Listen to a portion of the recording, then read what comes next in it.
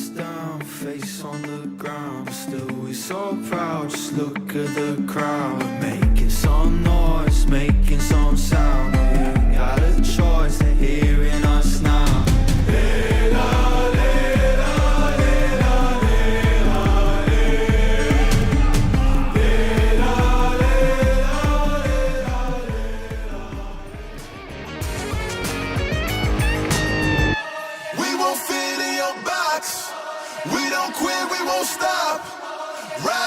To the top, we will fit it up, we will fit it up, we will fit it up max now.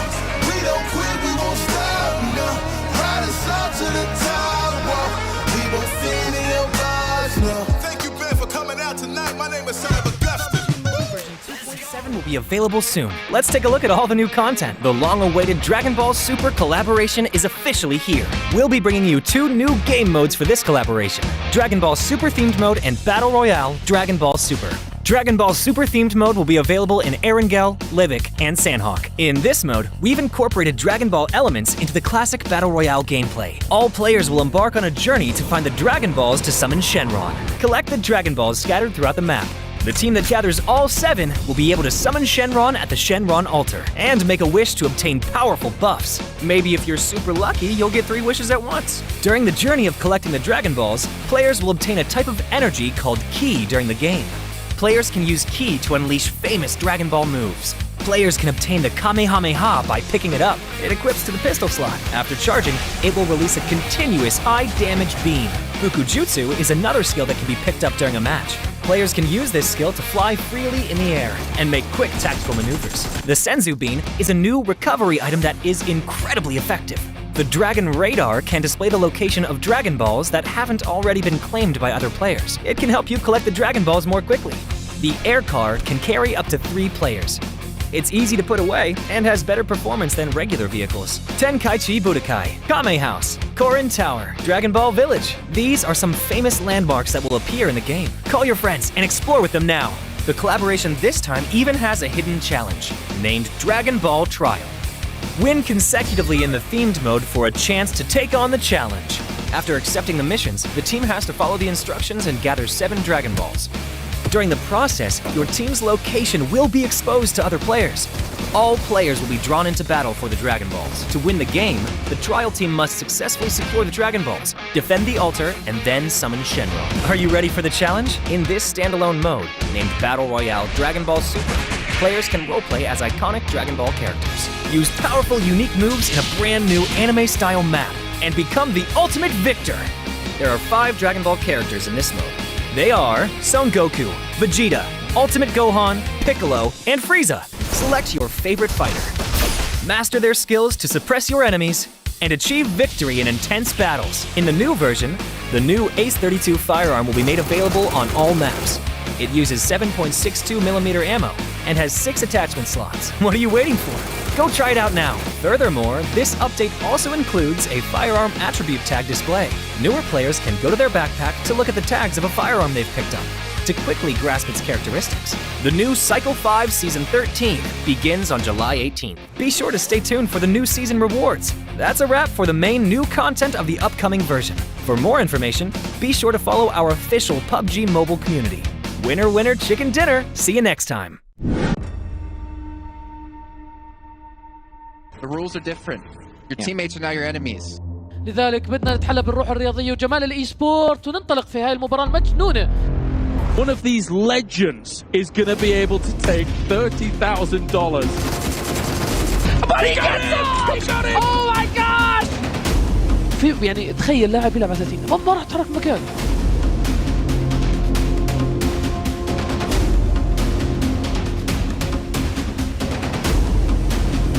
Beautiful.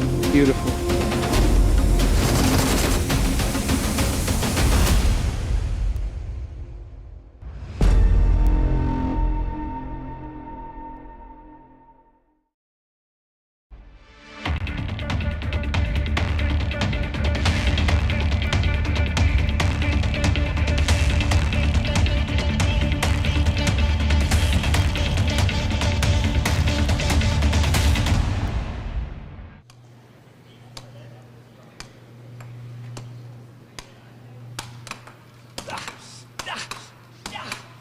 Welcome to the PUBG Mobile Regional Clash. It is Championship Sunday and we are backstage at the Boulevard. My name is Banks and I'm joined by Maxman over here. So good to have you here for this pre-show segment. First of all, we've got to kick things off by talking about the TDMs that we've been having at the beginning of each and every day, and then also moving into the main BR tournament. Yeah, I mean, unfortunately, as we know, the European streak has ended on day 3. The two MEA teams did win the two TDMs back to back. We had some really cool moments with some snipers, some shotguns, some sliding animations, so great to see overall. We'll see if they're going to be able to tie it in day 4, but hopes are still alive for the European teams. Though, into the BR, the main mode of PUBG Mobile Esports, looking at REGNUM CARYA. Absolutely insane day 3, 4 chicken dinners out of the total 6 matches. A record-breaking day in any PMRC that's ever been done so far in PUBG Mobile Esports. And now they've created a little bit of a lead for themselves of 23 points, just above NIGMA Galaxy. It's not going to be easy to break that lead. Well, you mentioned NIGMA Galaxy, they're sitting at the top, so what about the rest of MEA? How are they kind of faring coming into this final day, Championship Sunday? Well, NIGMA Galaxy, the thing that's very scary about them is they're super consistent. They get always towards those late placements into the game, getting constant eliminations, mainly thanks to Coops, which is one of the top fraggers and MVP contenders in PMRC MEA versus EU. And we know that REGNUM CARYA have some really high highs and some pretty low lows. So if they have a bad day, the doors are going to open, and it might just be NIGMA Galaxy to take home that first position and the championship title. Well, let's talk about going into Championship Sunday. Are there any teams that may be a little bit lower on the board that can make a late dash up that leaderboard and try and secure a higher place at least? Well, currently you have FLUX in 3rd position. They have a 33-point lead just above 4th, which is held by Brute Force. But Brute Force, we saw yesterday, 2 chicken dinners total able to be brought back with a lot of eliminations on board, especially on their first game. If they can just start playing even more aggressive, taking more control like they did on that day 3 today, that point lead could be reduced significantly in a single match against FLUX. So I'm looking at Brute Force, also Falcons. If they start to be a little bit more confident, not second guessing themselves too much and just fully sending it on breaches in the late stage, they could also have a chance to close that gap and maybe breach in the top 3. Maxman, you're an absolute fountain of knowledge, and I absolutely love it. That's all the information that you need to know going into day 4 of the PMRC. Maxman, I can't wait to see all the fire that you bring on the desk, and I'll see you guys on the main stage.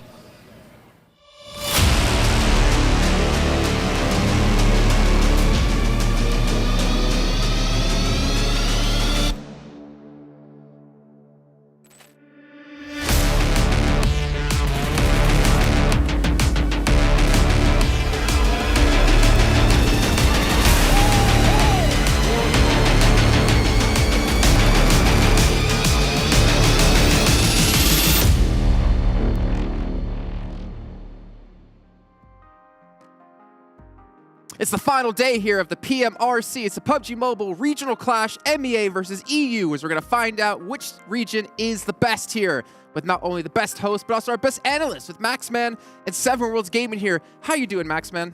Great!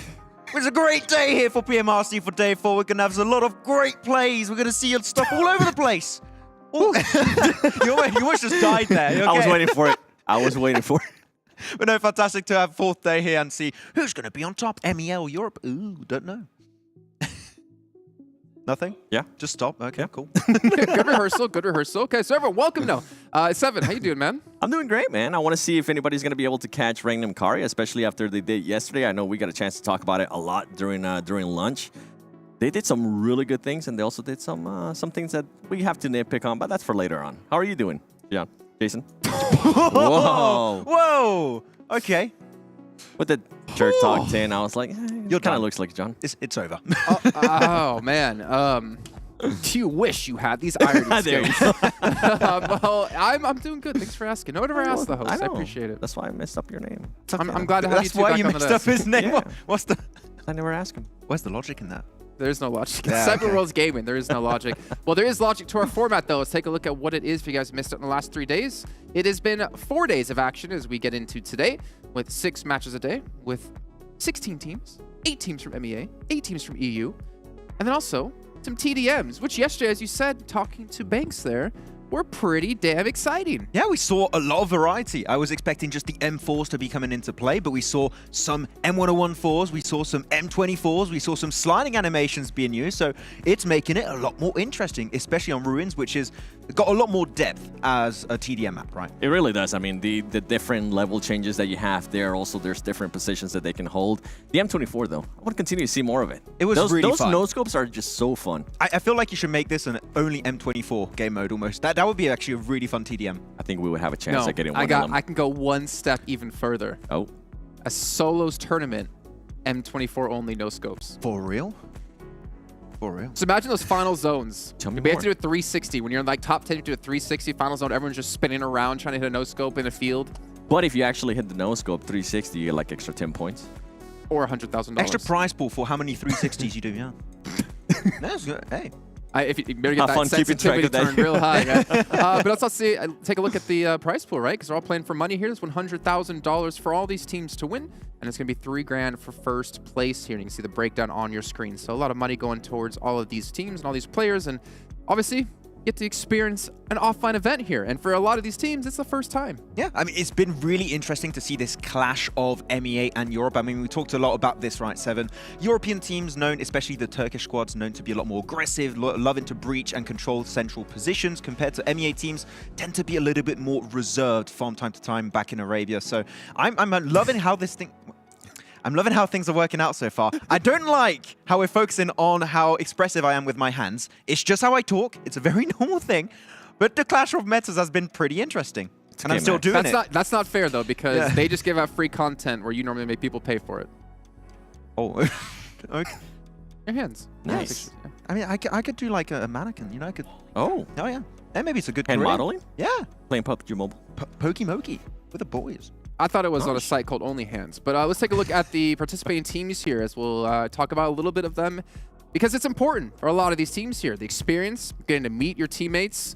And so far, like we saw, REGNUM CARYA has been off to a strong start. NIGMA Galaxy. Yes. I think for me, NIGMA Galaxy, we haven't seen the full potential out of this team just yet. We've seen just glimpses of it. And the glimpses we have seen, we've been happy with. I think we got a glimpse of it on day 2, but yesterday just complete fall off from what we were able to see in day 2.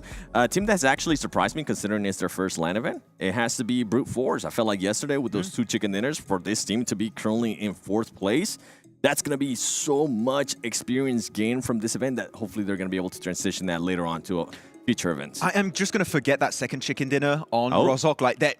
That's just a circle that came their way. The first one, though, actually decent plays. On that first one, right? I think the zone, you went to them, right? And I think the zone was almost talking to them. I mean, they just stayed north of Rozhok, and then the circle just kept coming their way. So, yeah, kind of. What was the What do zone you think it was saying? probably saying to them? Oh, it's just, you get the circle, Brute Force. Oh, he's great. 3 points. I didn't want to do this. I don't know why you made me do this, Jason. I like rehearsal. I don't was like much this. better. I don't like this. Even the audience doesn't like it. Here's people booing. But yeah, you're very right indeed. And honestly, Brute Force, I mean, even with some of REGNUM CARYA's wins, just seemed a little like, just because his own favor them. They didn't really have to work hard. They didn't have to put up a lot of eliminations. You're not happy with me saying that? Actually, you go. Max, you want to start? You start. We talked you go about this for for it. like 10 minutes during lunch. I felt like it came down to how fast they were able to transition at the beginning on the first circle. They would always just go to the middle, and they would be, if the zone shifted away from him, something that they worked out really well was their 2-2 splits and being able to move right away. As soon as the zone, pretty much the new zone popped up, they would make sure they try to get to the middle of the circle as fast as possible, and it worked out wonders for them. Well, see, I'm talking about their Miramar wins. Oh, yeah. Where they literally didn't have to do anything, where they had like 3 and like 4 eliminations.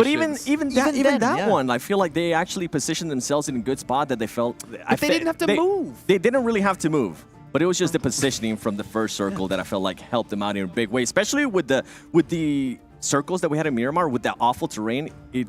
It was so valuable for them to get there first. Of course, in PUBG Mobile Esports, Circle there's going to be that part of RNG. There's always going to be in play to some extent. This can be hard to deal with, but their playstyle actually kind of leans into it really efficiently. They're always going to go center on phase 1, split, and try and regroup in the better position on phase 2 to phase 3 typically. And what that allows them to do is to negate the impact of the circle. very rarely, because of that playstyle, the circle's going to be completely on the other side of the map compared to their position. So because of that, they're always in decent spots, and you can tell pretty early if they're going to be in a top 5 position to get some points in the game. I'll say this. I'm actually going to back you up real quick. I'm going to back you up real quick. I'm going to back myself up. Oh. I'm ready for this because we have to get into other things here we got to do on the show. Saying REGNUM CARYA worked hard on that Miramar where they just positioned themselves early is like me saying I worked hard my entire life building this business where I got a small $10 million investment from my parents. Fair enough. Okay, that's some analysis. They did one thing, rotated early, and they just sat there and profited. That last game, I get it. Yeah, that was like the circle did come their way really, really heavily. I mean, they got, what, a 3 elimination? Yeah, and that was a brute to back force, you up on low. it, whenever they did have to rotate out, whenever they had to crash into compounds, they would get absolutely demolished. And that is something that I was kind of nitpicking at their playing style from yesterday. They were not able to make some good decisions when they had to rotate out of those late circles. Okay, well, let's take a look at our overall so you can see what we mean by talking about them so much, because they had not 1, not 2, not even 3. They had 4 chicken dinners on the day yesterday, smashing any previous record we've seen, and they got themselves up to 176 points in first place. Yeah, 23-point lead currently against NIGMA Galaxy, which NIGMA Galaxy, the thing is, we know how consistent this team has able to remain throughout this PMRC. And REGNUM CARYA, their highs are very high compared to yesterday, but their lows can be low. If they are not able to convert some games, and as Jason said, if the circle doesn't go their way, they're going to be in a very, very bad spot, and REGNUM CARYA might be falling off on that top position. I'm going to be keeping an eye on FLUX. This team has been super quiet, but they've been very consistent when we end up going to Miramar. I think so far, up to this point, they have 4 podiums in a row when we go to Miramar. Yeah. And starting off the day in Sandhawk, that has been one of their best maps as well. They need to just make sure they dial it down when we get to Erangel, because if not, then NIGMA Galaxy and REGNUM CARYA are just going to run away with it. Yeah. You know, Max, you said you were surprised, with brute force a little bit early on with how well they've been doing. I'm actually surprised with Nexus Gaming and how bad they've been doing, because we've seen them be such a strong team online over the course of the last year and a half, whether known as Eastern Stars or Nexus. Like, they have had strong players, a strong team, but in their first LAN event together, they have not been able to replicate that performance. I think I memed in the green room yesterday that they were going to get a 5-point day. I wasn't actually that far off at the end, unfortunately. But yeah, first time playing at a LAN event, first time meeting together, it is a little bit of a drastic change of pace from what you do playing online. So that transition has been tough for them. I just hope that, I mean, clearly this event is over for them. They can take these learnings back in their home region and just, try and build on top of that. So hopefully don't change the roster, okay? You guys have a good roster. You just need to get used to these bigger events, because clearly there's potential for this squad, especially with Dorian and Exo and what they did in the championship. It just needs a little bit more time to perform outside of Europe itself. I mean, with what you're saying, then I would expect them to actually have a better performing day-to-day, right? 3 days of experience, being able to get accustomed with their teammates, talking to them, with pretty much being next to them. Hopefully, today they're going to be able to get more than 5 points. So do you think they will be able to? 6-point day. It's 7 for me. Of course. Okay. But the thing is, you think down the line, right? PMGC. Yep. PMGC points get you into PMGC, and they already had a really good first season.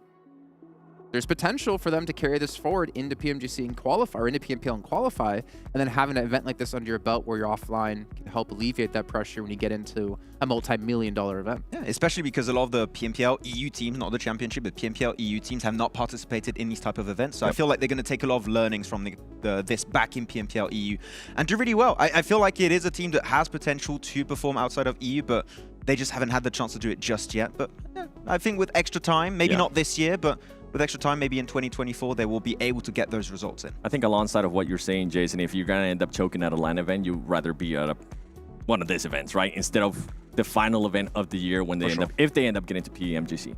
Okay, well, you know what? As we move along, we got to hop back in and talk about one of our teams in particular, REGNUM CARYA, and take a look at their player stats so far in this event to see who the real standout player is. But as we kind of hinted at before, as our MVP was yesterday, you kind of know it's going to be Loxia, 37 eliminations. And Max, you were definitely talking about one of these players in particular during rehearsals, and I feel like you almost need to bring it up again. I mean, mainly Wild was the player I was looking at. That's not who it was. I mean, I was looking at Wild in particular for a player that stood out in Turkey.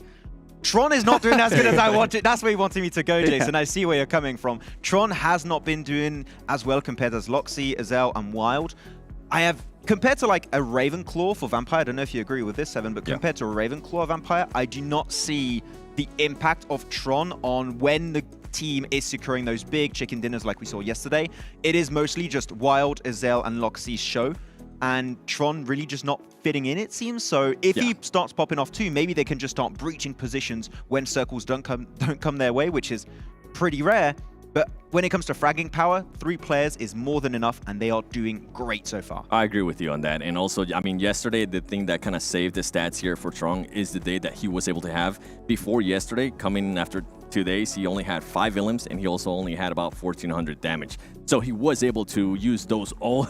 I mean, the positioning that they had, Jason was talking about it, how they were kind of blessing the circle with some of the maps there. He was able to output that damage. He was able to increase more than double it, and he was also able more than double his illims. Can that continue today? And then another thing that kind of comes down to, right?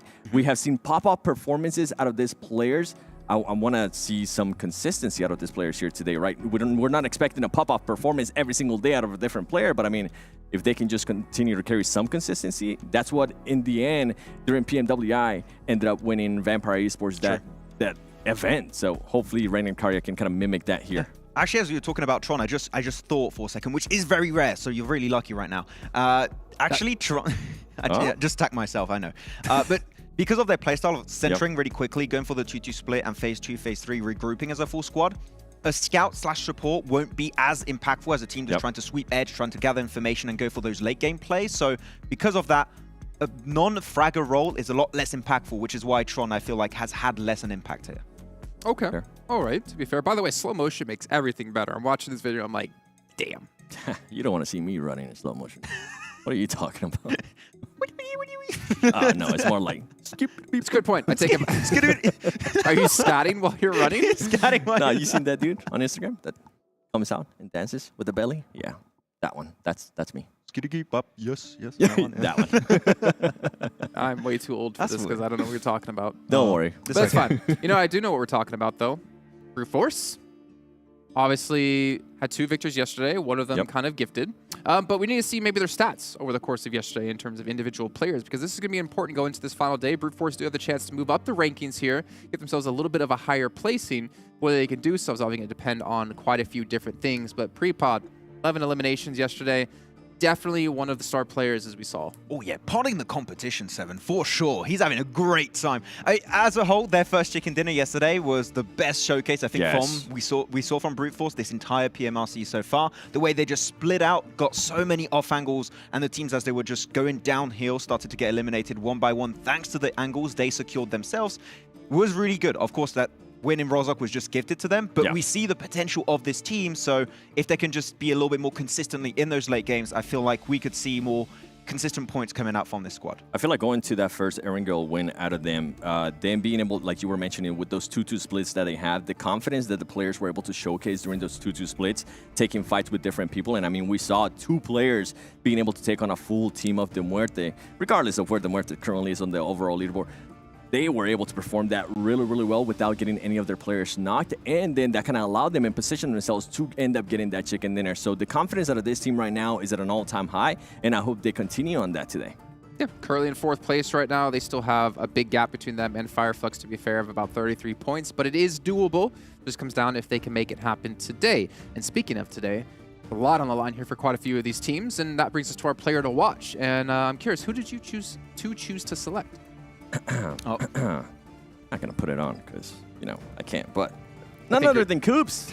I mean, we've been talking about him for such a long time, and we were also hinting at the performance he had, especially the first 2 days, right? Yesterday, there was a bit of a drop-off because the team wasn't performing that well. I feel like if NIGMA Galaxy expects to be hunting down REGNUM CARYA in first place, they need a good performance out of Coop. They need Coops to be able to do what he was able to do within the first 2 days, which was find those angles, get away from his squad, and be able to frag out, because ultimately that's what ended up working out for them. Yeah, it seems like yesterday Coops wasn't in a position where he was set up by his team as much as we saw, especially on day 2. And we saw that, I think, on the first Erangel, which was won by REGNUM CARYA, they just sent one by one and they were all so split far away from one another. You know that when you have like 4 squads all around your position, constantly scouting your spot, you are going to be struggling. So we know what Coops can do, but if they just stick a little bit closer today, it might just be what they need to try and overtake REGNUM CARYA in first place. It's only 23 points they need to overtake it. One good game, and they're back in the race. Yeah, and I expect them to bounce off. I mean, day 1, he ended up with 15 illims. Day 2, he ended up with 11 illims. Yesterday, the 5 elims, I know he's not going to be happy about it. He's going to be looking to bounce back from it. All right, well, we obviously do have the TDMs to go before we do hop into those matches. And first up, looks like it will be GANGSTERS up against NEXUS Gaming, which, based off how the seeding worked, it should have been a really good match. But obviously, with how it ended up so far in the tournament, we don't really know. But to follow that up with, we've got GEEKAY and FLUX. And I say GEEKAY has been preparing for this TDM the entire event because every match, except maybe yesterday, they've been hot dropping. So they've been looking for those fights, and I think they're going to slaughter FLUX. PMWI, screw that TDM. That's what we're here for right now. I mean, I think it's going to be close, but if I had to pick one, I think FLUX might be my favorite. GANGSTERS, what are they going to be doing? There's no blue zone here. Well, we're going to find out. So we're going to head down to the stage to kick off this day.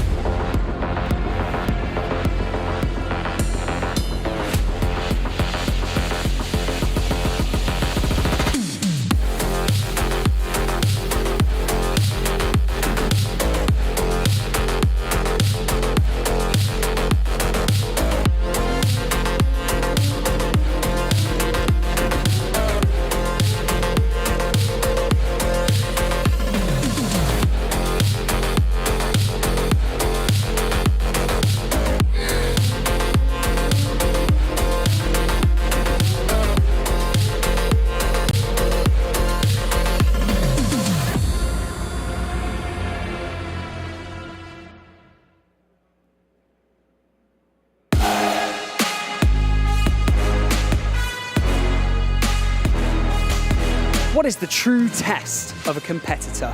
Well, to put it simply, it's not how you start your journey, it's how you finish it. We see teams rise and fall like the tide, week in, week out, but it's the teams that look forward to the path ahead, not the path that they've created, that truly succeed.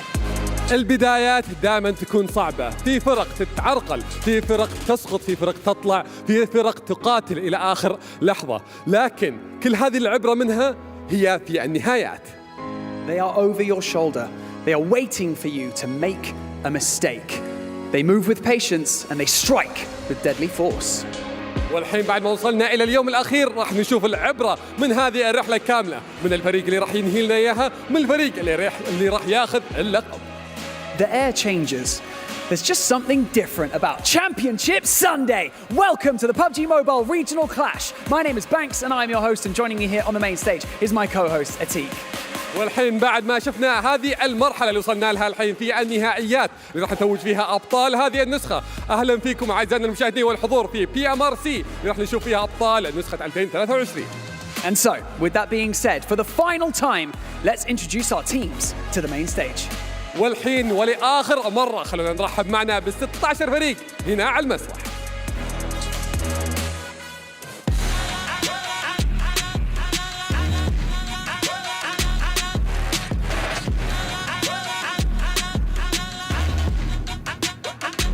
One final chance to make a move on the final day of competition. It is NEXUS Gaming.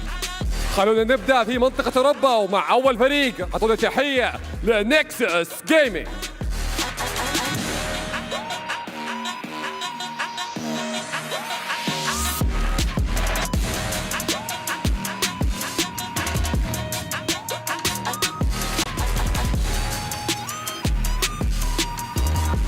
A varied performance so far up to this point, so today could be a big day. It is MUERTE. والفريق التالي اللي أبدع معنا في هذه الرحلة. أعطونا تحية لمويرتي.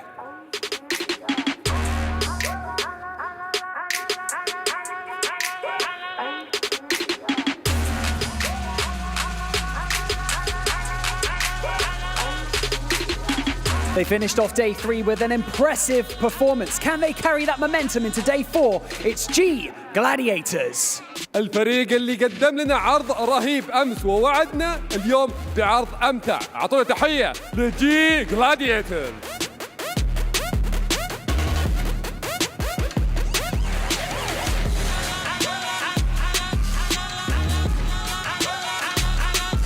Top 3 is not entirely out of sight at this point, so can they make a move? Next, RÜYA. والفريق التركي واللي جاينا بشكل قوي. أعطونا تحية لنكست RÜYA.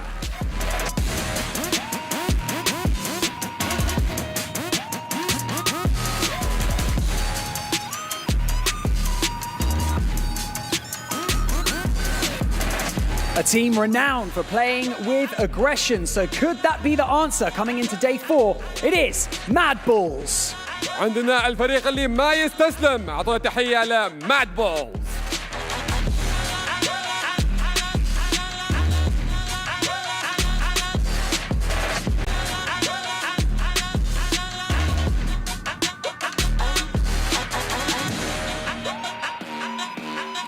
Moving into the top 10, we've only got 6 points off of 4th place currently. It is Excuse Me. والفريق اللي ما هو بعيد عن ال4 مراكز الأولى، رحبوا معنا في Excuse Me.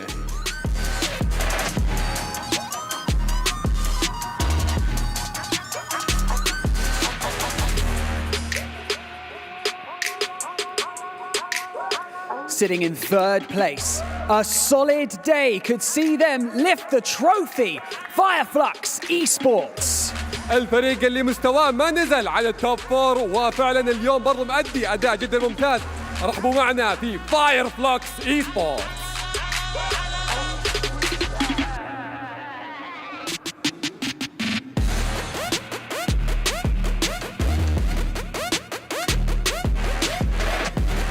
Your current leader coming into Championship Sunday. Gamers8, make some noise for REGNUM CARYA Esports. والفريق التالي اللي أبدع معنا أمس ب4 تشيكن دينار وبرضه متصدر المجموع الحالي. أعطونا تحية لريجنوم كاريا Esports.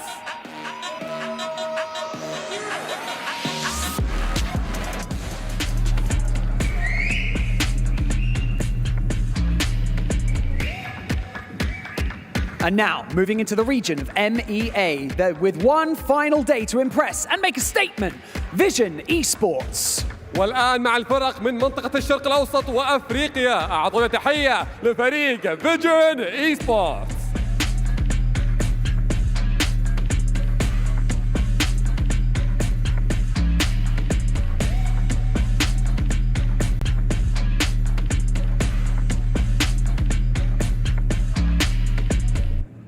With their unique play style, more chicken dinners could be on the way for GANGSTERS Esports.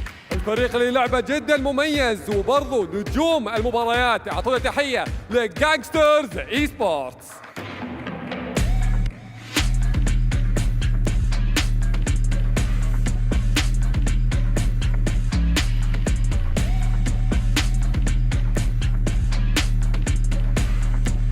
Coming into the PMRC as one of MEA's favorites, can they turn this around?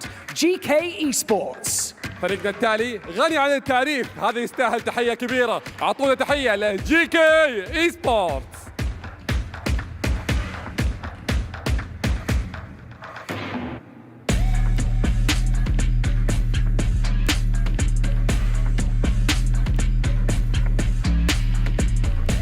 Just 2 solid chicken dinners from a potential top 3 at this point. It's Road to Glory Esports.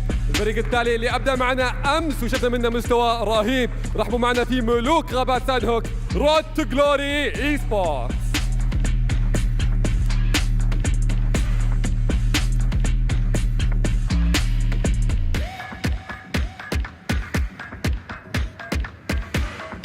We know them, and can they recreate their day 2 finish coming into day 4? It is Team FALCONS. كلنا نعرفهم وحضورهم دائم قوي، تحية كبيرة لتيم فالكونز.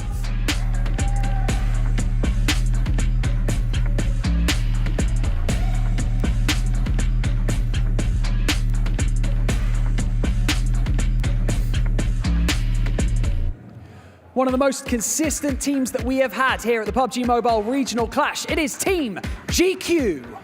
الفريق الاندفاعي الهجومي اللي ما يهاب أي شيء، أعطونا تحية لتيم GQ.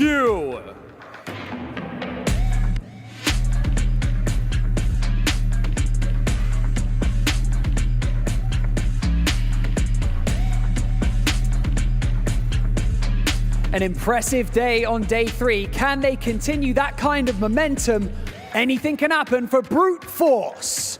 مستوى عظيم شفناه منهم أمس، إذا قدروا يكملون على هذا نفس المستوى ممكن يحققون اللقب. رحبوا معنا في فريق بروت فورس.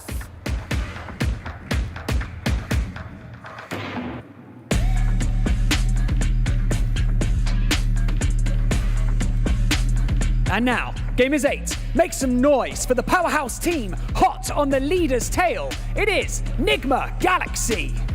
وبالوصيف الحالي للمجموعة ما هو بعيد عن الصدارة. أعطونا تحية لأسود الرافدين نيجما جالاكسي.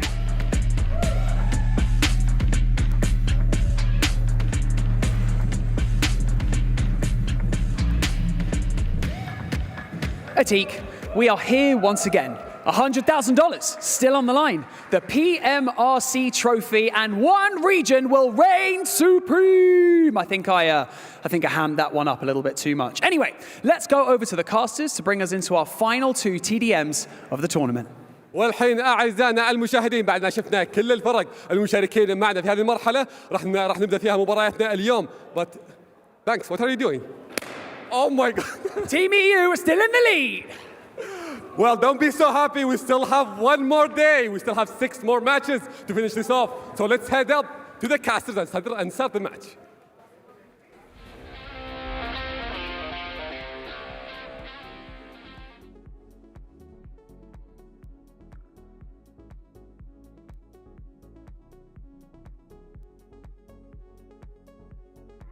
Six more matches indeed. Oh, I always love to see some hype on the stage. What's up, CalRs? How are you doing today? We're back, man. We're back. We're good to go. We got our TDMs on the way, as well as looking at these boys here. REGNUM CARYA so far. Yesterday, Hot Jukes. Oh my gosh. That was unprecedented. Unbelievable. What did we watch? The most incredible day of PUBG Mobile we have seen it in a while. I mean, that is crazy. 4 chicken dinners. Yeah, we saw, you know, Vampire go crazy in PMWI. That was a legendary performance. You know, it wasn't 4 chicken dinners in a day. That's true. You know, so it's good to see that get upped a little bit. Yeah, it was interesting to watch as well throughout the day because, of course, we had 6 games and only 2 winners. Yeah, crazy. But the 2 games to start off for REGNUM CARYA were very different to the 2 victories they got at the end of the day. I felt like in those first 2 victories, they were playing kind of checkpoint PUBG Mobile while going for strong place to strong place. The last 2, they got themselves decent compounds and they did what they had to do to win. You know, they let the circle come to them to a degree. Good defense on all of that, and it worked out nicely. It did. You know, I think the big part of winning a championship is, you know, you're not always going to get that circle. You want to put some points on the boards when you don't. But when you do, you want to really optimize it. Now, I think they definitely did in the first 2 matches. The last 2, I think that zone really gave them a lot of love, you know? They got some chicken dinners without very many eliminations. So it's crazy because I remember at the end of the day, you were surprised like at just how the gap wasn't bigger than I think we thought it was going to be. So, I mean, there's still a chance for a lot of teams to come back. We just heard it there on the stage that there is 6 more matches here to go. And we're going to start off with some TDMs today, CalRs. You know what? Honestly, I'm super jealous because I know you've casted so many TDMs before, and this is my first time, so I'm excited. Let's get it started. This is an interesting one. GANGSTERS versus NEXUS, 2 teams that have got varied play style. Let's put it that way. So let's see how this is going to play out. Already Nids are going to be thrown on in the M114. Going to try and do some damage, but not against the M4. Swinging around the corner. Goes to a slide. Whoa, did he just get a double on that to Jafar? That's what I'm talking about. Jafar sliding with style. Oh, tries to catch one. But Doran with the sawed off. Okay, it's good to see some secondaries coming out hot here. I noticed a lot of teams here in this style, either like the sawed off or the Scorpion. As a Groza and M1014 in that loadout as well. Seeing Groza being used a lot. It is Crate up close. Going to charge up a nade here and try and hit Doran. Likewise, he threw one forwards, but it did bounce further away, so not exactly easy. Everybody just holding angles right now. Start to throw all that util out. Getting ready. So far, we're seeing a little bit of a lead here from the GANGSTERS. That's going to help them out towards endgame. Jafar's on 6 already. Wow. He is getting it done by himself. Yeah, big performance so far. He's using that M1014 very, very well.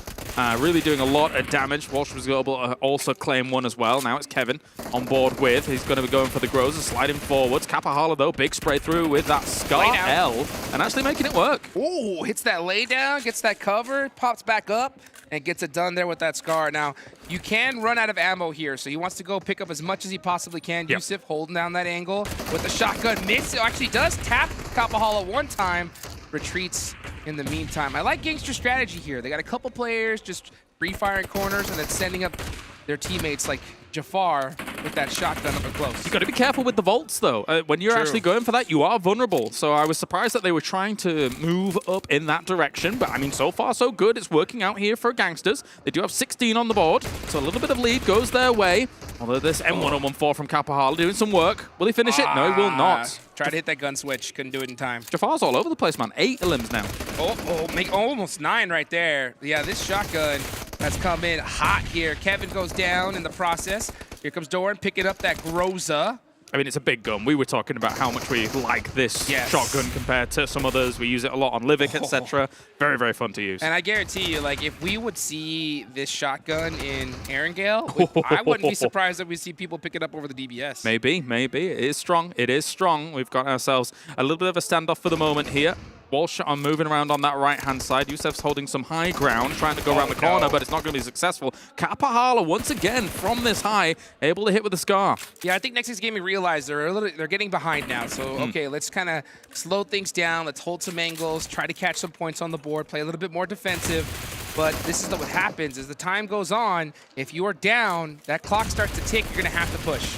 Definitely, definitely. Doran's still holding it. He does have the sawn off as well if he needs to switch to it. A nade went through, but that was his own team, so he needs to back away for a second. Yusef, unfortunately, low on health. More shots will come through. Jafar finds himself in the corner, goes around the corner. He is very good with this gun. He's crushing it. I mean, already hit a dozen eliminations, definitely putting the team on his back here.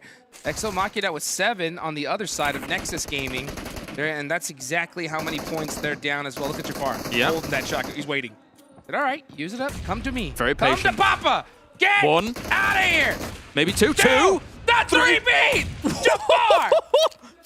Mate, why don't we just play Livik and have them? Maybe they'll play a different play style. Dude, that's what I'm talking about. Jafar, what was the patience? The patience to just wait and say, you know what? I got this, and crushes the competition. So now with this kind of lead, it's pretty much a Gangsters W at this point. At 10 ahead. That is rough to try and recover from. We've got Exoj still trying to hold things out here. But this spot is kind of annoying to shoot down on, and he will lose that out. Aiming down in PUBG Mobile is kind of irritating. Yeah, it definitely is, because you got to watch your own toes. Yep. You know what I'm saying? Meanwhile, Jafar, oh my gosh, this slide He's a monster. has just been ridiculous. 16 elims and counting. Looking for the double peek, doesn't quite get it. And Yusef here in the long will actually get another elim himself. They've done so well with this. What a win. Gangsters, I've got to say, looking at how that played out, that might be the most dominant TDM we've seen throughout all of them. And you know what, to be honest with you, I think they would have done 10 times better if they were in the blue zone. Agreed. Yep. The bearers of the blue. That's correct. They created the blue. They were one with the blue. They live in the blue. They do. Other teams, right, merely grew up in the blue. Yeah. They were born. Molded by it. That's right. That is correct. As we look at the Gangsters getting warmed up here, I think that's good for a lot of these squads, especially coming into the last day. Obviously, a lot of nerves. Teams want to be able to put some more points on the board and get that. I love to see Gladiators, though, when they walked in. Just instantly pointing at the trophy, throwing up the X, and we're like, nah. Not today, boys. Yeah, not today, but hey, you know what? We can still definitely make some moves on the leaderboards. Definitely could. Definitely could. I mean, there's little bump-ups they could make. Even if they just treat this as an opportunity to really scout out what other teams are doing, leading into PMPL EU, of course, which is coming up, it wouldn't be too bad a thing. But hello, Sadie. We still have, hello. We've still got one more TDM to go. Okay. GEEKAY going up against FLUX. This should be a bit of a banger, considering FLUX is doing great. And as you said, for GEEKAY, they've been doing a lot of fighting. If GEEKAY loses this, I am going to be shell-shocked, because they have had more practice in CQC action than I think any team in this lobby. It's been absolute craziness. So they're used, you know, to get hot right off the drop. They better be. They better be, because they're going up against some excellent fraggers. Of course, from PMPL EU, we watched as FLUX. I'm not going to say dominated the region, because that's not exactly accurate, but they looked excellent in execution. Oh, 100%. And I mean, every single one of them can pop off at any given time. And I think they should be proud of the performance that they did in PMWI. You know, they put up some good points there, and then now they're coming into this stage. So they're extremely warmed up. But yeah, GEEKAY is as well. So let's see who is going to win this match. Are we going to see some of them M24s. Huh? I would like it. I really would. I do think maybe we'll get a lot of M1014s though. That's the play, honestly. I mean, we saw that even from mid-range. It's just disgusting. Just good. Strafe back and forth. Just keep popping those shots, and you're gonna get them down eventually. Yeah, I mean the bullet spray on those shells really isn't actually as spread as you might think, right? In terms of challenging the DBS for how much range it has and its ability to be able to do significant damage at that range. It exists and is scary. Yes, it is. Yeah, I remember when this weapon came out in Livik, tons of just players were hot dropping, getting into the action off the rip, and here we go! Final TDM. It's GEEKAY versus FLUX and look at this, GEEKAY is coming out hot. Yeah, they are already. FLUX is trying to hold this choke with a few nades to start things off, get that out, get it done. GEEKAY with the first limb will take Solus down, but responding Kai with the M24 from SoulK. He's here with the M24 action. Oh, yes, he does. Yes, and that was a nice little try to get a little no-scope there. Very pretty. Ragnar jumping away from that grenade just in time. I do notice that the nades don't seem to hit as hard here. Oh! SoulK going for some kneecaps. It's not even no-scope. He's actually zooming in with the M4 time at that range. That quick scope. Very, Love very it. nice. Let's see if he can do it here, though. Oh, he quick scoped him. He did hit him. And gets, busted from the side. That's the way it is. Blindsided. Ragnar's going to charge up the nade. What's he going to be able to hit? Solus is also doing the same. He needs to get rid of him before he throws his. Meanwhile, Ketch taking a little bit of an action up towards the top here. Nice nade, actually. We'll be able to get away from it, though. Never mind. Bad bounce. Yeah, bad bounce, too. Yeah, I hate to see that there. Okay, Lutz does go down. Satan up top. Putting in some work with that shotgun. Solus going to go ahead and throw that nade in there, and Gate is going to be able to get away from it just in time. But it is tied up, 7 versus 7. Bit closer than our previous one here. Lutz with the M1014, still doing some work, some damage, holding out some of these angles, whilst Ragnar will start to move forwards, but he is seen thanks to the third person and gets taken out. Yeah, it just gets popped right out of the air. Now we're starting to see a little baby lead here for FLUX. You definitely notice that FLUX is playing this a lot more patient. They're kind of waiting for GEEKAY to come to them. Yeah, and I don't mind it here on Ruins. The one thing that can go against you is if your opponents are very good with nades, if you're going to play that kind of style, but so far so good for FLUX. They've not been punished too hard by those nades, that utility, so it is working out. Well, I will say, like, just from looking at GEEKAY so far, I think this is why we see them struggle a lot in these hot drops. You notice how a lot of their players go out 1v2 situations rather than just working together like we see FLUX do. Kind of bold, devil-may-care kind of plays coming out, which is kind of ironic considering he's called Satan, but you got him moving through now, and Lutz as well will get taken out. They actually get caught in the 2v1 situation themselves, and SoulK is still looking for those long-range limbs. Okay, trying to get some of them scopes going on here. That 4X could definitely hit it. Oh, and now finally we see a nice nade limb there from Solus, tying the things up. Meanwhile, Hope popping catch right out the air, and Lutz is going to get his get back. I sometimes understand the jump around the corner. However, it does make your opponent very obvious as to how they're going to be falling through the air, so you can track the target very easily. It's a double-edged sword. Sometimes, you know, they don't expect the jump, but if they do, you're going to be able to track that target super, super clean.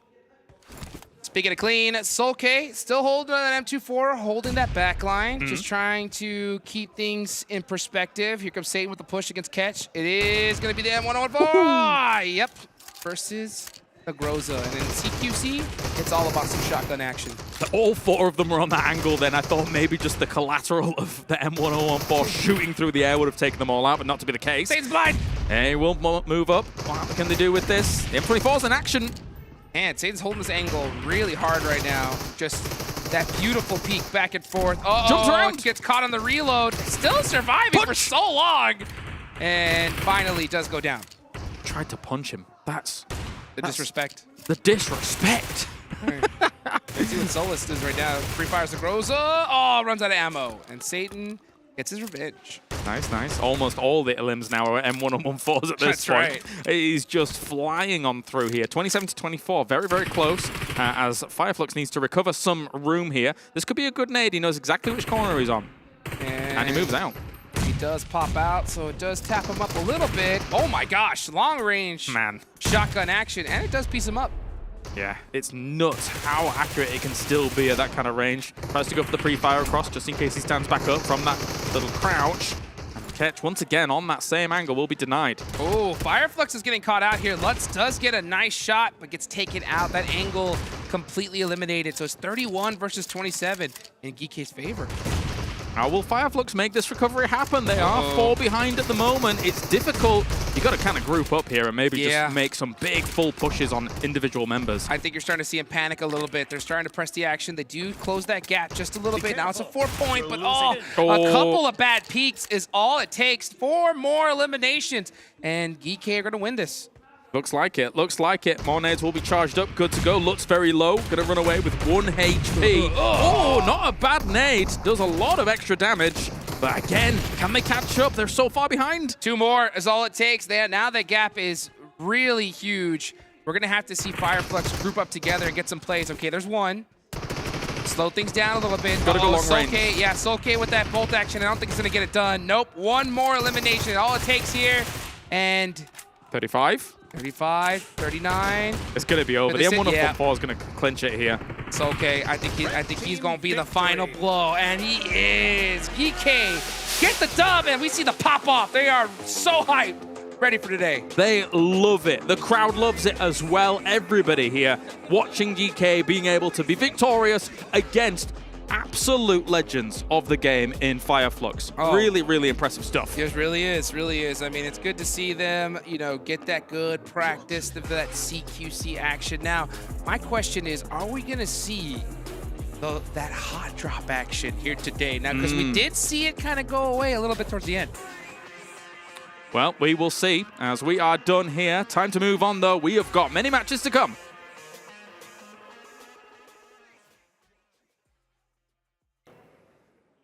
Hello guys and girls, welcome to the PUBG Mobile Regional Clash here for MEA going up against EU. We're in the final day. My name's Kalaris, joined by Blank here to talk about a few of the moments that we've seen go down so far. And first things first, Blank, we want to talk about the amazing, unprecedented day that REGNUM CARYA had yesterday. What on earth did we watch? I don't know, honestly. We were screaming back in the green room the entire time because this team has just done amazingly well the entire time. I think that the way we looked at it, though, those 2 first games had a real distinct difference to the 2 last ones that they won. Yeah, absolutely. The first 2, obviously, as we take a look at some of the moments from that day, the first 2, checkpoint PUBG Mobile, going from place to place. We said it ourselves. It looked flawless in execution. The second 2, good compounds, but still good holds, I think. Yeah, 100%. I think that the way I see it as well is the fact that, you know, they milked those compounds for every last ounce of usefulness from them, which was the really big thing. And it's nice to see REGNUM play like that because they obviously can play all kind of play styles and to a really high caliber.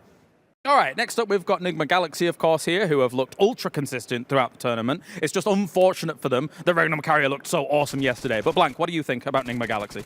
Yeah, ridiculously consistent. I think that the fact that they were able to top their first day on their second day, considering how good their first day was, it is sad that REGNUM CARYA blew them out the water on day 3. But so far they've done really, really well. And I think our concerns with MEA was the fact that they were quite a defensive region. Coop's coming to the team. Seems to have done very, very well for them. But Freak has really picked up on that aggressiveness, and I think the rest of the team is starting to adapt that playstyle, and they look even better. And I didn't think it'd be possible for them to look better in day 3, but they really do. Just hard to compete with REGNUM CARYA. No, absolutely. There's been moments where NIGMA Galaxy has found really good high grounds. We're seeing a lot of moments here where they've been able to lock down positions and look excellent doing it. So hopefully they're able to persevere here in the last day. Yeah.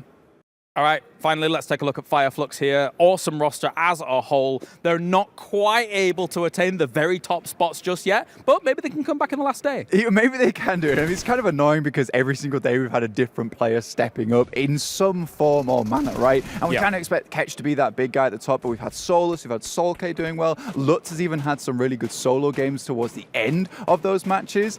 And I think, honestly, if we saw all 4 of those players on FLUX doing really well on one day, you know, this might have been the team to take it all, but this was the Prince of Turkey coming into this, but we have the usurpers of REGNUM CARYA to take away the throne right now. Considering what we saw from Ketch in our region, I would love to see that kind of pounce here into the last day and see how this goes. Let's see. Well, that's it from us. Thank you very much, Blank. Let's go to day number 4 and see how the games are going to unfold. Well, the games will most certainly unfold here today as our victor will eventually be reached and shown to us. It could be the new kings of Turkey, or it could be the kings of MEA. You never know, but it's going to be a king indeed here. It's Jason Kaplan joined by Maxman and several rules of gaming to break this down. And Maxman, I see you've occupied your hands this time with a card. Yeah, and I'm not going to let it go. I'm going to keep talking and holding on to this one because otherwise I'm going to slap 7 in the face. And we want to avoid that. Yes, we do. So, I was really hoping for it. But yeah, let's jump into this, right? We did have our TDMs, by the way, 4 for MEA, 4 for Europe. Equal. However, it's all about the eliminations that matter, right? It's not about who wins necessarily. It's about who gets the most eliminations. And GANGSTERS, my lord, they put up some big numbers really quickly. Jafar popped off. I think he ended up with, what, 16 elims? That's good to see. You think maybe, like... what? Where are you going? In an imaginary world, do you think they actually like get like a confidence boost out of that? Especially for a team like GANGSTERS?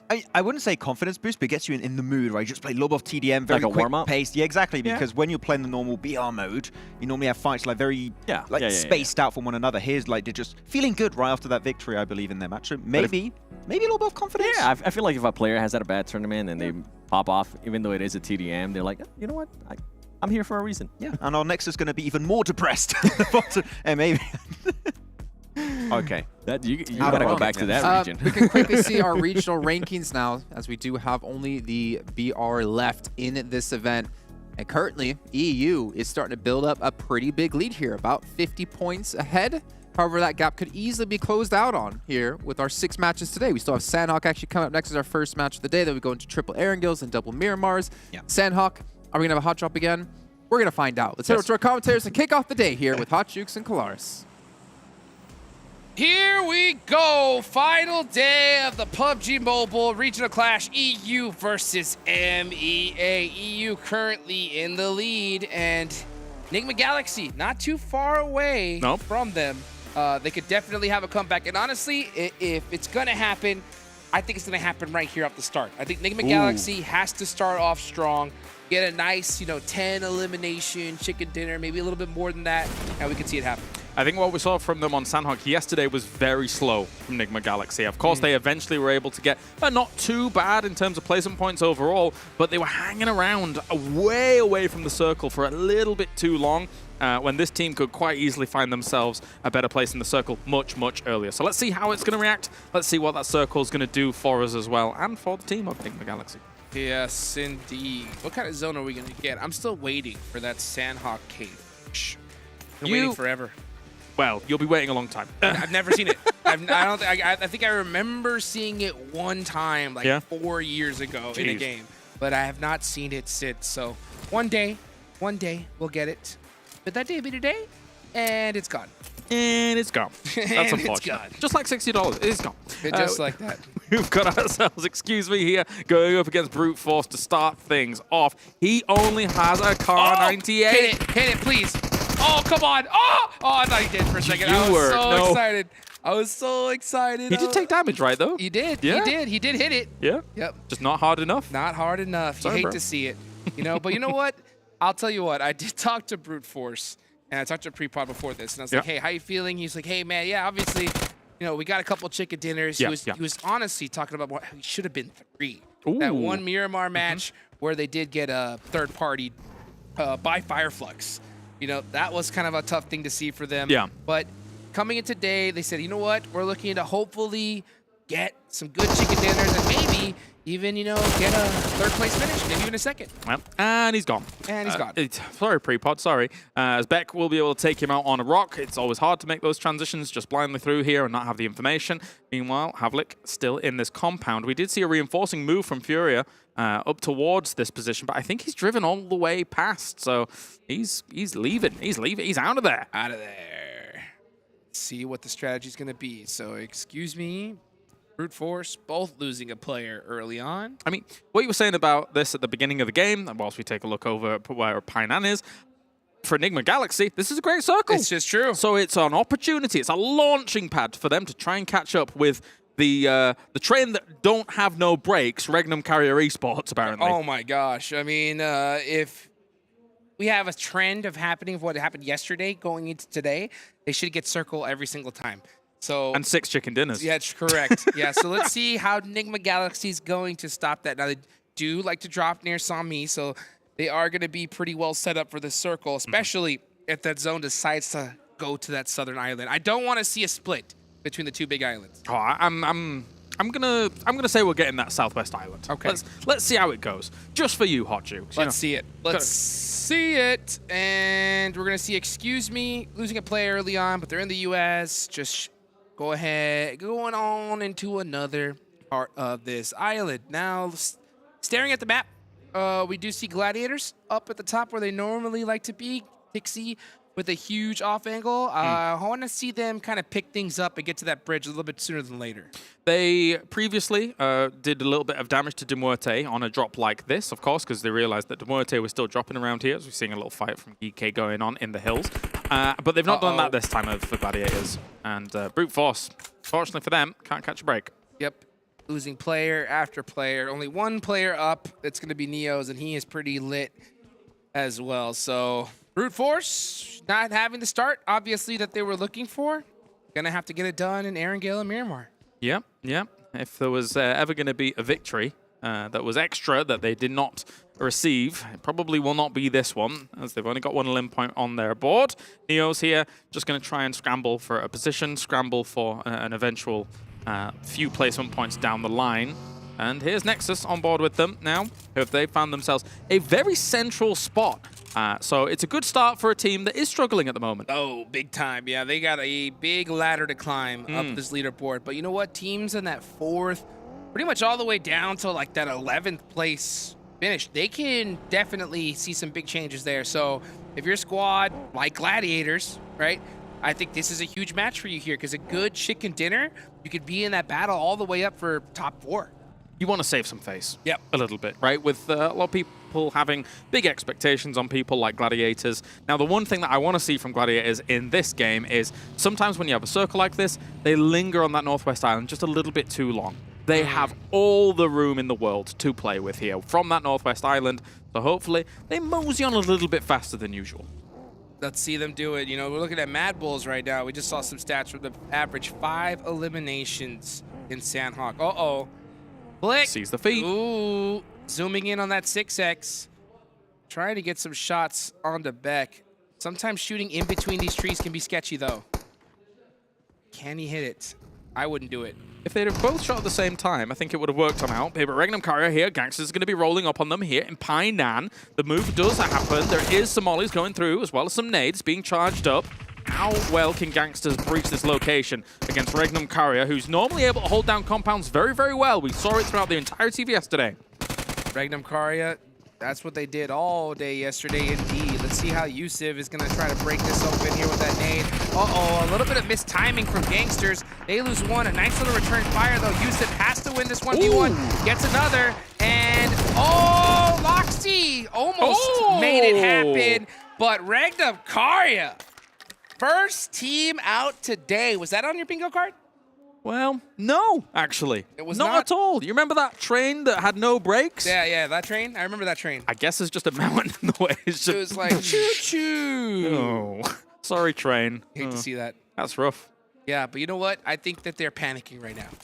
That lead that they have, they are just like, oh, no. That's going to give you some sweats, I think, for sure. Like, you wanted to come in here. Obviously, they looked great on Sandhawk yesterday. To go out dead last in the first Sandhawk of the day, you could let that get to you a little bit mentally about this day, and it gives these opportunities for Enigma Galaxy to catch right on up. 100%. I mean, if you got your ear to the ground right now, you can hear that door just start to creak open. And I guarantee you, Enigma Galaxy, they saw that in the feed. So this is their chance if they want to get that championship belt on their way. So I talked to Coops. He said, you know what? I don't even want an MVP. I got too many MVPs already. Yeah. I want a championship. So this is the time to do it. Could quite easily make it happen here. Not a bad circle as well. For a lot of focus now on this Southwest Island. So for a lot of teams are going to be trying to move on over there or position themselves on Painan as well as the river to maybe make a move if they need to onto the mainland. But that is very unlikely to be occurring, as we do have Toffee still scouting out this bridge. Taking the shots. Got him. Got Volt. And the remaining member. Oh my gosh. What a shot. 2 players from Vision Esports just out just like that. This bridge still has quite a bit of value even after this circle has closed. because it is still a good transition path, and it will be in the blue, so teams might use it thinking people aren't here later on. So, yeah, that's a good little spot to be able to camp out there for the moment. Yeah, it was smart there from GQ. I think they definitely did their homework, realized that in a zone like this, teams like to think that they're safe going down that bridge, and we're able to take advantage of it. Very, very nice. Meanwhile, we're watching Pine. Okay, next RÜYA. Very close to GANGSTERS. GANGSTERS just being very, very sneaky right now, waiting to possibly spring the trap. Next RÜYA, where are you off to here, Frozen? Looks like he's going to reposition this vehicle. Just use the small spot that he can cross the river with. Yes, indeed. Let's take a look here at Wash, holding it down. So, I mean, this is that planning phase. You know, the zone is still big enough to be able to kind of get a little breathing room. I think this is a really good area and time as well to try and camp rotations, just like we saw GQ do right here. So, worst case, if it does go wrong, you still have enough time where you don't have to worry about that third party as much. Yeah. Next zone, that's definitely gone. We give Toffees a lot of credit for that double there, but there was also supporting fire coming in from his teammate, so well coordinated by GQ, holding that down. Now NIGMA, Galaxy, it's looking towards Excuse Me's compound. This is just a little bit north of them here. This is where it gets a little bit risky because the zone is starting to close. Timing is everything here. But if they decide to take this fight, they have to put a little like a 1 minute timer on it because it has to finish quick. Because if it doesn't, that third party is definitely coming. Maybe. We will see here. Excuse Me still just using that third person to try and see exactly where their opponents are. Vision is rocking past this, but they're going to get absolutely exploded. Everybody's shooting at them as they move past. Next, RÜYA was able to start things off. Bye-bye. And they're finished, man. Done and dusted. Just like that. Yeah, obviously we saw GQ waiting for them in the over there near Camp Charlie Bridge, and since then they were just trying to find another spot. Got taken out immediately. Next zone, about to pop. Are we going to go down to the southern island? Maybe even a Ruins finish?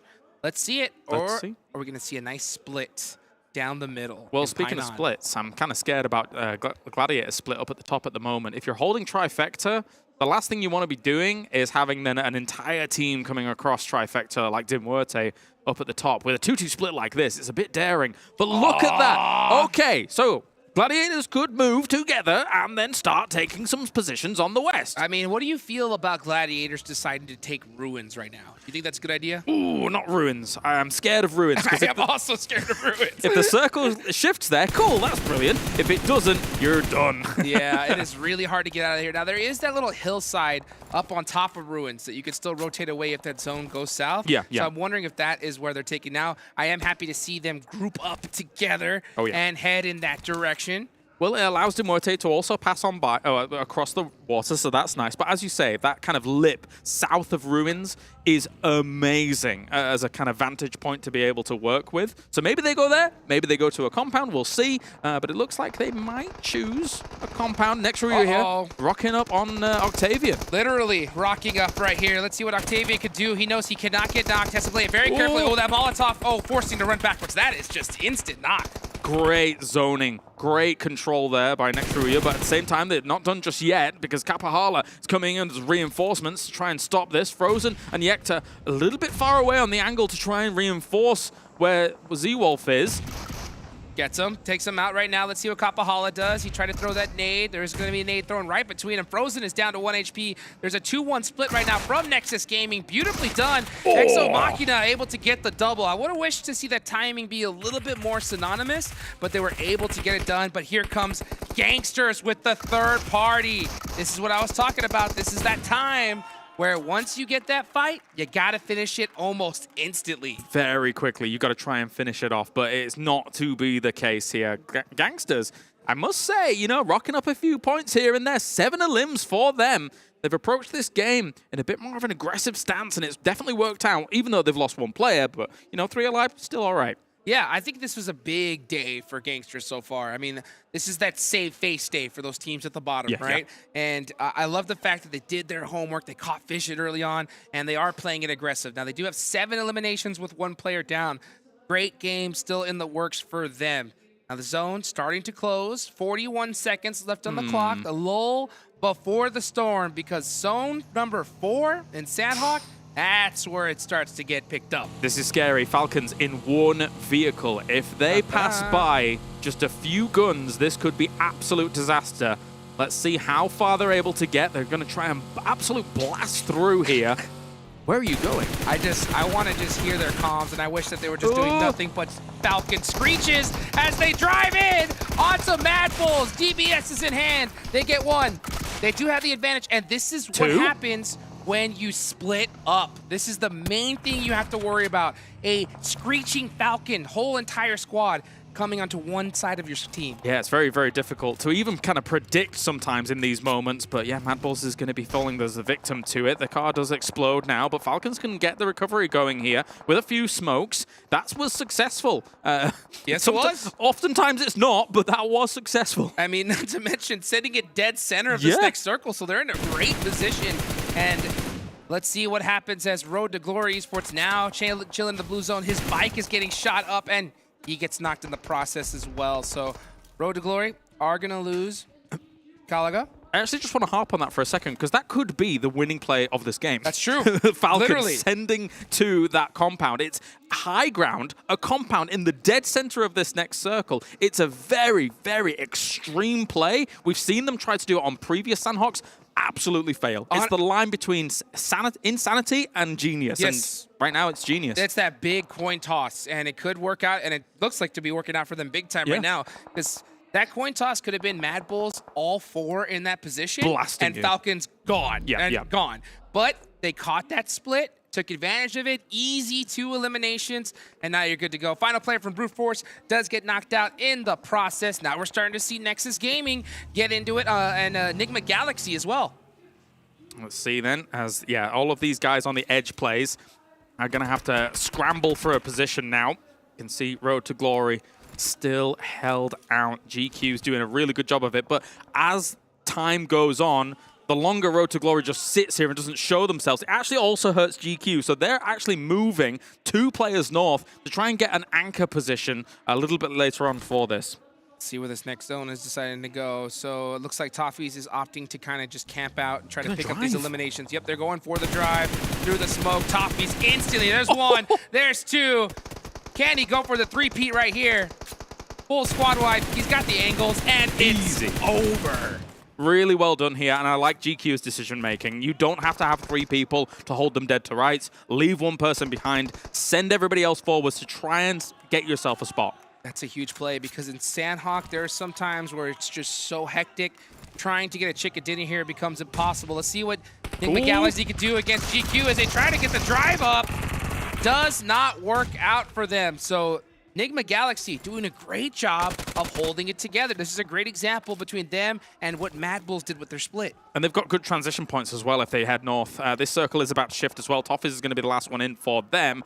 Falcons has flexed south of their compound to try and hold some teams away from actually encroaching on their territory. And Gladiators still looking at MUERTE across Ruins. And I'm going to say, I really didn't like MUERTE's transition into Ruins in the first place. You asked me earlier, do you go into Ruins?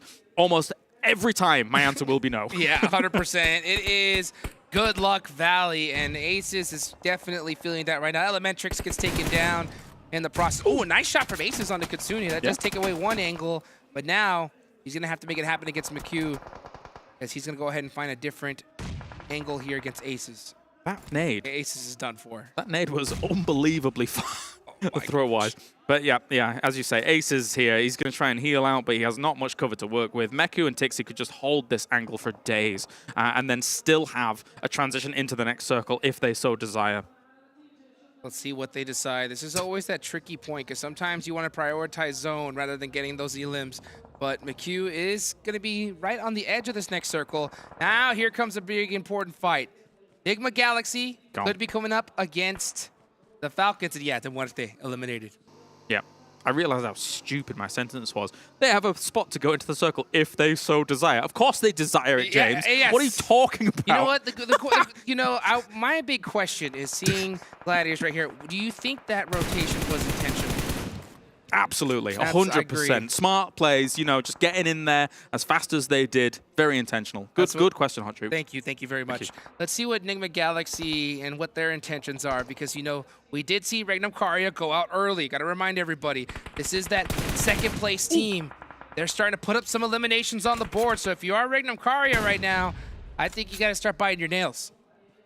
It is a little bit difficult to deal with when NIGMA Galaxy is so good at staying alive into games. Even the Sandhawk that I referenced at the beginning of this one, shots come through from Coops, where they were so far away from the circle, they still got themselves some decent placement points. So they will continue to persevere, but you probably want to get Coops back on his feet. Yes. Because that was a great shot. Indeed. I mean, wow. Nice little double tap right there from Matic.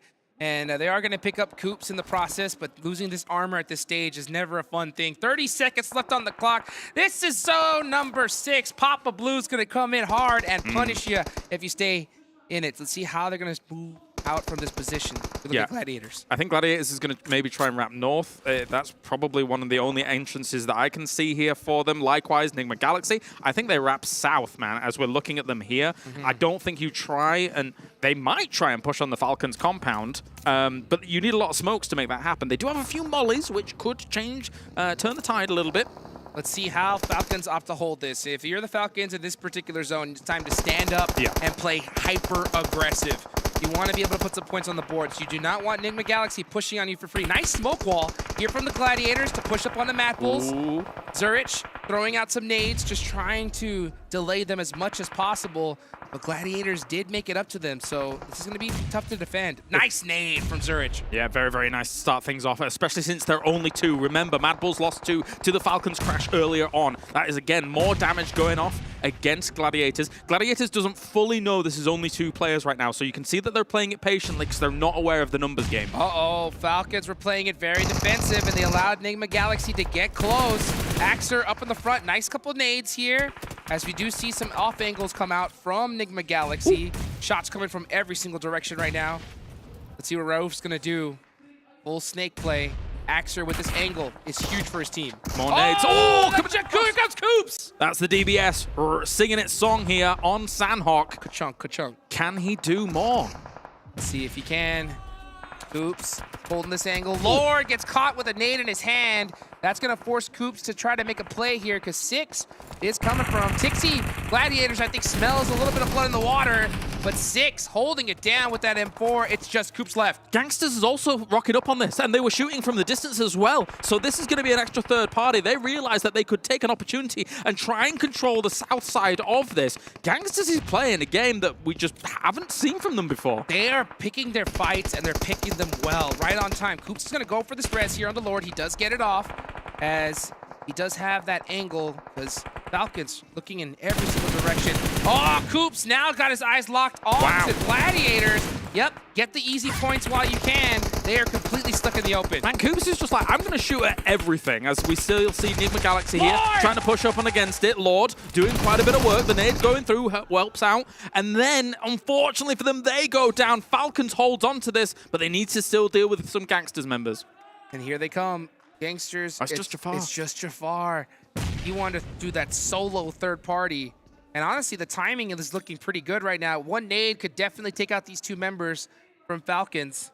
They're so battered. Oh, he gets caught though. 6 was, he knew it was coming. Yeah, he did. He did. They were so battered. They realized they had to get the heals off before anything was going to go down. That being said, GEEKAY, we haven't focused on them too much this game, but they've done a lot of work for themselves. S12K, round the rocks, going to try and dance Gladiators. That's a good start. Will he be able to get second? The turn! Oh, Ragnar! Yes, the 2-piece. This is why you play a TDM before this match right here. He's had that shotgun warmed up, locked and loaded. Let's see if they can bring it all the way to a chicken dinner here, as the Falcons now have their back against the wall. Yeah, the numbers advantage on GEEKAY, and will that send earlier on for Falcons be the winning play? I mean, they've got themselves up to second at least, but going up against this, I don't think there's much hope.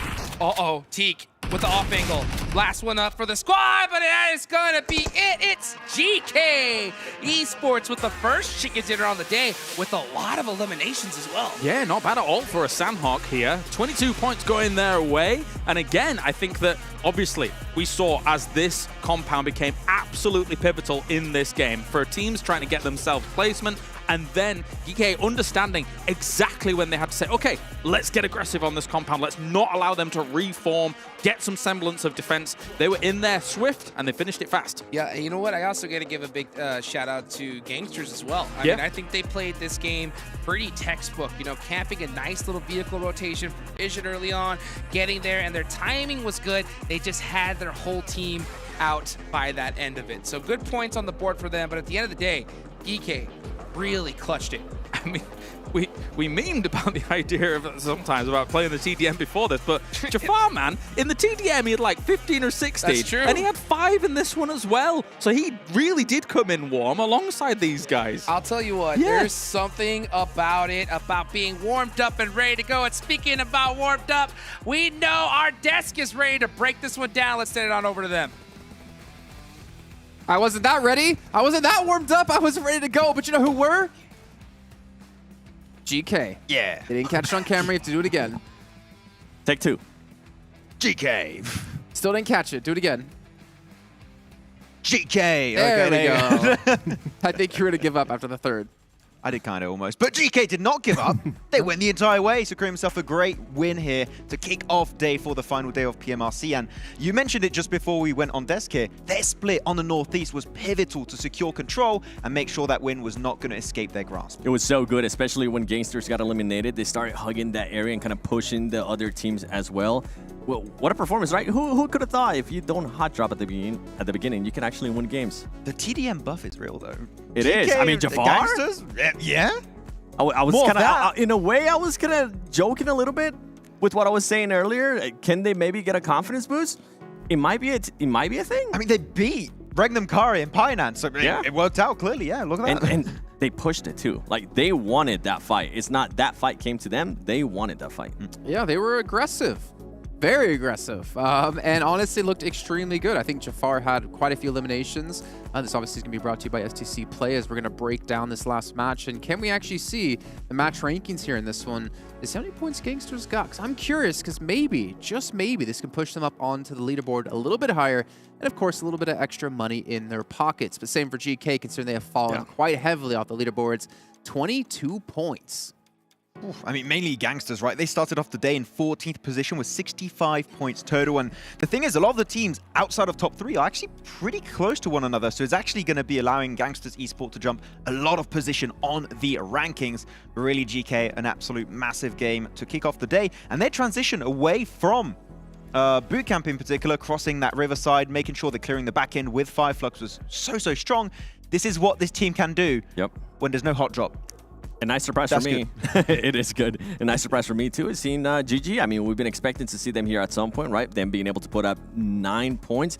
And I'm glad to see that most of those points actually came from placement points, because this team has been able to frag out throughout this tournament, but their placement points just haven't been there. And I'm going to go down even more. MADBULLS.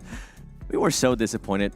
We were kind of excited about MADBULLS play. I felt like they were watching REGNUM CARYA yesterday and what they were able to do. But at the end, they were just too split. During that game, it was like, they're doing the REGNUM CARYA. And then until they were not doing the REGNUM CARYA anymore, and they just took too long, and FALCONS punished it. Well, let's be fair to them, though, right? Because they got crashed on by Gladiators and had to defend against 4 players as 2. And they actually were able to knock down quite a few players of Gladiators to kind of keep themselves alive. And then there was some third-party action happening from Falcon, who then got kind of third, fourth party. By GANGSTERS? Weird. By NIGMA Galaxy. Also GANGSTERS, kind of 5th party NIGMA Galaxy, who were pushed on a Falcon. So it was this really big chain of events that broke down there. And GK was just sitting there like, okay, have fun, guys. We'll chill. Just wait it out. We're just going to wait it out. That's the right thing. Get yourself chicken dinner. It's really good, too, because the moment that GANGSTERS started to push towards the side of Falcons, GK, super quick on the swivel, start understanding that position is actually a lot more available on the east, start to split even further, getting full control of the eastern edge and pushing the remnant teams against the blue zone. And by doing that, of course, they're just solidifying their chicken dinner here. So, yeah, one of the best games. That's what happens when they're not fighting early, and they're in a position currently at the start of the day in 13th. So, GK and GANGSTERS, the redemption arc we were maybe waiting for. for a team too that we have to point out, I mean, Team Falcons, I feel like the push that they ended up doing on MADBULLS was at the right time, considering that there was only just 2 players of MADBULLS. And they were able to save so many nades that he ended up helping them in a big way when NIGMA Galaxy tried to third-party them whenever they saw that they were shooting at the other 2 players of MADBULLS and also the GG players pushing into MADBULLS. Overall, great play by Falcons. Maybe they'll be able to get some wins again today. Maybe they don't have to wait until Miramar this time around. I liked Ragnar's little clutch, by the way, against GG. The little 1v2 with the rock help was pretty sweet. But let's take a look at Gangsters player stats here in this last match, because far, how many eliminations? Put up 5 eliminations. I mean, really carrying the momentum from TDM over into this match, able to get a good amount going for them. And honestly, they could realistically push themselves quite far up the leaderboards if they can maintain a pace like this. Yeah. They've also stopped playing from the blue zone. Yes. I was hoping you were gonna mention that, because I think when we saw them about to fight REGNUM CARYA in Painam, we were all like, wait, is that, are we seeing this right? Is that actually Gangsters? But I want to continue to see what they're actually going to be doing in other maps. Obviously, we're going into Erangel. I don't want to see them waiting so long in the blue zone. I mean, we have seen it at times where they're able to get out of the blue zone, but they decide to just extend it out, go the completely opposite way, and wait it, and we're like, why? Just why? Yeah, it's very. I mean, it's complete night and day from their Sanok of yesterday. So I like the control, the aggressivity from this team we were able to witness in this game. So hopefully you can transition, as you said, on the other battlegrounds. Well, we did touch on MADBULLS and Falcons a bit, and I actually wanted to see a head-to-head between these 2 teams when it comes to stats in this last match, because that was, I mean, it was very difficult for MADBULLS to hold on to that with only 2 players. But as you guys were saying, if MADBULLS regrouped earlier, would that have been their potential victory? Because they did get crushed on by Falcons. They lost 2 players, then the Falcons were able to help close out the fight later on. But this is kind of frustrating for MADBULLS, I guess. Yeah, if you just send the 2 other players that are south up north, of course you could do it the other way around, but I think the northern one is best. Explain the reasoning as well why you wanted them to regroup too, for people out there who might be unfamiliar with, like, why do they need to regroup then? 4 player stronger than 2 player. Easier defend compound, Jason. Way that's not what I thought you were going to say. It's of course. I don't like that you're casting now. You're getting too much confidence. We're supposed to be beating you down, okay? No, because of course it's a lot easier to defend your compounds as 4 players, and you saw that Falcons instantly understood if there's only 2 players in this position, we're going to breach as 4. You're going to win that one pretty one-sided. One-sidedly? Yeah. It's pretty one-sided. See, that's not what you said in the green room we were watching. That's why I brought it up, because you said because of the amount of teams still left alive and because of the zone, teams would have to start crashing into compounds to start taking positions from outside of that area you were currently in. So regrouping to 4 towards the northern compound would have been better than staying 2-2 split, because you would have been crashed somewhere. So you had to regroup before that moment happened. And the thing is that MADBULLS pretty much didn't end up making their mind, right? Because they were holding 2 completely different compounds, a little bit too far away from each other. And when Falcons decided to push on the 2 players that were towards the top of that hill at the end, they were too late on reacting. By the time they decided to get into the vehicles and even think about maybe going to the challenge for Falcons, they decided it was too late. The players were already eliminated, and they decided to back off and just stay where they ended up staying. And also one thing that I've really enjoyed about Falcons this tournament compared to how they played in PMWI, they're so quick to make a move when they see a circle pop. MADBULLS, unfortunately, a little bit too slow. That did hurt them when defending that position. But yeah, Falcons, I love what they're doing and how quick they're executing their plays. And they could be a potential contender for top 5. You're talking about teams moving on quick, especially the rotations and all of that. I'm looking forward to seeing what REGNUM CARYA is going to be doing here on this Erangel, because that was the main thing. That was their main bread yesterday. To get those chicken dinners. And also, if they end up getting blessed by the circle some here and there. I was actually wanted to touch on NIGMA Galaxy in that last match, because REGNUM CARYA went out so early. This was a chance for NIGMA to actually catch up when it came to points. And I don't remember how many they got at the end of this. Hopefully it was enough for them. NIGMA Galaxy ended up with 9. 9 points? Okay, so there we go. They took away some of that lead. I think it was like a 23-point difference at the start of the day. Take away 9 from that now. And they're getting closer. They're getting into reach to surpassing REGNUM CARYA. So if anything, I feel like the pressure's now on the Turkish team to maintain their kind of places. We're going to take a look now at our overall so you guys can kind of see how close it is everywhere else here on the leaderboards. But yeah, REGNUM CARYA, I think the pressure's on them now to like maintain their position. They don't have to win matches. They just have to not go out early. Yeah, I mean, the thing about REGNUM CARYA is their highs can be really high and their lows can be really low if, of course, sometimes the circle doesn't go their way. But if they get hot dropped and taken down by teams that really just don't care too much like GANGSTERS, it is going to make it a lot tougher. And right now you can see that NIGMA Galaxy has started to close that gap significantly. And we know that they're really consistent, right, 7, and that's a very scary prospect when you are a team that's very volatile like REGNUM CARYA. So you need big results coming in. Otherwise, I feel like NIGMA might just be not only getting in first place, but remaining there for the rest of the day. And the scary thing there, we're talking about players to watch at the start of the day. We're talking about Coops, right? We saw Coops being able to go back to what he was, those off angles, being able to surprise teams, and we saw that perfectly whenever they decided to push a little bit more onto Team Falcons. So yeah, REGNUM and CARYA, I feel like they have to have a strong performance here in the first Enrigal to kind of send a message to Denver Galaxy that no, we're not willing to concede this first place just yet. They're actually looking at Team Falcons here that actually did a decent performance on this first Sanhok. That gap is going to start closing with teams around that top 5, top 6 position with the top 3. There is a gap that currently does exist, but 23. with 5 Flux...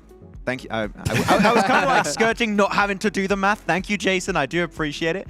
But it is going to get to a position where if the top teams like 5 Flux don't do too well, Falcons trying to really speed up their game could allow them to breach top 3. I'm so glad you mentioned that. And I mean, anybody from 4th place all the way down to 8th place and maybe even MADBULLS here, they could make that push to that top 3 if FLUX does not end up reacting, because we really haven't seen much out of them. I think we got a chance to see a little bit in Sanhok, and by the time we saw it, they were already eliminated. So L. Okay, well, you mentioned MADBULLS. You know, they had potential there. Yep. I have high hopes for them still. But it is also time to take a look at some content they filmed. Oh. Do you know what it is? No.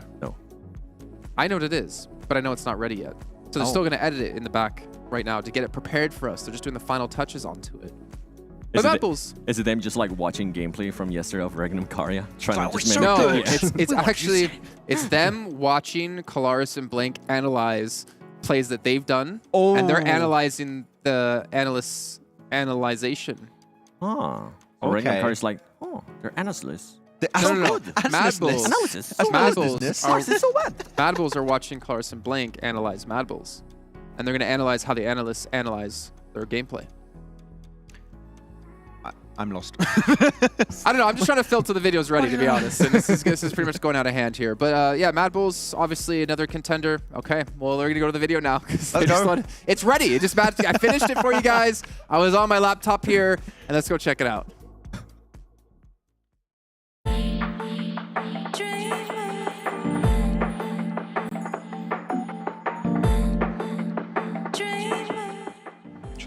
Okay, 1, 2, 3.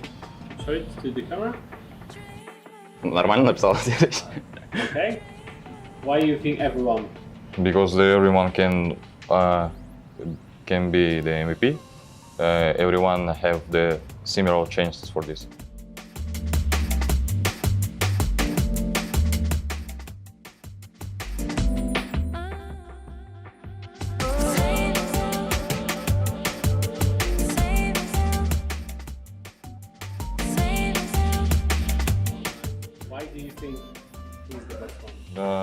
He always supports us for everything.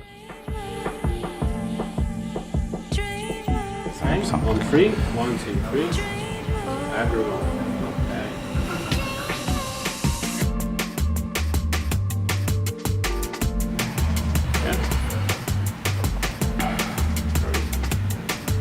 Okay.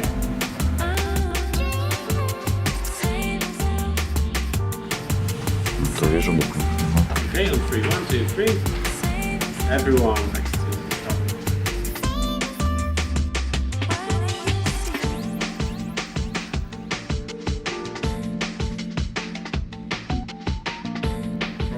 Can you explain why?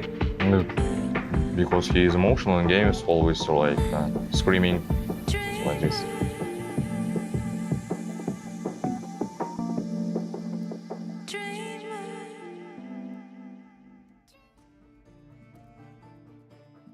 Oh, sorry. I just wanted to erase my board as well. I don't know what play in that game. I don't know what kind of final shot that was. Gentlemen, okay, we're going to play a little game here on the desk. Okay. Okay, MaxMen 7. I'm going to give you a question. I'll give you 3 seconds to think about your answer. Okay.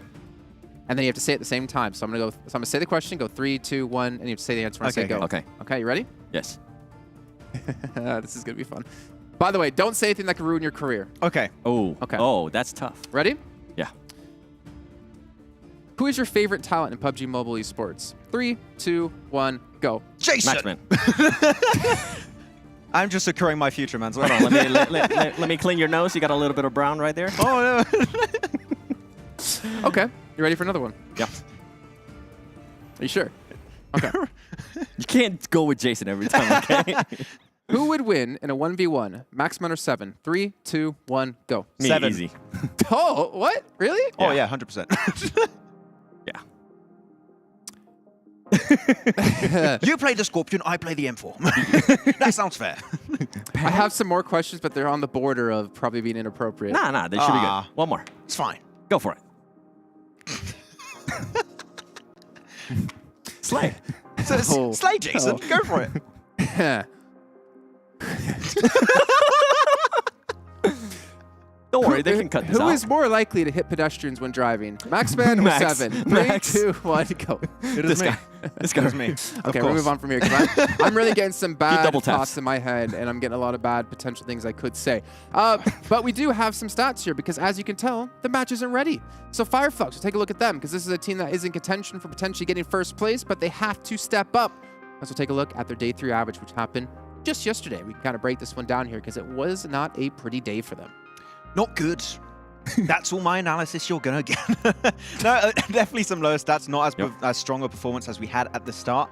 I think it might be due, 7, to the fact that teams have throughout day 3, and we saw already on this first game today, started to speed up their rotations a lot more. And we know that FLUX like to punish slow rotations. They like to sweep edge, and that is going to be their approach to it a lot of the time. And because of that, the Mini 14 hasn't been as impactful. So I think that's been an issue. Though good to see Solke start fragging out. He was one of the most chill players on the team. Yeah, he was.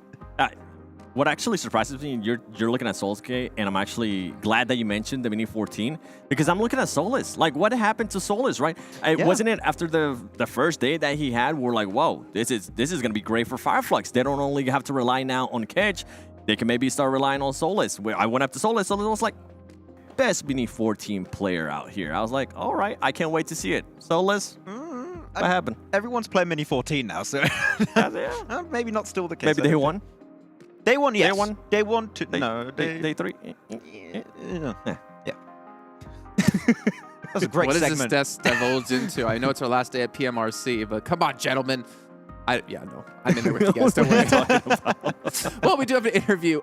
We do have an interview actually with FLUX. Why don't you take a listen on this, and we'll come back and hopefully kick off our second match of the day. Nice.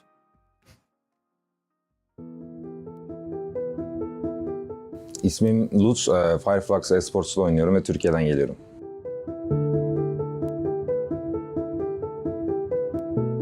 PMVI tabii çok daha zorlu bir mücadele. PMRG her zaman karşılaşabildiğimiz takımlarla oynayacağımız bir mücadele olacak. Çok daha kolay geçeceğine inanıyoruz. Ya tabii tercih edersek her zaman Avrupa'yla oynamayı tercih ederiz. Çünkü alıştığımız takımlar olduğu için ve güçlerini biliyoruz. Hani bazı aynı takımlarla oynamak bize bazen yarayabiliyor ama bazı takımlar var, onlarla oynamak istemiyoruz. Daha çok hani fazla agresif oyun tarzları ve hani bir şey üstüne değil de daha çok kill almaya oynayan takımlar olduğu için daha çok Afrika region da öyle diye tahmin ediyoruz. O yüzden Europe'da oynamak her zaman daha çok tercihimiz oluyor.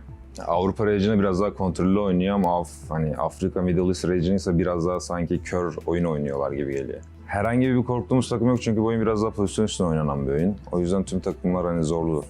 Avrupa ile bir kez daha tanışacaklar. Umarım bu sefer daha çok hazırlanmışlardır.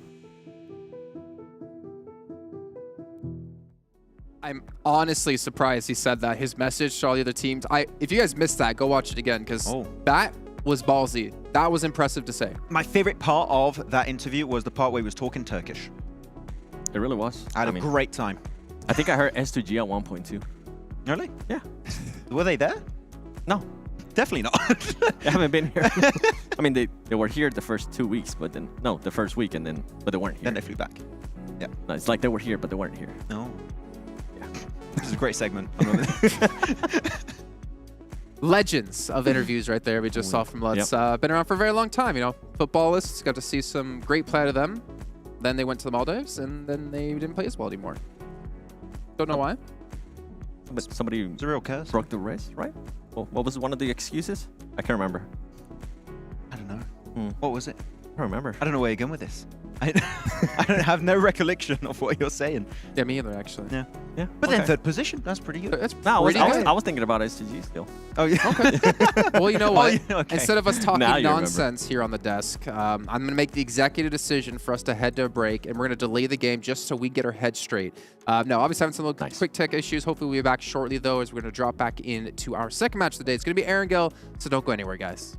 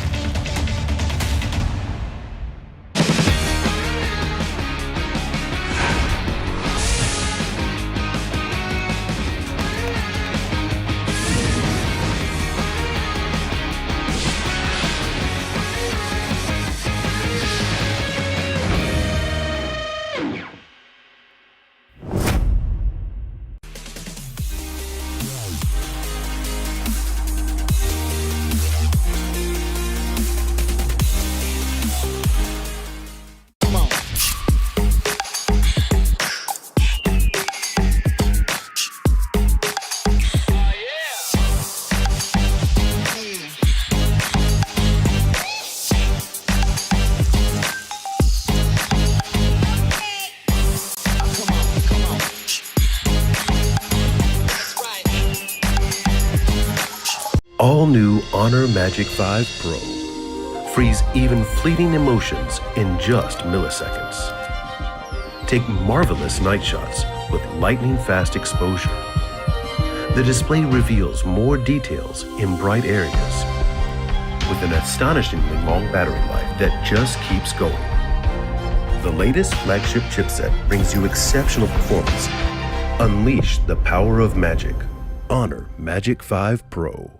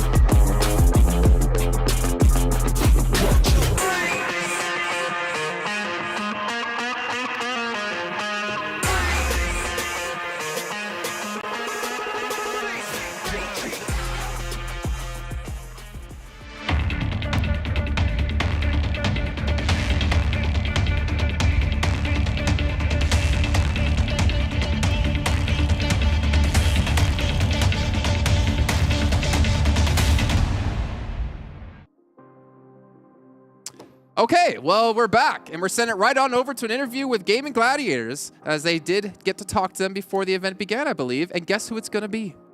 Kitsune! Probably. If Makes it's not, sense. I'm going to be surprised. Hey, we had Tixie once, though. Who knows? It's actually Meku. What? I'd like He to talks. hear that. No, He I- talks? He does. How did they even get him? Matic, we lost him. He split away from the team. So Gladiators currently in a rough spot, we should say, overall in the event. But I think I think it's fair to say, and I know it's going to sound a little BM, but I feel like they're not really as invested in this event as they were in PMWI. Do you agree or disagree? Agree. I would agree. Okay. I feel like they're using this as a way to get ready for potentially the PMPL season and maybe trying to learn as much as they possibly can before that event. They have started regrouping a little bit quicker, I'd say, throughout especially the end of yesterday and this game. Like we did see that. It was actually a decent performance from Gladiators, how they played Trifecta, regroup, dodging the MUERTE, clearing the MUERTE, then in Ruins. Yep. But yeah, I would have to agree. I feel like it's just like prep for the full season. They're currently looking good when it comes to PMGC points, so they need to have another good full season if they want to qualify for that. That's true. That's very true, considering Vampire is the one who got an extra slot for Thailand because they won PMWI main tournament. All right, well, we do have the interview ready, so we're going to go take a look at this. We'll come back, talk about it a little bit, maybe a little bit surprised at who the person is, and then maybe play some more games. Who knows?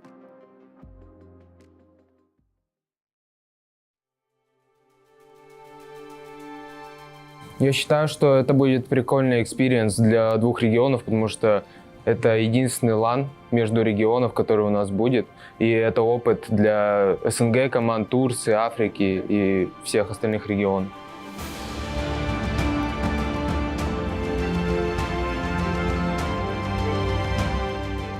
Я считаю, что европейский регион сильнее, европейский турецкий регион сильнее Африки. В раза два, мне кажется. И думаю, победит команда из Европы. Ну, и в Африке, и в Европе есть несколько команд, которые играют агрессивно, но я думаю, больше всего команд агрессивно играют в Европе, а в Африке, мне кажется, в Африке и Арабии играют более пассивно и залетают в центр. Думаю, что это команда FALCON, потому что это единственная команда, кто прошла из своего региона на PMWI. Пожелать им удачи, но победа будет на стороне европейских команд.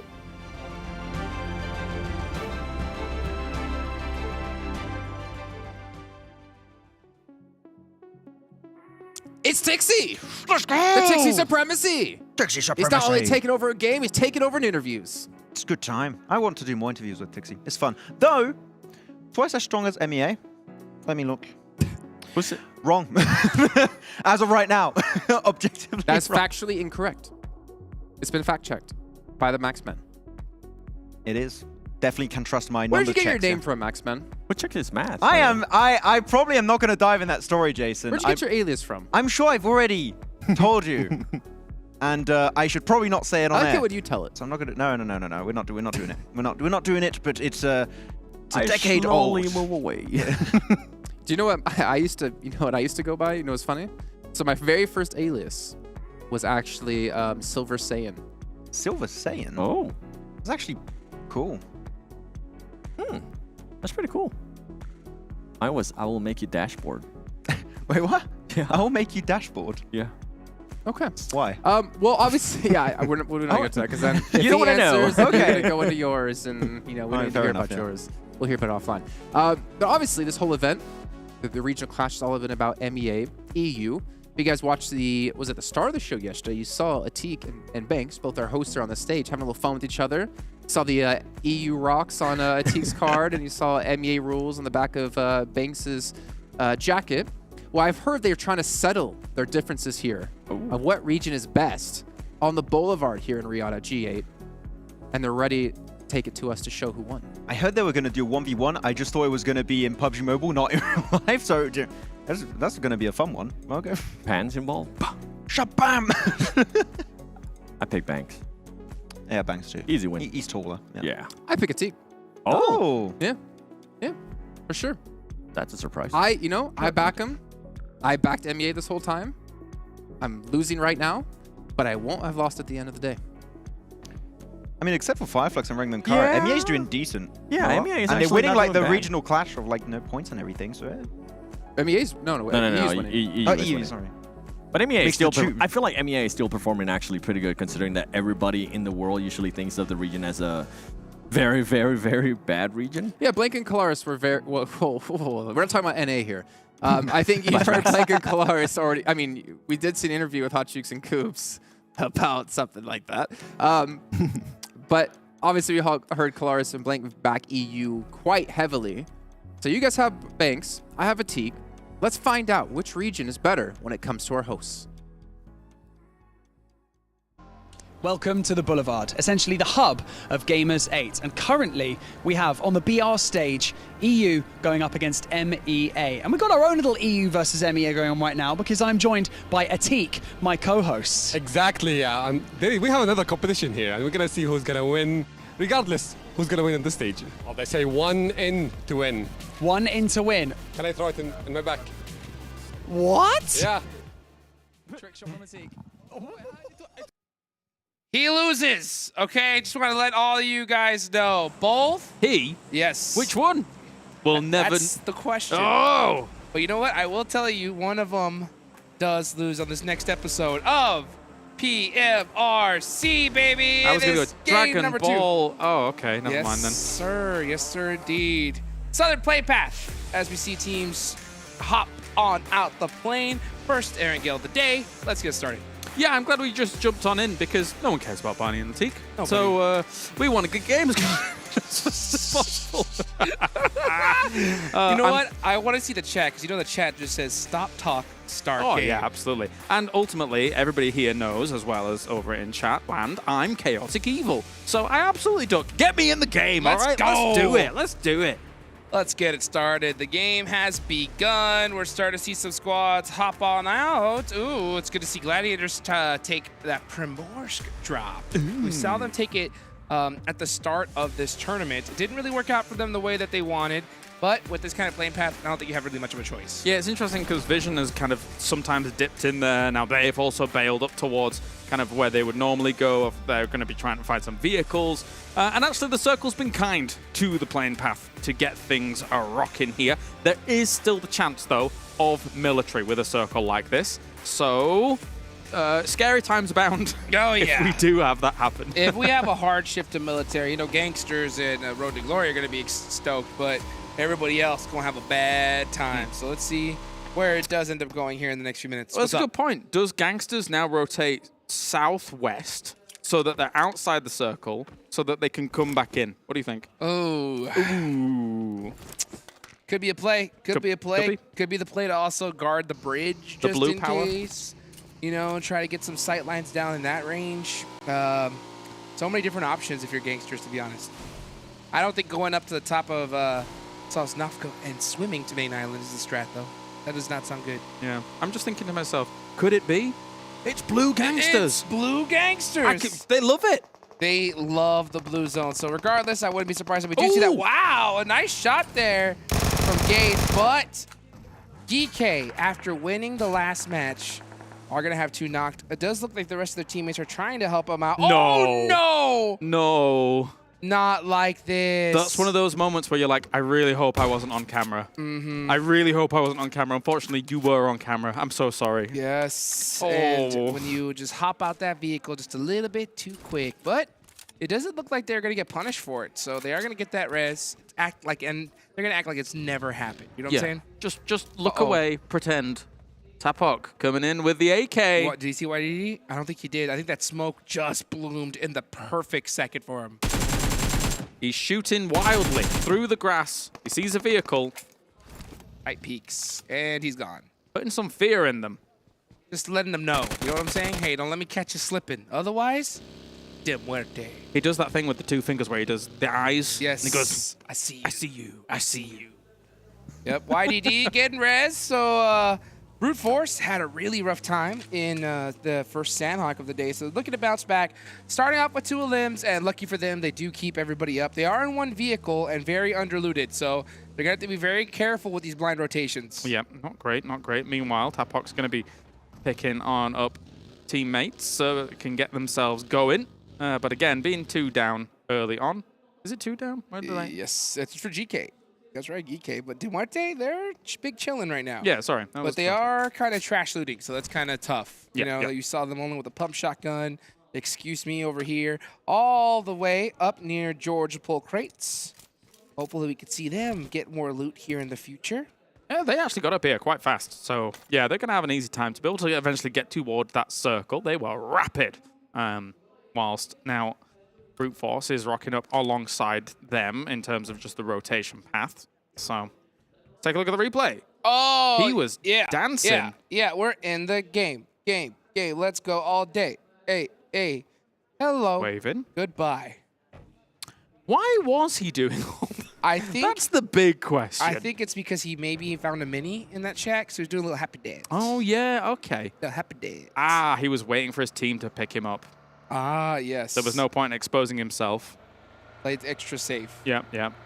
Smart play, to be honest with you, right? Hey, you know Yeah. what? You got your nice and looted up. Just hang out in the shack, wait to get picked up. As FLUX is going to be deciding to loot a little bit of Yasnaya. And they are the only team here, so they're going to have quite a bit of loot in the process. It's actually my favorite thing about commentary, trying to solve puzzles, Right. right? You know, that's what a commentary is, right? As when we're analyzing the games, we're trying to put the pieces together, figure out what the reason is. I don't think I've ever had to solve why somebody's dancing in a shack before, but we figured it out. We did. We did. You know what? We put our brains together, the years of PUBG Mobile experience combined to solve that mystery. Absolutely. Like Scooby-Doo. Hey, you know what? Sherlock Holmes would be proud. They ripped the mask off him. It was soulless all along. It was. I can't believe you. You got me. Well, let's see what gangsters decide to do, right? Because there's that puzzle. Do they go up, right, and decide to maybe, you know, gatekeep a bridge, or do they try to send it up that western bridge into Main Island? You're on about gangsters here. Yes. I'm going to be honest. They're moving out of the circle. Do you remember? Smart play. Smart play. I wish we could show the map. Yeah. It's a bold play. It's a bold play. Hopefully it works out for them. They went south. They're going to end up in the blue. That's awesome. I think that's where that's their safe place. You know what I'm saying? Yeah. They seem to thrive when they're in the blue zone. Next, oh, look at this. Grows with an SLR. We don't see too many SLRs nowadays. Don't see too many Slurpees. I mean, it's just it doesn't seem to have that same power that we see from the Mini. You know, that bullet speed so solid. But heck, I know some players that try to make it a thing in PUBG Mobile, and hopefully we may see a resurgence of it in the future. Maybe. That Mini though, it's reigning supreme, eh? Yep. Like it's looking good. A lot of people go for the M16 too. Sometimes that comes into play, but sometimes, you know, you just want something a bit more. I really want to see gangsters. They're actually in the blue now. Oh my goodness. I can't believe they're actually in the blue. They're going for a world record, I think, of most time in the blue of any team in the history of esports. Maybe. We were, I think, what was it? Day 2, we were like, because they came in with like 15 minutes average time in the blue, and we were just begging for 20 minutes, me and Max. Yes. Begging. They're in the blue. Maybe they're trying to make your wish happen here, because this is interesting. They have the entire Sosnovka military base island to themselves. And they decided to go south. And they went south into the blue. Very interesting. Next zone about to pop. Is it going to go all the way down to military base? Honestly, please do. I really want to see it. Please make it happen. That would be so good. Oh, it would be legendary. Yep. I hope so. Ooh. Oh, Rosa. That was almost a nice shot. Almost was indeed. Just trying to poke some little shots onto Punch King as we look at this plane soaring through the sky. Lovely. You can see Multipower in the distance. And we have ourselves... Look, there they are. They're in the blue. You can see them They're down in to the there. bottom. If anything, they've made a name for themselves. We're going to go to mainland here. Potato Hill, very much a focus point for this one, as well as that long road leading east of it. So we've seen a lot of battles along there across this tournament. You know what? I think that was like a little ritual that gangsters were trying to do, to try to force the zone towards them. They're like, maybe if there's nobody inside the circle, it'll come down to us. But nope. Not working out. Pushes all the way up to farm. And Potato Hill pretty much dead center. MADBULLS seem to be the squad to take that for now. Uh-oh, Kitsune getting caught in the process. Tixie trying to get off angle, gets a nice knock on Elementrix. And that vehicle is close to exploding. He has to pop out of it. He wanted to rotate up that hill and get another off angle. He's going to have to wait for Matic to do that for him, though. You can't bleed out this early again here, Gladiators. Going to be charging up the nade, going for the throw here. Tixie still alive, still good to go. Not a bad nade if they weren't actually getting the pickup just a little bit further away from that buggy, as reinforcements are now coming in for MUERTE. They do come in, and they do get the finish onto Kitsune. So here goes Tixie, getting his little rock climbing shoes up, and trying to find an off angle onto MUERTE. McHugh, all the way across the field. Quite in the open right now. That is a pretty good spot in this zone, because you do have that hill line and that ridge, but there is that plateau just above it. I'm surprised he's actually taking that position in particular. Meku very far out, yeah. This is switch over to the DBS, realizing that maybe he's been fed the information that they're coming a little bit too close here, so was ready to pounce on them if they were to able to come over the hill. Matic and Tixi, though, take down Aces together. Will they be able to do something? Lemetrix is actually driving around here to maybe get an off angle himself, but well, we'll see how this plays out. It's looking like he's trying to get away from this right now, actually, because MUERTE is very, very hurt. They're going to lose one player, so Gladiators do even the score just a little bit. Tixi in the front line, smoke blooming. Catches him with the nade in his hands. Gun switches, but it's out of ammo. Tixi trying to make some shenanigans happen with the DBS. It's not going to work, though. He goes down. Especially when the lip of terrain is in front of you like that, trying to make those long-range DBS shots is really difficult. Lemetrix, meanwhile, here, it took a bit of damage against Meku. Try and find a little bit more pressure point here against him. Lemetrix moves to the left, Meku moves to the right, but extra as he will go down. Gladiators, wow. I have a sigh of disappointment. It's definitely not their tournament, and well, we saw that in their walk-in. Yeah, I mean, it's a bad, but I think they're just having fun at this point. And this is something to think about too. And this is why I was saying why yesterday was so important. Final day, you're gonna have some teams that just know that, you know what, there ain't nothing we're gonna do. So they got nothing to lose here. I think Gladiators is one of those squads. So for those teams at the top, I would definitely keep my eye out for them. Definitely. All right, let's see where we're going to be going here for this one. Ooh, quite the shift over towards the west. So again, a lot of the features that I was talking about before are still kind of in. Obviously, Potato Hill is, but the majority of that road still kind of is. We'll see a lot of teams try and transition along that road south of it, as we're now on board with REGNUM CARYA, who are doing just that. REGNUM CARYA heading into the zone down this path. Now, there are a couple places they could take here, but I think they're looking for a much more central position near Snake. And let's see where they opt to play. NIGMA Galaxy are already locked down here at this red. And it looks like REGNUM CARYA are going to take the shack here. Yeah, I think they wanted this compound, right? Yeah. Down in the bottom, but could really... It's gone. An initial scout out made sure that they realized it was occupied at present.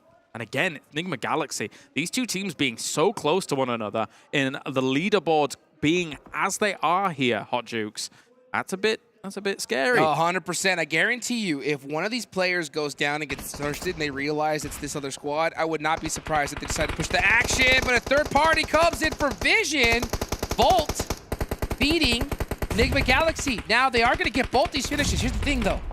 These eliminations, they're going to come on in the elimination feed. I wonder if REGNUM CARYA is going to realize it's them.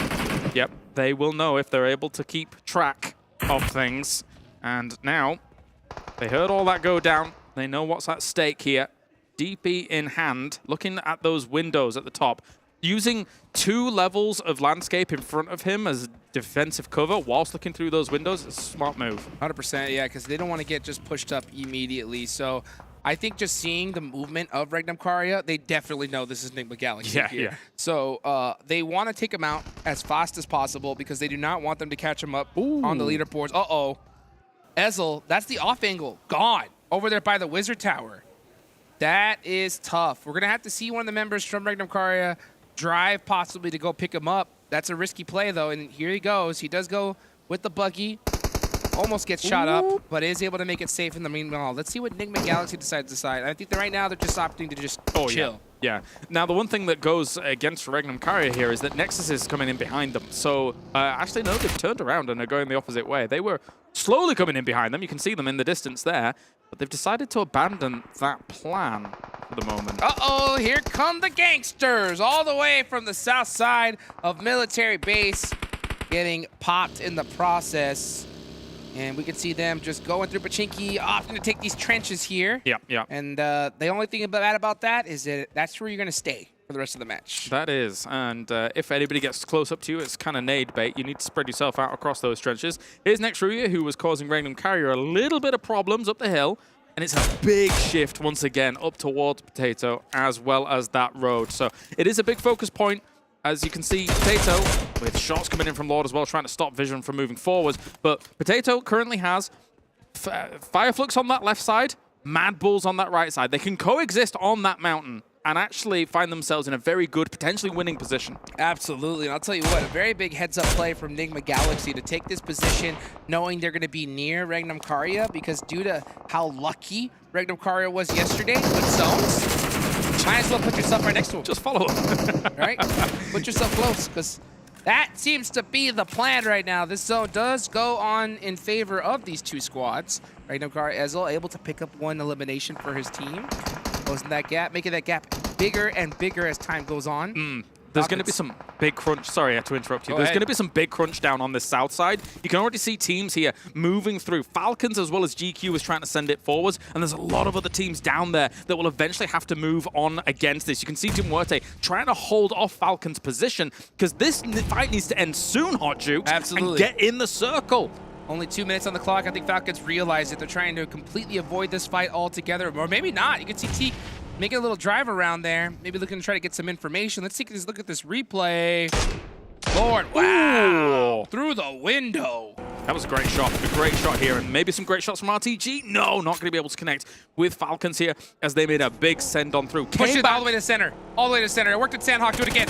Yeah, I mean, it could. This is not exactly center, though. Going up against next RÜYA. Here they go, Axer against Doka Machine. Can he at least get one elimination for a squad? He does, so he's going to get that clutch with half an HP. Ooh. Last one up for his team. So this push not working like it did in Sandhawk. No, and there's going to be other teams rocking up soon, so you need to finish this fast. Already you can see MUERTE in the distance shooting this way, and RTG shooting this way as well. As I said, the crunch here is going to be severe. There was only one entry point. Elementrix barely making it in there with that buggy. It's on fire. He's got the DPS, but Zwolf has one of his own. So next RÜYA doing a great job of holding this down, but they do lose 2 in the process. And it's still RTG taking their time about this, even though they've lost 1 member ahead of this. You can't be too slow down at the bottom here. Meanwhile, excuse me, trying to rock up on FLUX. FLUX needs to stay alive. They want to be challenging for the top spots, but they're getting absolutely brutalized here by excuse me. Beck doing a great job of having that off angle right below that hill and just punishing the heck out of FLUX. Now it's just Lutz up. Meanwhile, you can see Brute Force is looking to try to get some cheeky runovers, and they do. What is going on? Everybody is fighting everybody. Excuse me, gonna have to run, tuck the tail between their legs. Black White's on the other side of this. He's gonna be under some fire here as Furia, as Brute Force wrestle this spot away. Prepod did shoot out Furia's tire right there, so nice. He was barely able to make it over. You can see it, it's completely busted up. So you can see how he's going to be able to handle it against Lutz. You will see this neat flight. That nade actually looks real good. Doesn't hit. Yeah, Lutz saw that one coming from a mile away, said, I'm out of here. Still good tracking from Furia to realize exactly where Lutz had gone. Circle about to pop. Where is it going to go? I see you pointing at somewhere. I am pointing right at REGNUM CARYA. Come on. I want to see the exact same thing happen yesterday. And REGNUM CARYA do end up in this next zone, so they don't have to move for now. But the zone after that is not looking too pretty. Meanwhile, which you can see, it's a battle at Potato Hill. Brute Force just using like sharks in the water with those buggies, looking to run over anybody. Did they catch Furia out? I think they did, and he is taken out. Unfortunate, very unfortunate here. Brute Force. They're looking for this. They're on the hunt, man. As you said, like sharks, swarming on their prey at the moment, and that's what it's all about. The trophy here for these teams to try and challenge for. For Nexus, it's out of reach. But maybe MADBULLS is not out of reach, as Doran was able to knock Zerich. Well, I'll tell you what, it is in the reach right now of NIGMA Galaxy, REGNUM CARYA. It could be in the reach of FLUX. Yes. If FLUX was to have a good game here, but they did lose 3 players early on. Let's see what they can do in the rest of the matches, though, as we get a nice pull-up. MADBULLS, Nexus Gaming, the DB. Yes, it's CQC, just too strong. Oh, nice little gun swap there onto Flick. Completely, instantly realized exactly where he was, but that's a great spray from Flykey here to try and get that done. And Nexus, I mean, for all intents and purposes, MADBULLS really needed to hold strong on this side of Potato Hill, and they really haven't. They are losing people slowly, but maybe they can get them back up. Frozen going to confirm these flushes? No, instead turning around to smoke his teammates out. Very interesting play. Seconds matter, right? Yes. So you've got to make that decision very, very quickly, and I guess he's prioritizing just the longevity of the fight as opposed to the instant points. Take it to the bank here. He does get that 1 res. And oh, look at this. Road to Glory shutting down GEEKAY Esports as they go out in 12th place. Still a quite a few teams remaining, 11 total.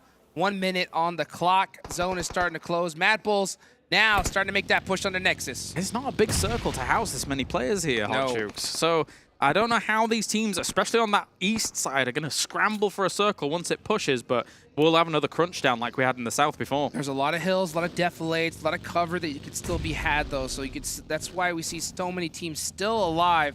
But this next circle is going to make things hectic. Let's see how MADBULLS opts to play this one. They did get a nice reset there. Yeah. So they have their entire squad up with 3 eliminations. Brute Force right now top of the board with 6 to their name. And we can see them controlling Potato Hill. I think MADBULLS' campaign now is, yes, that exactly. You sweep Potato Hill, you try and clear out all opposition, and then you play from the north downwards here as them. However, Brute Force, I think, might also have the same game plan in mind.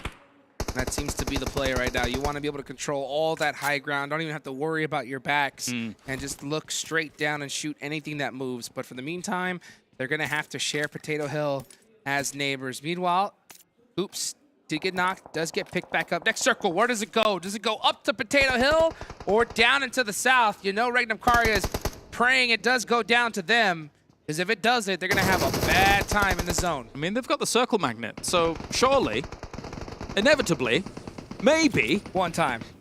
It does still include Wild. They're still in there. They're still in there. Wild still making it happen. Nexus Gaming does go out. 10 teams still remaining. FLUX does have just LUTs up remaining for their squad. Vision all the way at the bottom. Coops does get knocked by Lathe.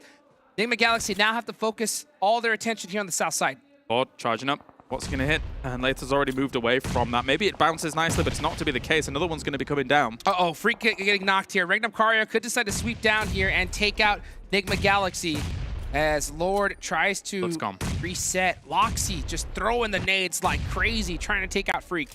He was looking great yesterday, was Loxy. He was definitely the MVP for REGNUM CARYA, as they're going to move down against this. Got him. That against Freak is a big pickup for them, especially because these two teams are going to have to move alongside one another if they want to find themselves a decent spot in this circle next. I'm surprised to see REGNUM CARYA even looking upwards right now. I mean, there's still so many players here right below them. The zone is going to start crunching on them as we start see it starting to constrict. This is the thin side of the circle, so it's going to close a little bit slower than on the west side.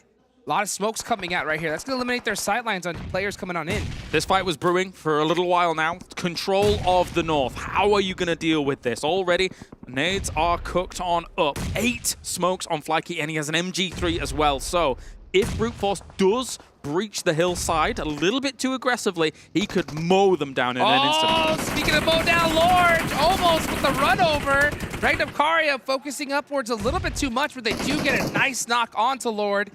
Let's see, Loxy doing a great job of defending this pretty much on his own. Yeah, NIGMA has taken this fight, and they have been left wanting. This is not easy for them to deal with whatsoever. I mean, they had to be the first team to really make the move, considering the circle and how it was going to play out. But so far, so good for REGNUM CARYA. They've greeted this in with both hands. Yes, Loxy just holding down that shack, and meanwhile, we see them doing a 2-2 split. 2 players in that Wizard Tower, other 2 on the other side of the shack. Coops getting caught by MADBULLS. Flyky all the way up north, making it happen, and that is going to be NIGMA Galaxy eliminated. That, if REGNUM CARYA is able to convert on a big game here, that might end up being the nail in the coffin. We will see as time goes on. There's still a lot of games to play here throughout the day, but REGNUM CARYA has got to be licking their lips with the opportunity to put them even more distance against second place. 100%. 4 eliminations so far. The entire team is still up. They're going to have to sweep that ridge line and try to get up to that north side, at least depending on where this next circle is going to go. Now, it is a battle still in the north. I mean, regardless of where the circle goes, I think they might just have complete favor. They don't know it exactly, but in terms of where the solos are, where the big battle is in the north, REGNUM CARYA might just walk into another victory here. It's totally possible. Let's see how it's going to work out, though, because the battle in the north has begun. Brute Force getting a nice knock. That's Neos. Frozen trying to go for that run over. Does pop out. It's some CQSU action, and Frozen does take out Neos.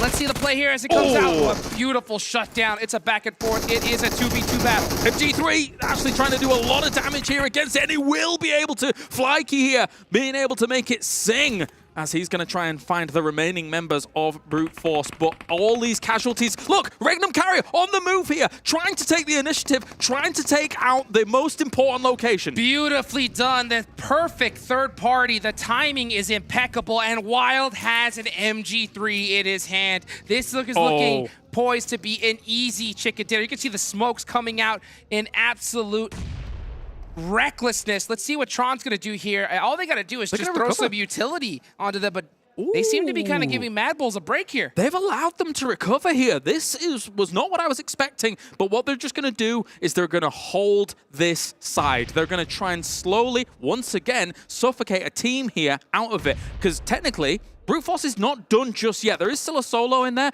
but MADBULLS has very limited room to work with here. I think REGNUM CARYA decided to just prioritize position, right? MADBULLS, even though they have the north right now, they are outside of this next circle. So REGNUM CARYA just wanted to force them out and then make MADBULLS work against them with the blue zone. Let's see what YDG can do. He's the last remaining member. Oh, got frozen! Trying to confirm the point, not able to do so. MADBULLS taking out Brute Force. Does REGNUM CARYA push on that knock, though? As they obviously heard that battle going down. Maybe they will try and completely wrestle the high ground off of them and take this fight. Because if MADBULLS isn't able to regroup, here come the shots. Here come the shots as Ezel does take out one member of the MADBULLS. Meanwhile, we're going to go for a res right now. They have all the position, the angles in the world. MADBULLS have to hit some shots if they want to take out REGNUM CARYA. Also, this could be a good nade. Nades coming in. They're so grouped up, so punished here with the position. It's going to be difficult for Frozen to do something. Tries to go for the nade, tries to go for the peek on over here, but the push up is not bad. Oh, he is able to return it here as Frozen, but the knock comes in. MADBULLS under all sorts of pressure. Wild's going to try to get it done here with this MG3 and the CQC, and they do eliminate the MADBULLS. REGNUM CARYA, you can see Wild just leaning, saying, oh, that's how you do it, baby. And Black-White here at this point, he's not even going to try and push on it. He boogies up and is trying to move forwards. But look, REGNUM CARYA has made some great moves in this game. I love that they went north. It was the perfect timing, the perfect play. That is how you do it right there. When you don't have the best position, go for that third party, take advantage of all that action, and they did it to perfection. This is why we see them at the top of the table right now. When they do get those favorable zones, even if it's not directly on them, their timing is impeccable. I wouldn't be surprised if they just blow up this buggy from that high ground. For Black-White, great stuff. You've got yourself a second place. That's awesome. 4 eliminations on the board as well. Here, they'll just kind of move from plateau to plateau, look around the circle, realize there's a buggy down there, and probably blow it up. Well, I'll tell you what right now. I'm going to ask you a question. When it comes to REGNUM CARYA versus NIGMA Galaxy, is this game the nail in the coffin for them? It may be. It may be. The thing is that NIGMA Galaxy, they have shown excellent consistency throughout this tournament. There is the potential that they could have a day 2 again, right? Compared to what we're seeing. And then maybe REGNUM CARYA, maybe they don't have a decent spot, but that's it. REGNUM CARYA with yet another win on the board here at PMRC. Hot Jukes, these guys are on fire. Oh my goodness. Their bellies are so full of chicken. It is ridiculous. How can they eat more? How can they eat more? I don't know. I don't know. I mean, they've already had it for breakfast, for lunch, and for dinner. Actually, this is the last day, so this is dessert, baby, at this point. They are looking too good. They're saying, but what about second breakfast? But what about second breakfast? We throw him over a chicken dinner. Yep. They just keep doing it. Oh my gosh, look at that. Just feeling good at this point. I love to see when you see a team just have such a dominant performance. When they just win, it's just like, you know.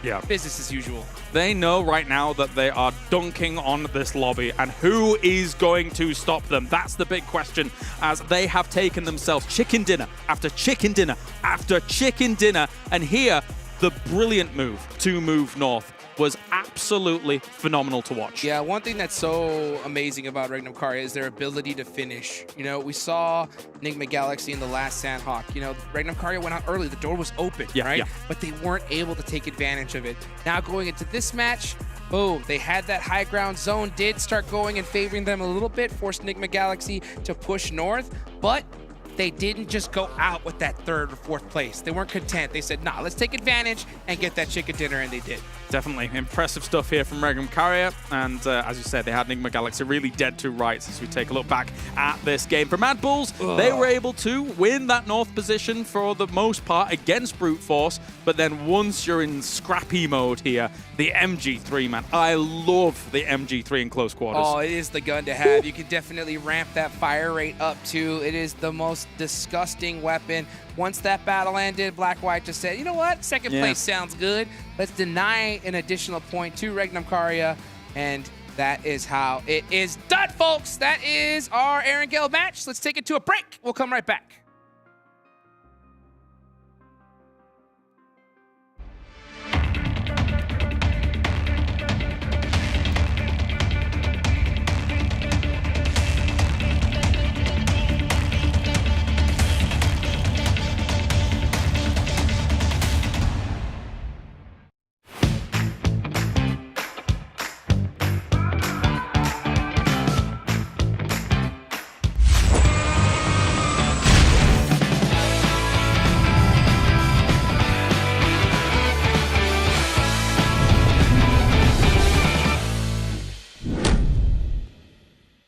All new Honor Magic 5 Pro. Freeze even fleeting emotions in just milliseconds. Take marvelous night shots with lightning-fast exposure. The display reveals more details in bright areas with an astonishingly long battery life that just keeps going. The latest flagship chipset brings you exceptional performance. Unleash the power of magic. Honor Magic 5 Pro.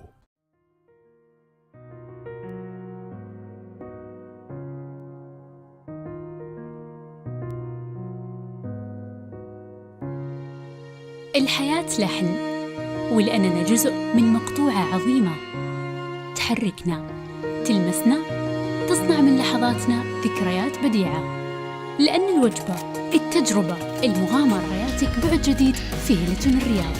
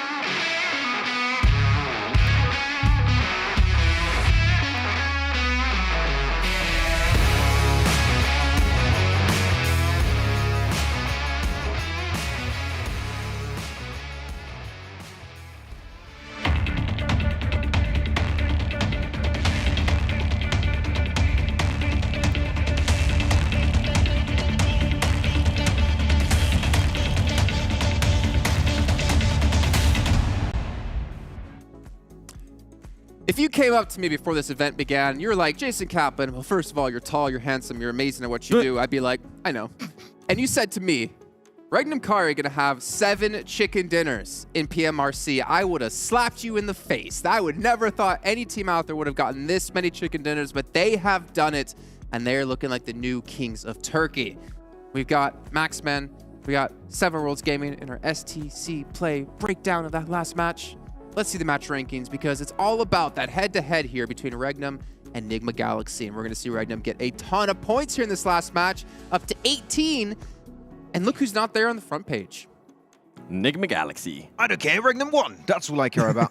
Yeah, fantastic game. There's so much to really break down this match 7 as to how they got that chicken dinner. There were so many steps involved to get to that point. And not really blessed with the circle, this time around, actually sending it from the eastern edge towards a more central spot and trying to coexist with NIGMA Galaxy, waiting things out. No need to really engage the fight any further, but that push north onto MADBULLS and Brute Force, such a ballsy play, but it worked out amazingly well. Yeah, you know what? I'm going to disagree with you. I feel like I do have to compliment it on how fast they do end up rotating, but they are blessed in the circle for a very long time that it's not really any hard shifts. I do enjoy what they were able to do there at the end. I do enjoy that they were able to make the right play to push north. But the one thing I didn't enjoy about that is that it seems like they weren't sure if they wanted to take the fight with MADBULLS right away or wait for the right time. And you can see that uncertainty out of the players a little bit. But overall, I mean, great performance out of them. It's not that they were just blessed by the circle. They were able to coexist with NIGMA Galaxy like you were mentioning. The thing is, once they push onto MADBULLS versus Brute Force, they realize that this fight took a little bit too long, so MADBULLS are just able to fully heal up as a 4-man squad, and then they're like, oh, do we fully commit? Do we leave them finish off their fight versus Brute Force, stop the third party, go back downhill, which is what I initially thought they were going to do, is not even push the heel top off Potato Hill, just stay on the low ground and try and play it safe, or maybe a top 3. But that play, the fact that they clear MADBULLS and control the high ground, makes that chicken dinner 100% secured. I think it was maybe a little bit too much, but REGNUM CARYA have the fragging power to back up a play like that. The timing of it, I felt like, was so good when they decided to actually make that push up that hill, Jason. And I know you were. I was asking about it. Yep. You take advantage of the fact that Brute Force MADBULLS are fighting. You take advantage of the chaos. You rotate in there. You go for the quick eliminations, and then you worry about the rest of the team. The only, I guess, downside was there were other players left alive on the low ground that could have maybe shot you on the transition. But you obviously have to give credit as well to REGNUM CARYA to realize they didn't have to push into NIGMA, because you saw Tron. He thought about it for a second, right? He started to walk towards him. He's like, maybe I want to go for this fight. But he reeled himself back in. He stayed back, and because of that, they eventually able to push in towards the high ground as 4. Though, obviously, like you guys said, they would have liked to have crashed on that fight a little bit quicker to make sure just to eliminate both teams at once, as we did see MADBULLS push back into Brute Force. But you can see here, I mean, the damage, pretty close to be fair, but the eliminations and obviously the placing, what's really going to do it for REGNUM CARYA. And I mean, NIGMA Galaxy, like, if you were in their situation, Max, because they had to fight up against Vision as well, what would you have done anything differently? No, that was just the perfect play, is that you were waiting for the circle to pop where NIGMA Galaxy were going to be outside the next circle, which it did end up happening. And from the moment they get that information, just wait it out. They had 2-2 split. No, I'm saying if you were NIGMA Galaxy. Yep. Oh, if you're NIGMA Galaxy. Oh, if you're NIGMA Galaxy. Would you have played it out the same way that they did? It's complicated, because if you're NIGMA Galaxy, if you push onto REGNUM CARYA, you're going to get third party by Vision Esports. They're going to try and push you. If you push Vision Esports, then REGNUM CARYA are going to have even a better foothold in the circle. So it's tough. You just got to make one of those calls and fully commit to it. I mean, we did see Koops get knocked. I believe it was by Vision. I'm not sure if they got him back up, but that was definitely the start to the downfall. But we can see the kind of final fight here between REGNUM and MADBULLS 7, and it actually came down pretty close for REGNUM CARYA, to be fair. It did, and this is kind of what we were a bit uncertain at. I felt like they should have been able to third party this fight a lot sooner. They waited a little bit too long, and it's still that indecisiveness out of this team in certain situations that they need to still to be able to work on. Going back to what you were saying there with NIGMA Galaxy, ultimately they ended up having to push to REGNUM CARYA. I feel like they should have done it a little bit sooner. They had a lot of smokes. We saw all those smokes that they were being able to use, so it's not really about them being shot by a third party, whether it was from Team FALCONS or whether it was from MADBULLS, which they ended up fighting them anyways. They were going to have to move at one point, and I feel like they were, with NIGMA Galaxy, they were focused on 2 different things. First of all, you had Koops all the way in the middle of nowhere, just focusing on Vision Esports, and then you had the other players kind of figuring out, all right, when are we going to end up pushing on REGNUM CARYA? Yeah, there's actually one really small detail that made it so much easier for REGNUM CARYA to gatekeep the entirety of them Vision Esports and NIGMA Galaxy, is that Loxy, in that one little building, smoked up the entire building, and those little windows where you can just thread the needle with a nade, you just can't hit those anymore. So Loxy can just hold on to that position. It maintains that off angle, so you have 2 angles onto NIGMA Galaxy, which makes that crossing pretty much impossible. All right, well, it's time to check in with the overalls. We got about a minute till we're heading into game here, and we need to see where the teams currently stand. And it's not 30 points. Like, this lead has only grown now for REGNUM CARYA, considering the start of the day. And when we can see NIGMA Galaxy have to have a good Final Four matches if they want to catch up to this. And even the gap between 3rd and 4th place has come a little bit closer, as you can see, 151 to 136. And also, looking down the list, MADBULLS, 7th place. We're literally living in a world right now where top 2 teams could both be Turkish. Which, like, they could happen. I mean, of course, SDG not here, but you have the teams of FLUX and REGNUM CARYA that have been looking great, though a little bit lower on the leaderboards. I would still like to see more from REGNUM. I feel like this game in particular, they were in a decent spot over to the west, so maybe a win could be happening. Would like I'd like to see more out of MADBULLS. Also, yeah. Yeah, maybe here. We'll find out. So we're going to head into our second Aaron Gale of the day with Hot Jukes and Kalaris. Second Aaron Gale of the day. Here we go. I'll tell you what, man, it's looking pretty good for EU right now. Yes, it is. 30-point lead.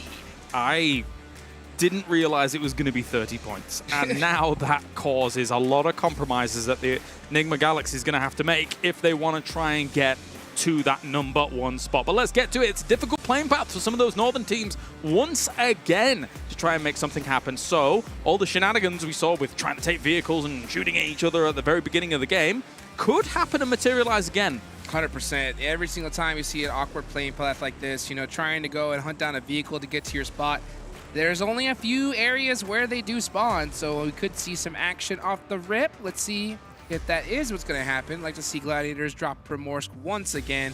Not their desired really drop spot, but they have no real choice with these plane paths lately. Let's see how it goes. Let's see how it goes. Already, I was noticing that there was still Coops is the elim leader. However, he just got passed up. Did he? I thought he was #1 just now. He was, but Loxy, I think, just gave him the boot just a little bit just after that game. We literally just saw it. Maybe my eyes have deceived me. Maybe. But you know what? Unless it's not updated on there, of course. Could be. We'll see how that ends up playing out at the end of the day, because even if that is true, I'll tell you what, he still needs to watch his back because Loxy's coming for him. Definitely, especially with them just getting 1 elim point on Gangsters. So that's already not the greatest start. It was Loxy as well, I think. Wow. Oh my! Now he's the elim leader. Let's see. Yeah, this is gonna work out. Oh, go for some toes. Just get the kill. A little bit of the spray here. Can Loxy pull off the 1v2? Bosch with the nade. Oh, that would hurt. Yes, it did. Going for a pre-fire, and I mean the thing is, we're doing that much damage on a nade. But here come the reinforcements now. Walsh is going to be absolutely dead to rights for this one. There he goes. You know what that is, right? Oh, last day getting the slice and dice treatment right there. That's gotta hurt. Chopping him up like sushi. This was terrifying. Oh my goodness. And you know what that is? It's number 32. Oh, no, wait. It was given to someone else. Someone else got it. Someone else got it. Anyway. How dare they? Yep, but you know what? I'll tell you what. In total for REGNUM CARYA, 32 total points above NIGMA Galaxy. So that gap just getting thicker and thicker as time goes on. Very fortunate for them. So let's see where this ends up wrapping up. Plane path. Oh, sorry, Circle. Heading all the way over to the west here. Teams are going to like that. Yes, they are.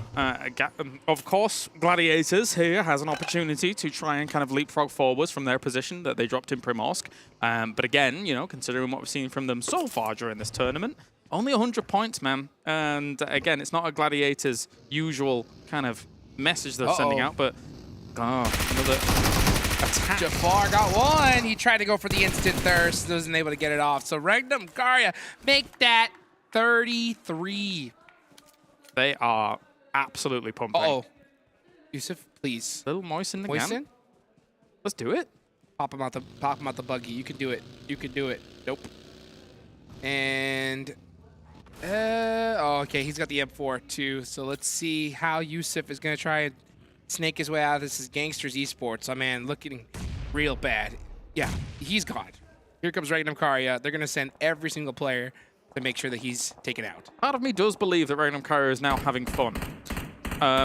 They may have been having fun before, of course. Yeah, but now they're really having fun. Yeah. Vezel actually, pre-fires it. He knew exactly where he was. And down he goes. Bye-bye, GANGSTERS. This is brutal. Absolutely brutal. Vision is actually lurking around here, so they're looking to try and take this fight. They know that they knocked someone on the path here. Oh, they got wild. Yeah, actually even running him over would be great for this, but they will confirm that. So REGNUM CARYA losing some players. Maybe getting maybe having a little bit too much fun here. So let's see how they're going to handle this situation. They are holding it out for now. I mean, you're right. Alamo could become a no-fun zone here for them. Got to remember it. Never forget. See what Volt can do. Uh-oh, Gladiators now finding... Oh, the punch-outs! What's going are on? Coming out hard here in the last day. I told you. What's happening, Hot The Jukes? shenanigans are going to come out, and we're starting to see them. I do like it. I'm going to be real. Yes. Do some more of this. Uh-oh, let's see what Loxy does No. here. Oh, the pistol. Wait. Bop, bop, bop. Goodbye. Wild coming on in. And then, oh, the disrespect. Did he knock him with the Vector and then pick up the revolver to finish it? Disgusting. That is mega disrespect. Mega disrespect. But let's see if that disrespect is going to get paid back here by Vision Esports, because they did take down Wild. They do have all four. Alamo is completely surrounded. And let's see if they can get another opening knock here. Suppressed Bison. I do like the suppressor on this. It sounds funny. The Bison. There it is. Look, like a stapler gun. Oh, yes, it does. And let's see if Ezel trying to get that bounce nade. Is the bank open? Oh, it did get him up pretty good. Tron does catch Saif. Vaughn up on top of the hill, trying to find another off angle, as Tron with this mini has become problematic for Vision. Love the spam through. Doesn't quite connect with anything, but he could have, if he hits a 1 and then it actually continues to line up, he could hit a lot more. Vision is now going to try and help out here with those off angles they were taking, just be a bit more assertive about this push, because they know that one member of this team is far away. So if they get up close and personal, they eliminate that angle. They know for a fact. They took out one. They have one another off angle. They have the numbers advantage. Use that. They're still using utility, though. They recognize that this is the leader so far. Oh my gosh, Loxy. This is ridiculous. What more will he do with this? There is still an opportunity here for REGNUM CARYA to salvage this. Here comes Ezel. He's going to try and get these confirms. He knows what these points. Oh, wow. Okay. Lathe does get the knock, but here comes Tron now. They have the advantage on Vision. This Molotov is going to look good. And No way. CARYA Esports. You could hear the crowd popping off. This is insane. What a hold. What a hold. And what a time to reinforce as well. But the fights are not done just yet here as Tixi now going up against MUERTE. The rest of Gladiators is here in response. Kitsune already catches himself an ace. And we will see on the nice flop. shot. Tapot gets Tixi. Oh, but goes down in the process. So the MUERTE are eliminated. So let me ask you this. If you are NIGMA Galaxy right now and you're watching the elimination, just REGNUM CARYA. What are you saying to your team? You've got to, well, I don't normally use this phrase, but you've got to full send it on a lot of fights. I think right now, one of your only opportunities, let's be real, with the amount of games that are left, placement points alone isn't going to cut it. True. You need to be taking some pretty aggressive fights as NIGMA Galaxy. And the cool thing about it is you've got Coops and Freak who are able to pull it off in this tournament thus far, right? Yes. So there is still opportunity for you to say, actually, look how good we are at this. Let's actually go for those fights. And now, as you can see, Loxy indeed has taken over Coops with the 7 limbs on the board here for this game. And what a shift. Craziness. Goodness gracious. When is the last time we saw this circle? It has been a hot minute. You're going to see teams start heading towards Everest. Hospital is going to be in play. Hospital is a good place to hold down, but then again, if that zone goes away from it, it's very difficult to leave. The Great Migration. I think everybody but REGNUM so far, now they're getting into their vehicles, but everybody is in vehicles. Everybody is moving, aside from the people that have already got themselves decent compounds, or at least something that they were already quite happy with. MADBULLS going to take the warehouses south of George to start things off. I was staring at the blue looking for GANGSTERS, but I realized they were already out of this match. That is true. Yes, so they are out of this match, but you know what? We still have a lot more action left here. NIGMA Galaxy, maybe they heard your advice. It's time to send it because they need to put some eliminations on the board, as now they're going to be challenging next RÜYA.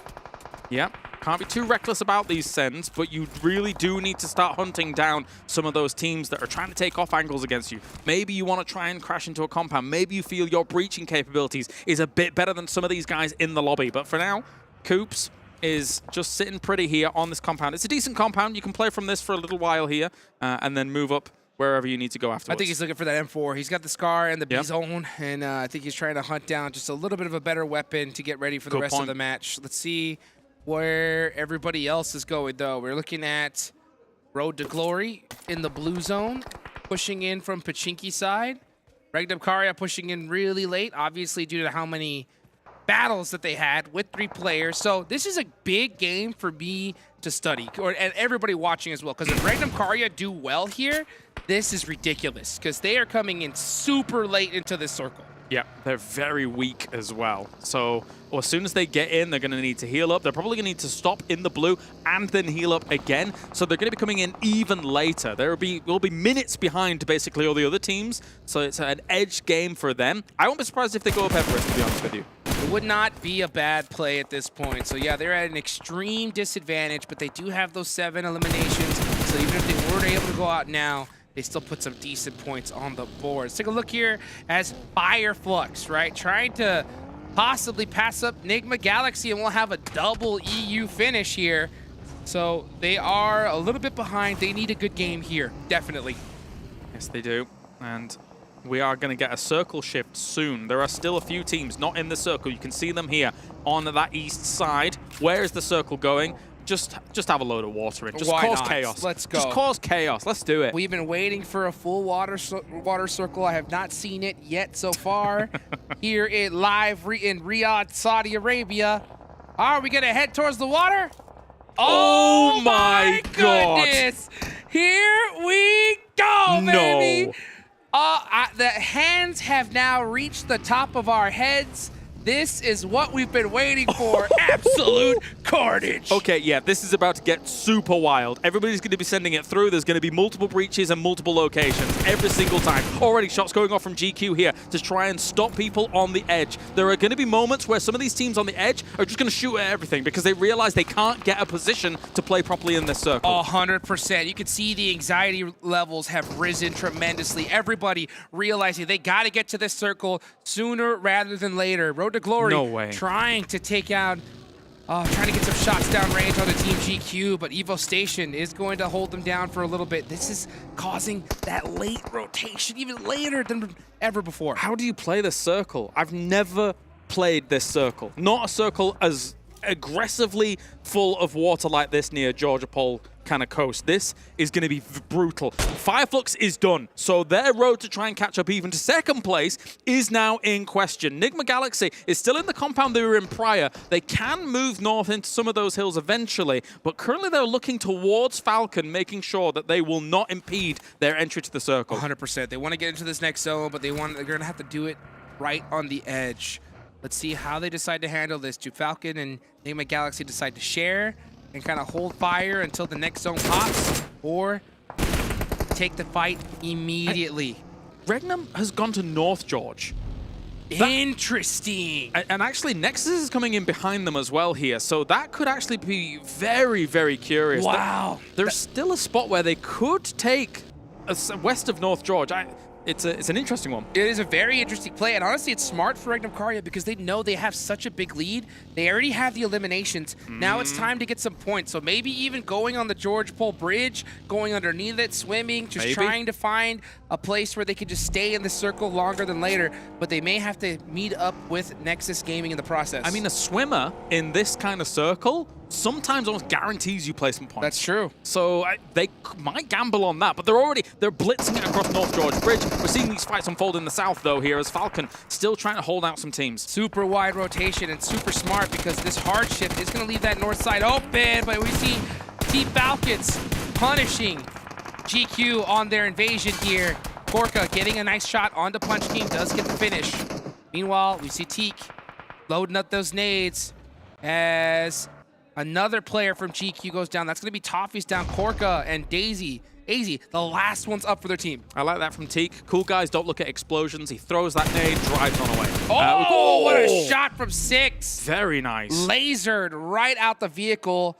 Oh, he's going for the res on Axer in the wide open, but he knows the blue zone. There's nothing he can do. NIGMA Galaxy coming in hot and picking up a nice couple eliminations on the way into the zone. Got to roll from fight to fight. Let's see what else they can find here. The circle has been as kind as it possibly could have been here to these teams, as we're seeing players die to the blue zone and left, right, and center. They found themselves a compound down south of what we would consider the center of the circle, but anybody coming in from the south along this beach is going to be absolute shark's bait here, basically, for NIGMA Galaxy. I don't like that NIGMA Galaxy left their vehicle wide out in the open as well. I would have liked to see them protect it just in case, because this zone could still go north. Now we're seeing Nexus Gaming do that strategy of just hopping in the water at this point, just saying, hey, let's just try to get some points on the board. You know, they're in last place, so it's not a bad play. Let's see what REGNUM CARYA could do, because they're in first place and they're trying to hold it. Yeah, full smoke wall going off here for REGNUM CARYA. I think they're going to use that because they realize Nexus could have had line of sight on them across the bridge, but they don't realize that everybody now from Nexus is in the water. So it's just a little bit of a defense play. Loxy's their anchor spot in the middle of now South George, and REGNUM CARYA is going to continue moving over. But MADBULLS, meanwhile, in hospital, is trying to recover FLUX. And that's the right place to be if you're trying to pick somebody up. Yep. So let's see how they're looking to handle this. They're still on the edge of this next circle, so they're going to be fine for now. But this next zone, where is it going to go? Is it going to go onto the beach side, center up near South George? It's been a while since I've seen this much of a Southern George finish. Yeah, very, very unusual, as now Falcons still taking shots over towards Gladiators. They will return some in turn, though, as Falcons quite spread out here. They have a few angles available, but Matic on Teak is able to really open up this fight. So huge for them, and if they realize that this is the same squad, then they're going to definitely come for the push hard, and that's exactly what they're doing. Tixie been so aggressive today. Laser nade right onto Axer, a heat-seeking missile, and speaking of heat, here comes a Molotov to kind of finish him out, and we're going to watch the Falcons go for the push. Right into the center, and goodbye. Absolutely blitzed down. Coop's able to hit all of it. And meanwhile, though, they're even going to take fights against the Gladiators over in this direction. But here comes MADBULLS rocking up on this fight too. Our third party time, right? They heard the fight. They were trying to take advantage of this action. They do have the hillside. They got plenty of room. Uh-oh. GEEKAY putting some shots on the MADBULLS. That's going to eliminate that comfortability here on top of this hillside. So yeah, you can see them getting back in their vehicles and realizing, oh, they did get Matic. So they're going to push, get that flush onto him. So Gladiators down to 3. I'm going to be real. I'm stretching to try and find analysis points because I've actually never analyzed this circle before. I'm thinking about... It's a first! I know the area. I don't exactly know the dynamics of how these 4v4s are going to play out. It's a little wild. It is a wild circle indeed, because there's still a chance that we could get an urban finish here. Yes. If it does go up to the north where GEEKAY is holding. Meanwhile, next RÜYA opting for a very interesting split. You can see there on the north side of this next zone. Where does the circle go? It has been crazy all game long. Come on. Please go urban, because I can talk about that location. Yes.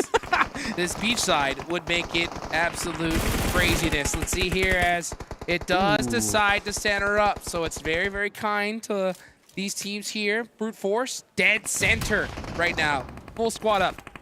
Yep, it's not a bad spot. The buildings there, they don't exactly have the highest of rises or whatever, so they won't be able to have hugely high angles. Against, you can see, for example, against where next RÜYA is, they're not really able to fire at them because it's not exactly the tallest of buildings. You can see them in the distance over there, just the 2 stories.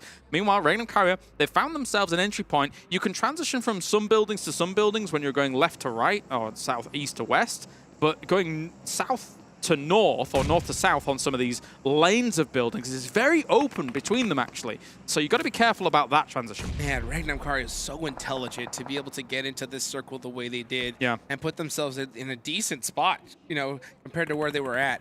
Meanwhile, you know, I'm looking over there at NIGMA Galaxy. I wonder what their IGL is telling their team right now, because they didn't protect that one vehicle that they had. The zone did end up going north. They're going to have to play with their M4s on their back and hit some shots on the way to the next zone. They might try storm the beaches, try and make something happen that way, but even that is going to be difficult. Next RÜYA has got a very interesting split. They're all going to group together now, realizing, well, there's no point in us being all the way at the very tip of that beach. But yeah, these teams down towards the south, I think they're going to have a very rude awakening once they start cresting hills and looking towards those buildings. 100%. Let's see what Kitsune does as he tries to drive by MADBULLS. Meanwhile, Frozen against McHugh. McHugh does get the heads-up play. Uh-oh, the DPS not able to get it done. And McHugh punishing MADBULLS in a major way. That was a big play coming out from Meku as well as Gladiators here. Kitsune also helping with some reinforcing fire. Now all that's left here is Zerich. I don't think they know exactly where he is, but it really doesn't matter. They can just go elsewhere, but they've got to be careful of NIGMA Galaxy. Oh, you see the frustration in MADBULLS where their players taking off the headset. The game's not even done yet, but he said, I'm done with this one because this zone is absolute craziness. NIGMA Galaxy, so the vehicle did survive. So they did survive that vehicle. Nice. They were able to make it to this hillside and try to take advantage of the chaos here. And third party this, Coops, opening up with a massive nade onto Kitsune. But they've got to keep doing this. It's Coops and Freak once again. This two-man show coming out from NIGMA Galaxy when it comes to fraggers. And if they're just able to push on this, control a little bit of this lip, it's okay. I'm just scared for their transitions after this fight. Well, I'll tell you what, if they do end up winning this fight, and with McHugh trying to get it done by himself, not able to do so. So NIGMA Galaxy pick up some huge limbs, a ton of loot, and a lot of vehicles. They just have to finish off Zerich. Zerich just all of a sudden coming out of nowhere. I'm coming for you. I mean, they didn't realize that this snake was still alive, right? But whereas Gladiators did, they will take him out eventually. That's another one on the board. 8 in total. Freak with 5. Ooh. This is getting interesting. Now, NIGMA Galaxy, crazy. 8 eliminations. You think that would catch them up big time to REGNUM CARYA, but it's only done it by 1 point because they're still alive with 7 eliminations. Still alive. Difficult here for NIGMA Galaxy to try and solve this. That's a really good underhand. Woo. Black White, yeah, Doran said, I didn't like that. Let me group up with my teammate. Oh, no. The worst place to be because we almost got double naded. And here comes another low toss nade. Oh, Octavian's in big trouble. Does he have another? Black White, throwing them all. How many did you have? That's He's down to 1 HP. Black White anointing it. He's going for the eliminations. 360. Goodbye. Oh, wow. What a 360. Black White here able to finish them off. Going to be looting on up and getting going. He actually had some nades himself as now NIGMA Galaxy trying to move towards some position of safety for a second, but they still have to make the transition north eventually. And you can see this field is not the place to be. No, There's just nothing but crates all in this area. So they are stuck. And honestly, every single team is going to be looking at them, trying to pick up this one. REGNUM CARYA, the leaderboard, leading team, popping out. Oh, Freak. Barely making it to safety. Back it up. Beep, beep. This is a safe spot. This is a safe spot here. You're out of line of sight of a lot of angles. They sent Freak out initially to try and scout this out just in case it had some vulnerability, and it doesn't. Now, REGNUM CARYA is the one with the pressure against them here. On that eastern side, they're split, and they are vulnerable. Lox is already down. It's up to Easel to try and do something for REGNUM CARYA. The last one up, so trying to get some placement points. But meanwhile, NIGMA Galaxy with this little hill, they are able to secure themselves a great spot into this next circle. Now, the zone, if it centers up here, it is in the wide open. And all these teams that bet on the zone coming towards South George are going to be in big trouble. There is a world where NIGMA Galaxy could do even more. Black White being taken down from the distance. Brute Force has been chilling here for quite a while. This is potentially their first elim of the game. It is their first elim of the game. So they had a great compound setup, but nothing really to shoot at for a good while. Yeah, nothing really. No one's really been moving up in this north side. Big heads-up play for them to catch Black White on the rotation. Didn't have just one more smoke, and he might have been able to make it to safety. But that is going to leave this remaining member for, Havlik all by himself. And he's got a nade. Can he take it? Can he hit this nade? That's going to be the question. He's got 5. I think you got to throw it. What do you think? Just give it a go. At this point, I mean, you're really up against it. You're going to be up against the blue soon. You've got to try and make a transition, yeah, you've got to try and dislodge some teams. That's absolutely right. Let's see if he does have. He has it in his hand. Does he decide to throw it onto the side? of Satan through the window. You're really building up this nade, Hot Jukes. And you're really building it up. Taps him a little bit. Nice. Here's another one. I like. Goodbye, Satan. Goodbye, Satan. Goodbye, Satan. That is how you do it. He's going to go ahead and finish him off as well with the DBS. It's him versus Ragnar. Hello, Ragnar. Bye-bye, Ragnar. Bye-bye. Sorry. Just like that. Meanwhile, REGNUM CARYA gone. So now they did do one heck of a performance here. Yes. So NIGMA Galaxy, even though they have 8 eliminations, need They got the lot circle. more. They got the They circle. got the zone. Oh, okay. This is it. This is where catch-up happens. We thought maybe before this game it was a done deal. No, NIGMA Galaxy has the circle, and all these teams to the north have to move towards them. Oh How my are gosh. they going to do this? Dream scenario. If you're NIGMA Galaxy, you need to soak up every single elimination that you can get. Here goes next RÜYA. All the smoke's starting to come out. You're going to see some vehicle walls, but I don't know if next RÜYA even has any vehicles left. They're going to make a smoke wall all the way to NIGMA Galaxy. In a rare happening as well, there's actually 2 crates in the middle, well, not in the middle, but on the edge of this circle that could act as a little bit of extra cover. So there's a bit more to work with, but for the most part, you can see it out these windows here, Hot Jukes. Yeah. It's pretty flat. It is going to be tough for these teams to make it in, and Brute Force realized that, so they say, you know what, let's just hold it down, let's try to take out GEEKAY and soak up as many points as we can, because trying to win this game is going to be tough. Trying to throw some long-range nades here. GK's already going to be on the move here. They have a little bit of a lip that they can start working with. This is just on the edge of the circle. They'll try and work with this for now. Next RÜYA is the first challenger here to NIGMA Galaxy. Crazy smoke wall. They're getting mighty close and getting that much more into nade range. And those nades were just to kind of make NIGMA Galaxy back off for just a little bit. That's the thing, right? When you've got this many smokes down and you're throwing this many nades, one stray nade could cause a problem. That nade might be it. Doesn't go far enough to be able to be of huge impact. But another one. Oh my gosh. Catch Ralph. It actually looked like it bounced off of him. That's crazy. But this is like a red zone right now. Ralph does get punished. NIGMA Galaxy getting abused by the nades, but they got one right in return. They take down 2 players from next RÜYA. It's a battle of the grenades. You've got to expend everything here. You need to survive as NIGMA Galaxy. Yetka actually gets a great angle on Coops. They need to survive this. If they do not, they're not going to be able to catch up with REGNUM CARYA here in this moment. They are so grouped up. One nade is all it takes, and NIGMA Galaxy is gone. Next RÜYA opting to go for the reset. Not a bad idea. That is going to allow NIGMA Galaxy to go, but they do lose a player in the process. Unfortunate there, because you can only pick up so many members when you've only got one left alive. The bleed out is very real. Shots coming in. Hits Coops as well. Doka Machine with a great little spray through. The car is gone. It's all on Lord. Will he survive? He is not going to be able to. Wow. NIGMA Galaxy goes out at the hands of next RÜYA. Next RÜYA with the most insane push. Nothing but smokes in the wide open. I cannot believe they were able to take out NIGMA Galaxy there. I want to know how many grenades they threw during all of that, because they, as you say, created a red zone all of a sudden out of nowhere here. So dislodging them, NIGMA Galaxy had a circle advantage, but it was not to be. And they didn't even lose a player, Kalars. Yeah, big. That is crazy. Next RÜYA now with the most dominant position. One seems to question if REGNUM CARYA was in the spot, would they have lost it? We'll see how it ends up playing out towards the end, though. Meanwhile, GEEKAY forced to snake their way into this next zone. Brute Force in a position that is so difficult to even move into. We will have them. Next RÜYA trying to spin around here on this one.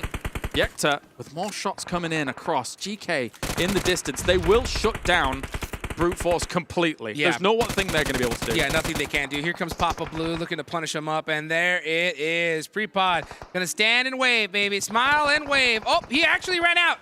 He ran out into the zone, and is still alive for 2 seconds, and he is out. So here we go. Next RÜYA versus GEEKAY. It is next RÜYA's game to win. Yeah, it really is. It really is. After dislodging NIGMA Galaxy the way they did, that was brilliant stuff. I don't know how Doka Machine has another nade in hand. I feel like they threw 500 Look at at the NIGMA Galaxy. confidence. Look at the confidence RÜYA has to throw up these smokes, start running up, and just putting that pressure onto GEEKAY with some more nades. They're just trying to shoot through any little bit of grass they can see here. Whoa, what a spray coming in, though, against Dogger Machine. That confidence was a little bit overstated here. They revealed exactly where they were, and GEEKAY punished them. They are going to be able to get the reset. That's going to be the hard thing, though. Oh, there we go. One of the players from GEEKAY does get knocked. They are down to 2 remaining members. It's really up to Gaeth here to make a play. Yeah, Pope getting absolutely destroyed down the end. And Nice more shots. shots against Frozen. They're hitting some great shots here. I just don't know if the lack of man advantage is going to be enough. Gosh! They're really good shots. The tightest of peaks, but he touched the blue zone. That was the touch of death as he goes down. Let's see if Ragnar can make something happen from this crate. 1, 4. Take a deep breath, brother. It is your time to enter PUBG Mobile history. They're shooting at the crate already. He actually knocks one. He knocks Wolf to start things off. That's actually pretty good. Can he get another? Dogger Machine's moving around, but no, it's not going to be enough here. Next, RÜYA with a belter of a game here to get it done and absolutely dominates the competition, playing the beach the whole time. That was insane. That was a well-deserved chicken dinner right there, because trying to displace NIGMA Galaxy in the wide open field without a vehicle, just nothing but smokes, nades, and shots, that is how you get it done. Textbook push there from RÜYA. Man, not only were we treated to a very interesting circle, but how often, when I was looking at a circle like that, how often would I be like, yeah, the beach team's going to win? Yeah, like, very, very rarely, considering that situation. But what a game from them here. It shows a complete understanding of how to play an abnormal circle. For sure. And when it comes to that kind of adaptation in PUBG Mobile, it means a whole lot. Yes, it does. Yes, it does. And you know what? I think this is going to be a tough game for NIGMA Galaxy, because by all intents and purposes, from their spot, they should have won that. Yes, you know? yes. So not being so far behind, losing a game that you know in your heart you should have won, that's going to be really tough on their mental. They're going to have a big hill to climb if they want to steal first place away. Yeah, that's for sure, for sure. Well, we'll see if they're able to challenge in the next games. Yes, indeed. We'll take it to a quick break. We'll be right back.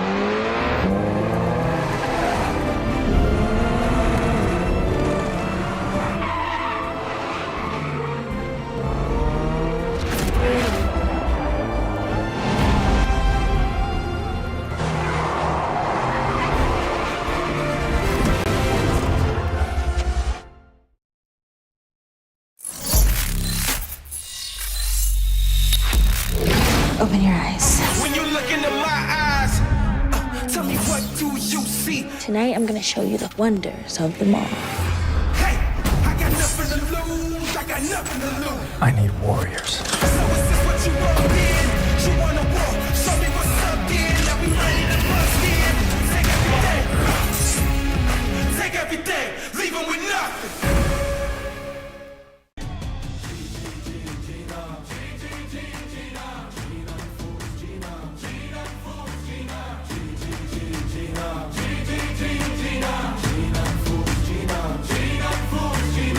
Paradise through dirt.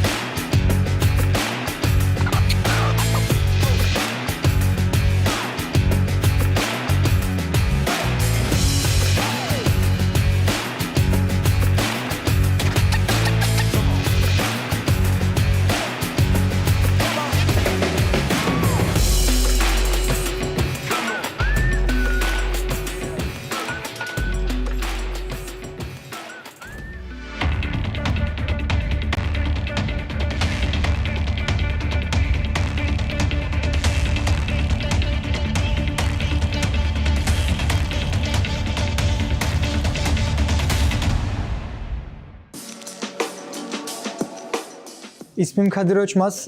Oyun nickim Tron. REGNUM CARYA'da oynuyorum. Otelde oynuyoruz. Oyunu Gaming House'da oynamıyoruz. Otel daha rahat. Antalya'dan geliyoruz.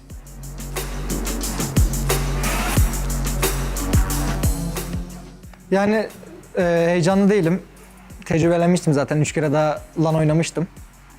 Bu da onlardan bir tanesi. Kendi bölgemdeki takımlara karşı tabii ki de oynamak istemezdim diğer bölgelere karşı ama burası bir rekabet. Aynı şekilde oynamam gerekiyor diğer takımlar oynadığım gibi. MENA'nın oyun stili biraz daha agresif, rotasyona dayalı değil ama Avrupa tamamen rotasyona dayalı aslında. Neden MADBULLS bize daha rakip görüyorum? Daha agresifler. Ya bizde hemen hemen aynılar ama biz onlara göre biraz daha hızlı rotasyon atıyoruz. Onlar daha çok fight'a dayalı. Yani MENA'ya tek bir mesajım var. Dikkat etsinler. Yani biz geliyoruz REGNUM CARYA olarak.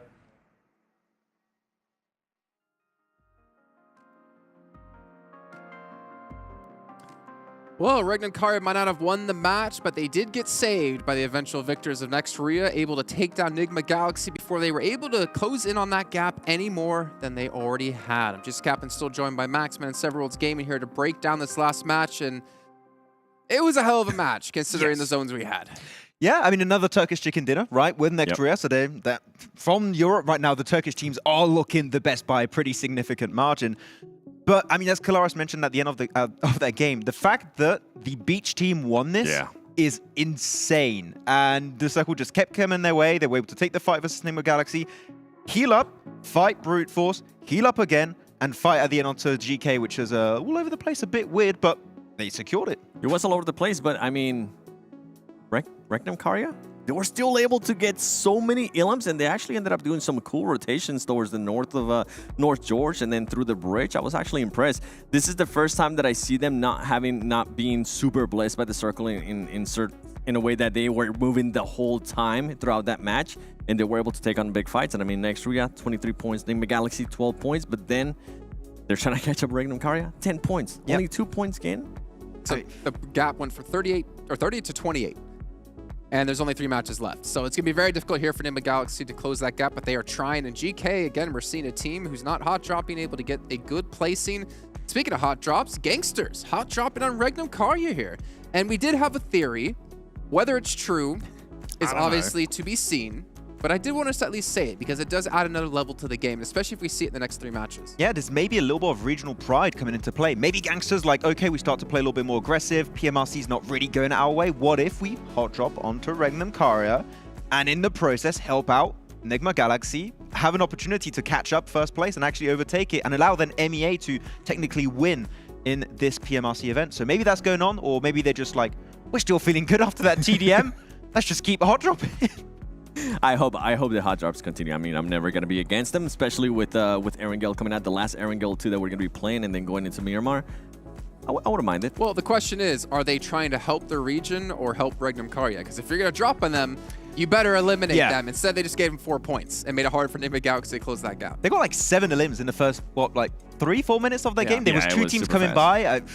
The thing is, now they're also dangerous in the early game, which is where I thought that was where they were at their weakest, when they haven't yet looted, they haven't really regrouped, and yeah, they just won it so easily, it seems.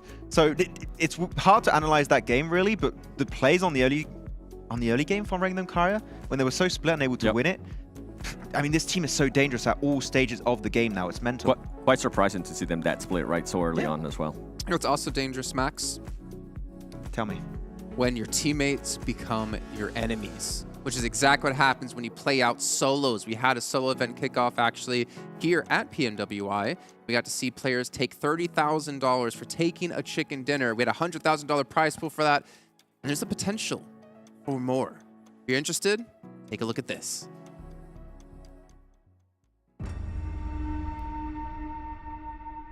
The rules are different. Your teammates are now your enemies. لذلك بدنا نتحلى بالروح الرياضية وجمال الإي سبورت وننطلق في هاي المباراة المجنونة.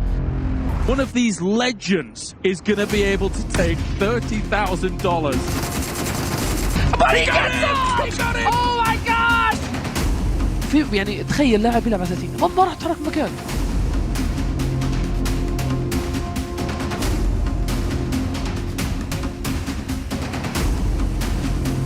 Beautiful. Beautiful.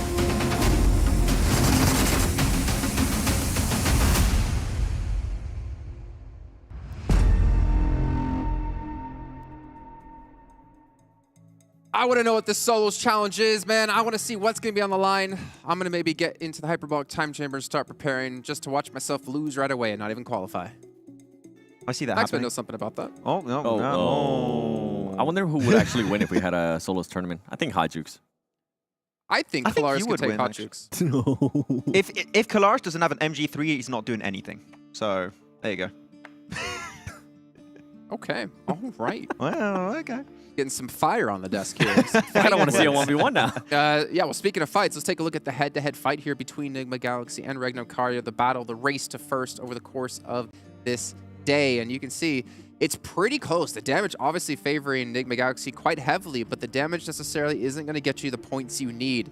And they have to hope that REGNUM CARYA are halted. They had an opportunity earlier on today when in our first match when they got knocked out early, but then NIGMA wasn't able to capitalize, building up enough of a point gap or a closing on that point gap.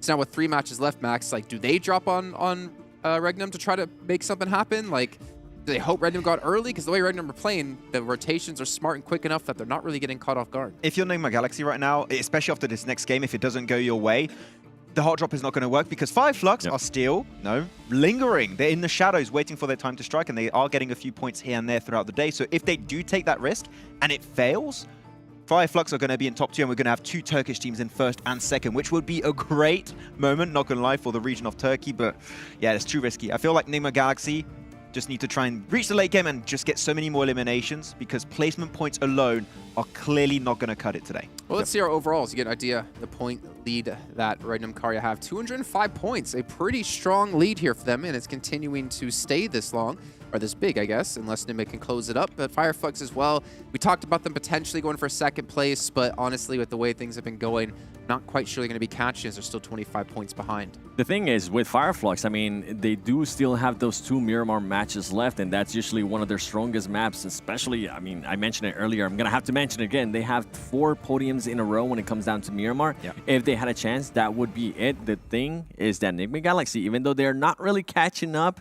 to what REGNUM CARYA is being able to do, they are being able to stay alive for a long time. Their average survival time is right now, it's a lot higher than REGNUM CARYA. I think it's by 4 minutes. They're currently at 20 minutes, and REGNUM CARYA is currently at 16. Actually, I just checked a few stats right now. 5 Flux just had, what, 53 points right there? They started off the day was 149. During that time, FALCONS had actually a really good day. So top 3 is not as safe as we had at the start of the day. We could see a new top 3 contender happening, even possibly after this game, if FALCONS pop off. I hope so. You know what? We've seen FALCONS do it in the past, but it's going to take a lot of work. Obviously, 6 was a major impact player for them on Miramar when we saw yesterday. But honestly, today is a new day, and FALCONS haven't been looking... I don't know. I feel like we've seen them play better in different times during PMWI. But they have the potential. But Max, I'm gonna make you call it now. Are they going to do it? Are they going to finish top 3? You don't have a chance to answer. We're going to head over to our commentators instead. It's going to be our new commentators coming through. It's going to be John, Allen, and Blake. We are getting into match number 4 on the day. The final 3 have ridden in, and it is the last Erangel we'll see here today, Blank, and in this tournament. And for Gamers8, it's all over from there. With no more Erangels after this one. And then we're all going, oh, I know. It'll be sad to see it go. It's so sad. It is so sad. But Erangel, match number 4, and heading into this one, we will crown one final victor on the grassy pastures. Ooh. A last chance. I mean, that last circle we just had was pretty wayward, pretty crazy. I mean, RÜYA did quite well, I think it's safe to say, to be able to take that one home. Yeah, I think when we looked at it as well, it's like it should have realistically been a NIGMA Galaxy win. Like, they had the circle coming their way, but it was a very, very good push from RÜYA, which I don't think NIGMA Galaxy were fully prepared for, with the smokes coming through. Some really, really, really good nades over the top from RÜYA too. So I think that was NIGMA Galaxy's chance, right, to get a bunch of points on board and a chicken dinner to catch up to REGNUM CARYA. I think right now it is now becoming very, very difficult to even think of doing such a thing, because I think with that circle, NIGMA Galaxy were thrown a bone. I mean, they only managed to put a 2-point dent into the point gap that they had between those two teams. and only 3 matches now to play. I think that puts them at a 28-point difference, if memory serves, on the overalls, which means you're gonna need to play at 10 points better than REGNUM CARYA every single match from now on. Yeah, and right now REGNUM CARYA is going into turtle mode, right? They're all up in that shell.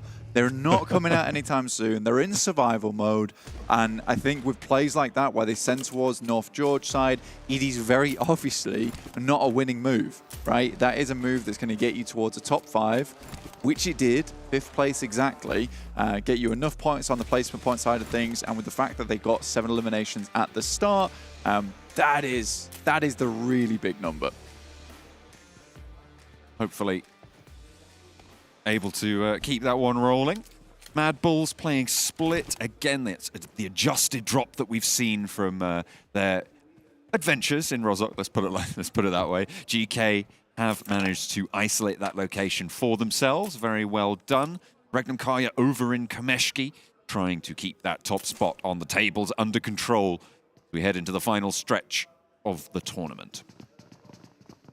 Yeah, pretty central circle here as well, John. So really, no one's too fussed about anything. The moment REGNUM CARYA up towards Kameshki side, playing on that split at the moment. It's not bad, it'll work out well for them. They still don't have that far to get in towards the circle, so it could have been much worse. Nice little emotes on the back of the buggy right now. You know, the 3-man buggy, it's a rare thing to see, but they made it happen. And he's flexing on us as he does it. A great little surf coming through from Groza. I wonder if the masterminds, Kale and Hot Jukes, can figure out the puzzle as to why he was doing that one. I mean, keeps you on the buggy, keeps you nice and safe, not moving, I mean. Yeah, absolutely. Plus, you can't have 3 people in a buggy. Well, yeah. So you only have one vehicle for 3 guys. I would point to the clip we just saw as counter evidence to that. Yeah, it's not as simple to pull off as they made it look. I have tried before, and I've been thrown off into a tree and died. Was that your fault or the driver's fault? My fault, 100%. Okay. Yeah, 100%. My slippery soles refused to remain on the bumper there. Yeah, I need to get some Velcro on those. Yeah, Velcro or just straight spikes. Most people, coming out my feet. When you say Velcro shoes, most people think of the fastenings. No, Blank needs that on the sole. Yeah, I bring portable hooks for the Velcro with me. I can just apply to anything. Ooh. You know when you walk up walls? I can pull that off. I do that every day. Oh, I know you do. I know you do. I'm climbing them walls. I see you on the ceiling watching the games in the background. Kate Bush only runs up hills. I'm the next level. Okay. REGNUM CARYA, on the other hand, they have been Kate Hedge. scaling a mountain in terms of the points they've been able to accrue during this tournament. 205 is a really impressive result. And with how fast they made it happen as well, I mean, they've had rockets strapped to their backs since day 3. And they've done pretty well during day 1 and day 2 to keep up. That's the main thing. NIGMA Galaxy right now in Pachinki, keeping things nice and chilled out over in this direction. I mean, until we see this next circle, there's not going to be too much action going on around the map for ourselves, considering how fair it is right now. Very likely to be the central island of our angle that we'll be ending up on. Gladiators, though, they've climbed. They have climbed. Yeah.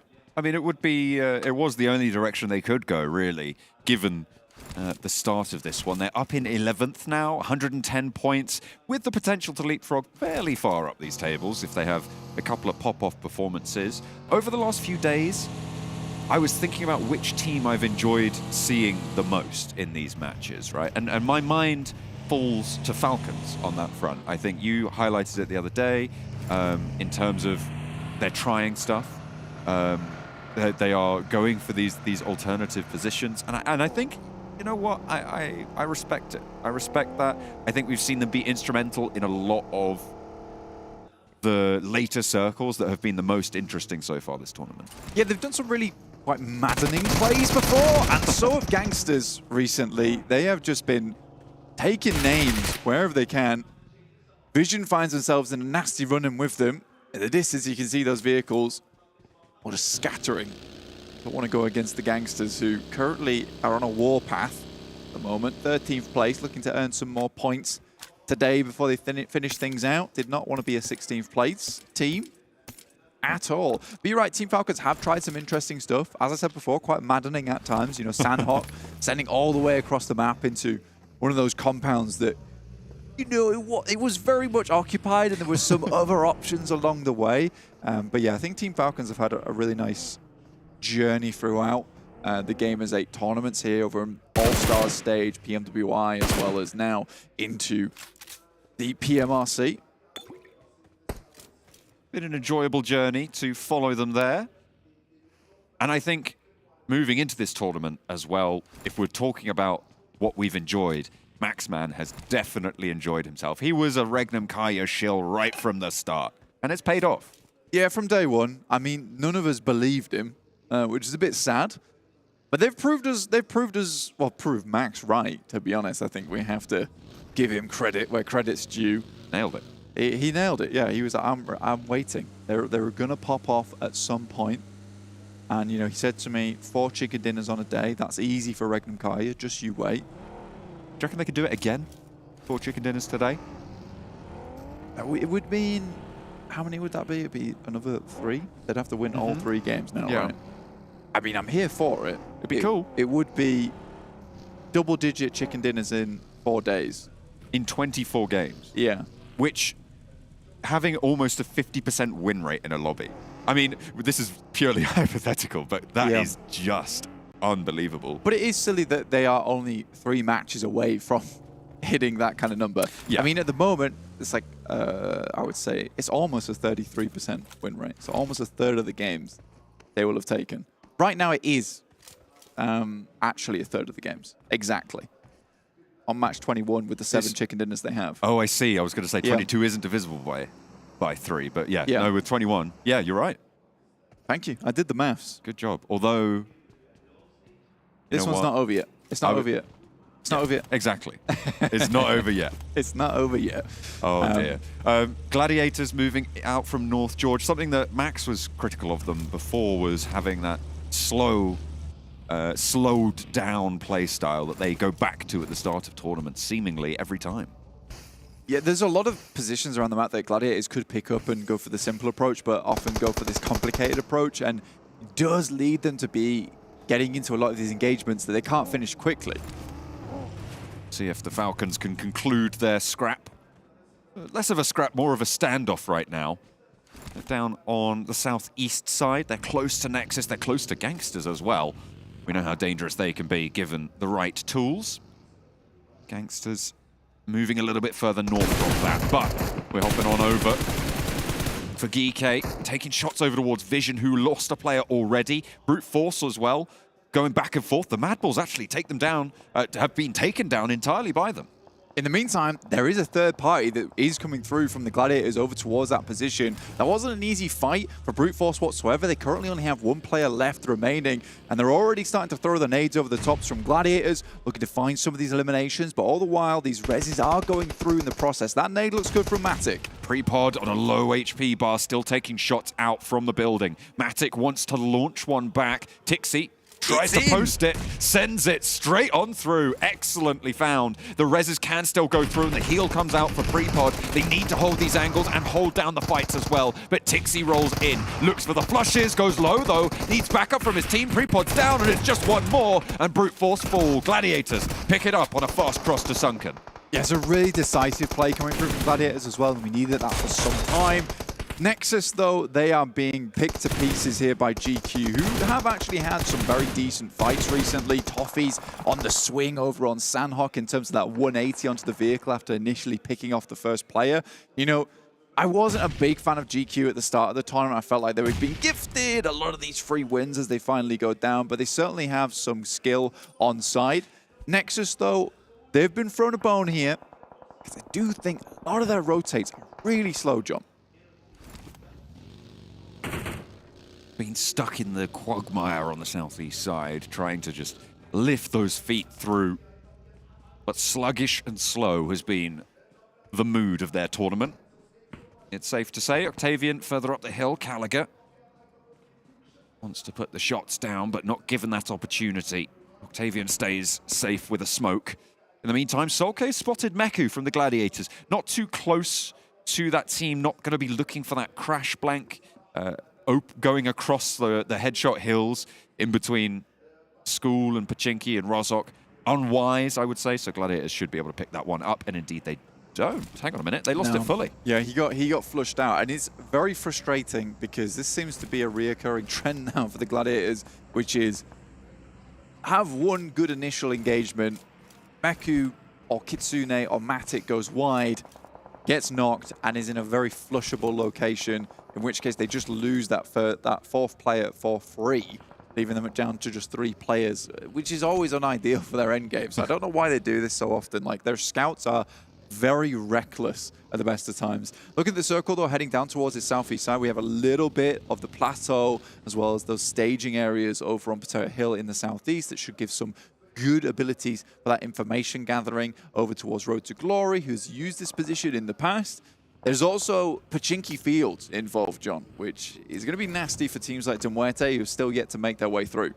The hills on the east side of them not under control at the moment for Pachinki Fields, but maybe soon to change if MUERTE are looking for a spot anywhere they can get it. Vision going down to a nade from Ralph, and NIGMA Galaxy capture one more corner.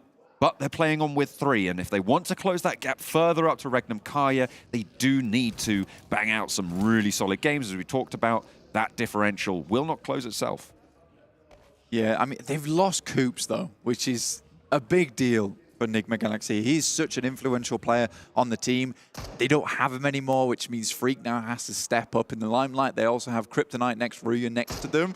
So NIGMA Galaxy suffering slightly here. We'll take a couple of shots down towards FLUX for next RÜYA just to keep them at bay. But holding out, NIGMA Galaxy coming out from Pachinki doesn't seem to be that big of a deal for next RÜYA, and they can just coexist in this space for the time being. Not top of the list of priorities for the time being. That central strip along the road, high-value compounds. Next RÜYA, the first on that route out of Pachinki. GK, FLUX looking to hold down further on those northeast sides, but at the moment, Potato Hill being fought over. MUERTE, Road to Glory, trading shots, but the first lick of damage goes to MUERTE as Jose has to hit the deck. I like saying it like that, but I think it's Jose. I think it's Jose. Jose. It's more fun. It is more fun. There's a lot of phlegm involved, though, and I don't enjoy that. To get a couple of tissues. Can we get a couple of tissues up in here now? The monitors need a wipe down. So I can pronounce Kose. I've been talking about MUERTE. Let's get the tissues. Get the tissues out. REGNUM CARYA over towards the eastern side, though, are being beset upon by NEXUS. Now, this is a big fight. Obviously, REGNUM CARYA don't have to try too hard to keep themselves involved in the conversation, considering how far they are ahead. But NEXUS can stop their run quite quickly, which might allow NIGMA Galaxy to get some profit on this game, which is better than nothing. Circle heads down towards the southeast side, quite a grim circle, to say the least. You know, the tree lines are available down past Schoolway. REGNUM CARYA just died. Yeah, I think it was NEXUS. They're on a hot streak right now. 9 eliminations. Wow. That's big. That's a really quick wipe. And that is what I was talking about as well, is that if NEXUS can come off the back of that initial good engagement for themselves, head over towards REGNUM CARYA, take them out, NIGMA Galaxy needs to make the most out of this game. But they have lost Coops. I'm going to keep reiterating it because I think it's a really big deal. They are Coopless right now. Coopless. They cannot contain it. 2 hard southeast shifts on these circles in a row now to bring us over towards the hill, near the Potato Hill, the east side of Pachinki Fields as well. As, excuse me, crash on into the 3-player roster of NIGMA Galaxy. Coopless and will not be able to find the first blow, but it is traded off. Ralph goes down. Lord looking to cook up a nade, try and keep them in it. Freak as well, still active, but across the way, needs to back him up. A lovely nade finds Havlik, and Lord able to find more as well. Almost single-handedly dealing everything he needs to, and they're being swept aside. Excuse me, roll up and straight into the fire. Freak goes down on the door frame, and Black-White tries to keep them alive as well for excuse me. 3 players active, MADBULLS sure, but Lord, actually, he's not going to go for this drop down. He's going to look for that nade once more. I mean, can he get this? He knows directly the location. A bounce off the wall could be really good, but he slams the car into the wall instead. Both players alive, and he's taking shots from the distance as well. GK from that northern side, trying to chime in with a third party, but Lord under the windowsill needs to keep them in it if they want to try and close this gap. It could be the final moment for NIGMA Galaxy to come through, and it will not happen. Excuse me, lose 2. Havlik needs a res, and GEEKAY are here to play. Good. I mean, Lord went on a absolute freak performance there. That is something you don't see every day. This is the cleanup coming through from Nexus over towards REGNUM CARYA. And of course it's Doran to start off the engagement strong. This boy has always been amazing for the squad as that heavy hitter in the front. And they're on 12 eliminations. Nexus finally shows a bit of what they're all about at the end of the tournament. Better late than never. And the Gladiators are next up to fight Nexus on that north side. Meanwhile, bombardment on Potato Hill. Kevin rolls straight on up for the GANGSTERS and takes the fight. Does pretty well against Road to Glory. Rio goes flushed away. And now MUERTE want to try and launch their assault onto the GANGSTERS. The sandwich has closed now. Only one player for Road to Glory, and that's going to get taken care of by MUERTE. They pick up the point onto the final player, and now they turn their attention. Kevin goes down first, and the GANGSTERS lose the opening trades. Yusuf in the smoke has to back out a little bit as Tapok goes for a mad spray to pepper the GANGSTERS themselves. Yusuf does something similar but can't quite find Tapok as he moves back and forth over the top of this rock. Tapok still through the smoke, laying down the laser beams emanating from the barrel. In comes the roll down. The cavalry's here to play, and MUERTE want to deal death to anyone who steps to them. They will succeed in winning out the fight for Potato Hill. All 4 of them alive as well on that southeast side. Gladiators, who did crash on into Nexus, still going back and forth with them. It's a gorgeous double rundown coming through from Elementrix as well. Doran, though, first to fall to Tixi, but he will run immediately into the fire. Gets onto the rooftop to try and put out the fire itself, getting away from the molten remains underneath him. Ooh, that is tricky, and a lot more damage still to come as Exo Machina tries to find the angle. The heal comes through, and the Gladiators maintain 3 players. They crashed straight on into Nexus, and they didn't all go down. So I count that as a success.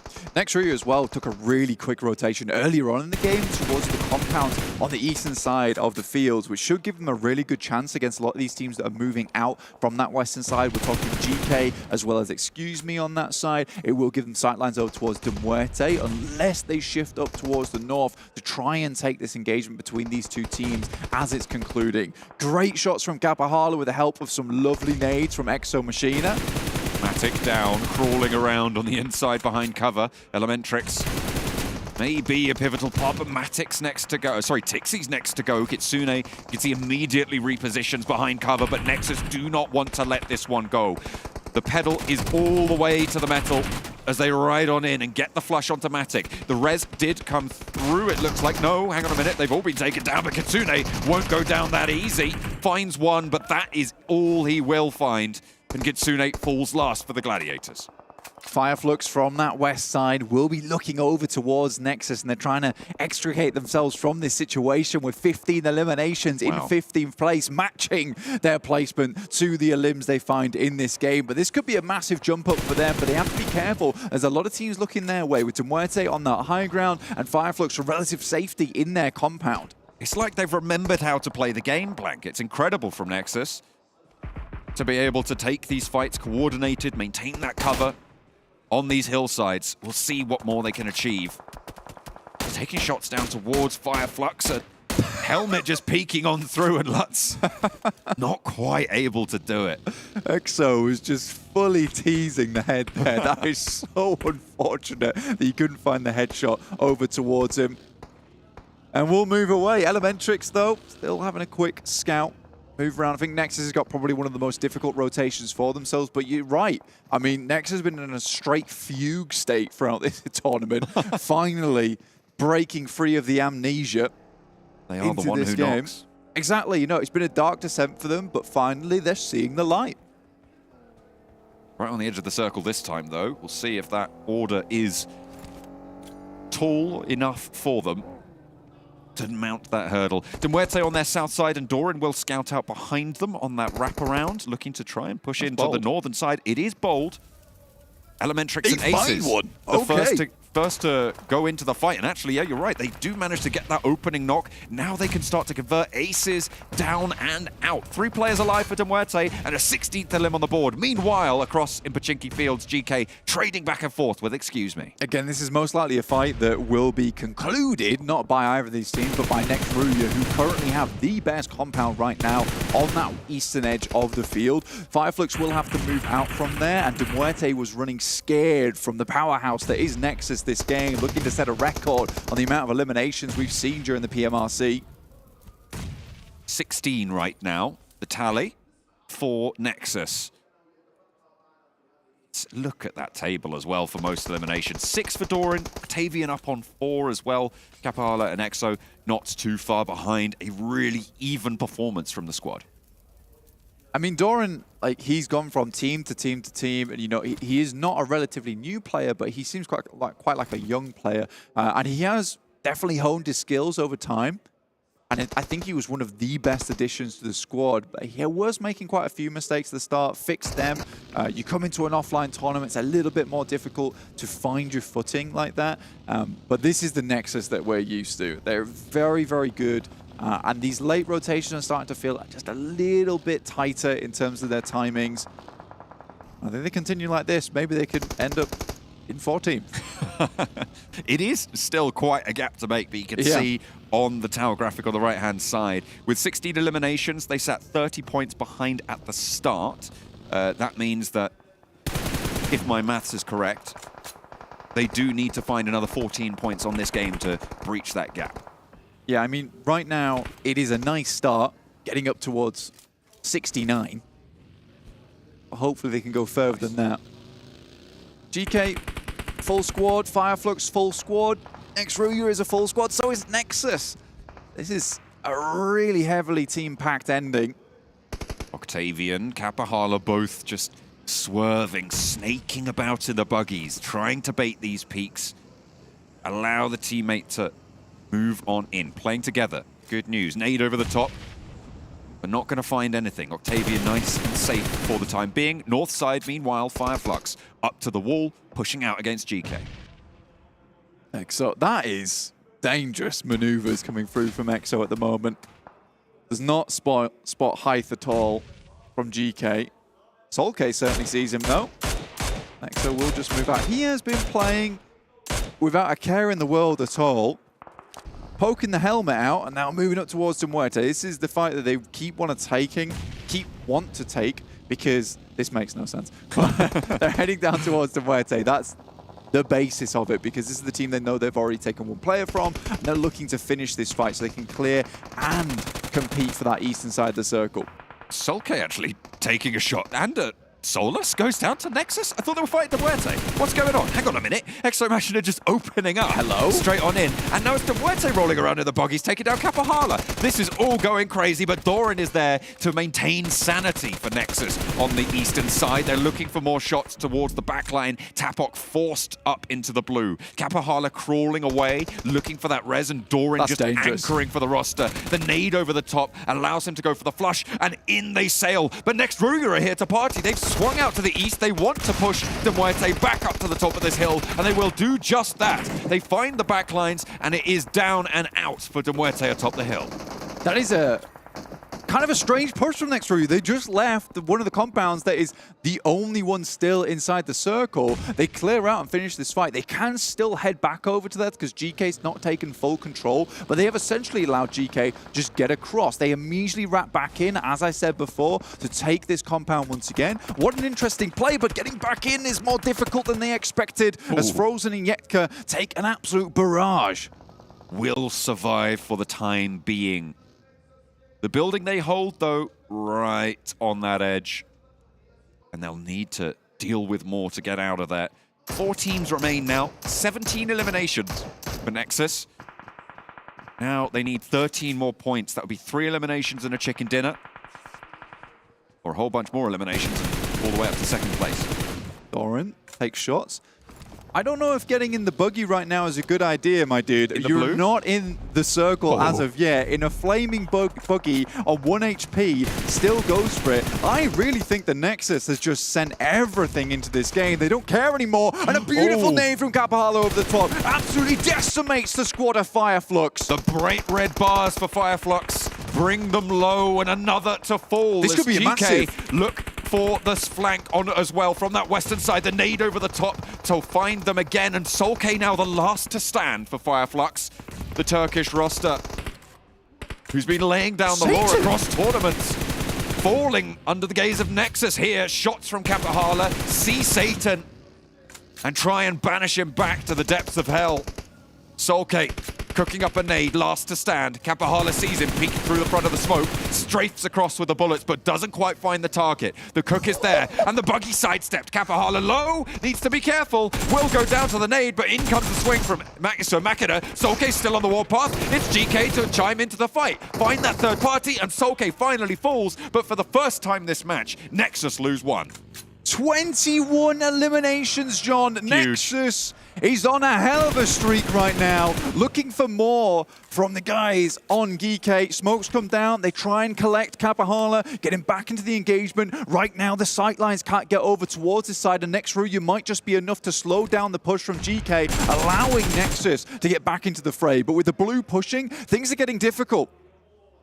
GK looking to move around and control, temper the position for next RÜYA. We've seen their intelligence in final circles in that last Erangel. Need to force their minds to play ball with them once more. Next RÜYA, I think, have made some pretty interesting rotations, looking to cut off positions around the map that's going to cause them the most amount of trouble into that late game. I like that push over to MUERTE, and then slingshotting back towards their compound, and then flexing out a little bit. Yes, it's lets GK get out, but it's forced them over towards the slope side of the circle itself. Nexus still has a fair way to push in here. I think they're quite happy with how this game has gone, but next RÜYA looking for another chicken dinner on the day. Would be quite something. But for There's Nexus, no way. They're going in.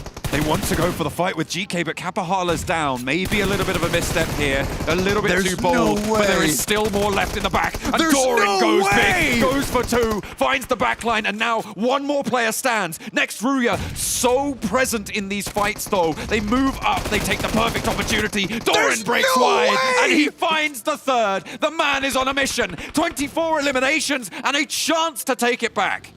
24 elimination, Frozen whiffs it, and he looks for more. Octavian finds at least one, but I think the deed is now done. Next RÜYA takes the chicken dinner, but Nexus takes home all the glory on a massive game. 30 total points. Even when it is darkest, hope remains if one only remembers to turn on the light, and it is Doran to shine bright for Nexus. What a play. I mean, they're on the screen, and it is a back-to-back chicken dinner, but I cannot overstate the impact of that game. It felt like Nexus just stopped overthinking everything, and if anything, started underthinking everything. They were like, look, GK's causing us problems, man. Let's just rock up in the buggies, pull out the DBS, see what happens. Oh, man. But next RÜYA's got to be happy about this. This is going to add a good tally to their total so far, push them even further up the rankings. And I mean, I think for next RÜYA, they're making a good push towards that podium today. It is still a little bit difficult to make happen, but the guys at the top got to be slightly worried. Definitely something to consider to fend off that position at the back, but still REGNUM CARYA maintaining their position on the tables. For the time being, though, with 2 matches left to play, the gap is still there, still ways down from the top. Man, look, sometimes all it takes is someone to open the door, and Doran's your man at the end of the day. He is. He is the way. He's not opening the door. He's removing it from the equation. Yeah. It's mad. It is mad. What just happened? Honestly, I'm still reeling. I think they managed to get 30 points on that match? 30 points, 24 total eliminations. Unreal. It's unacceptable. I think that actually brings them level with the 14th place team, despite the gap we saw at the start.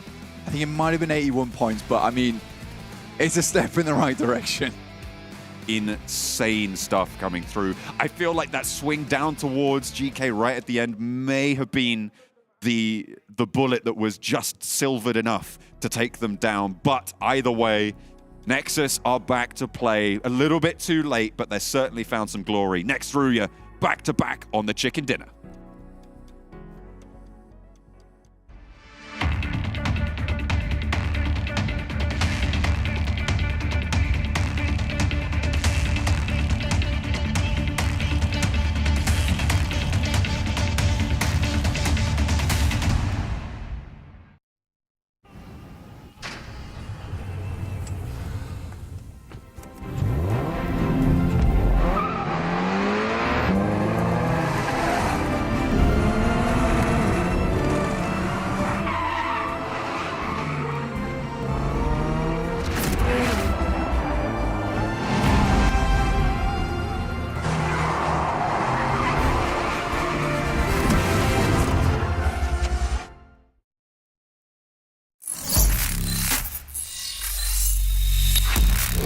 Open your eyes. When you look into my eyes, tell me what do you see? Tonight I'm gonna show you the wonders of the mall.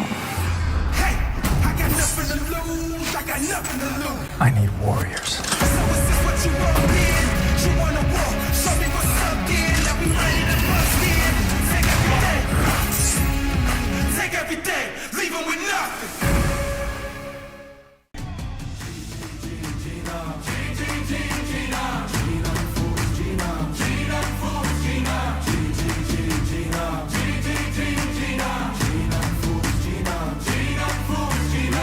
Paradise through dirt in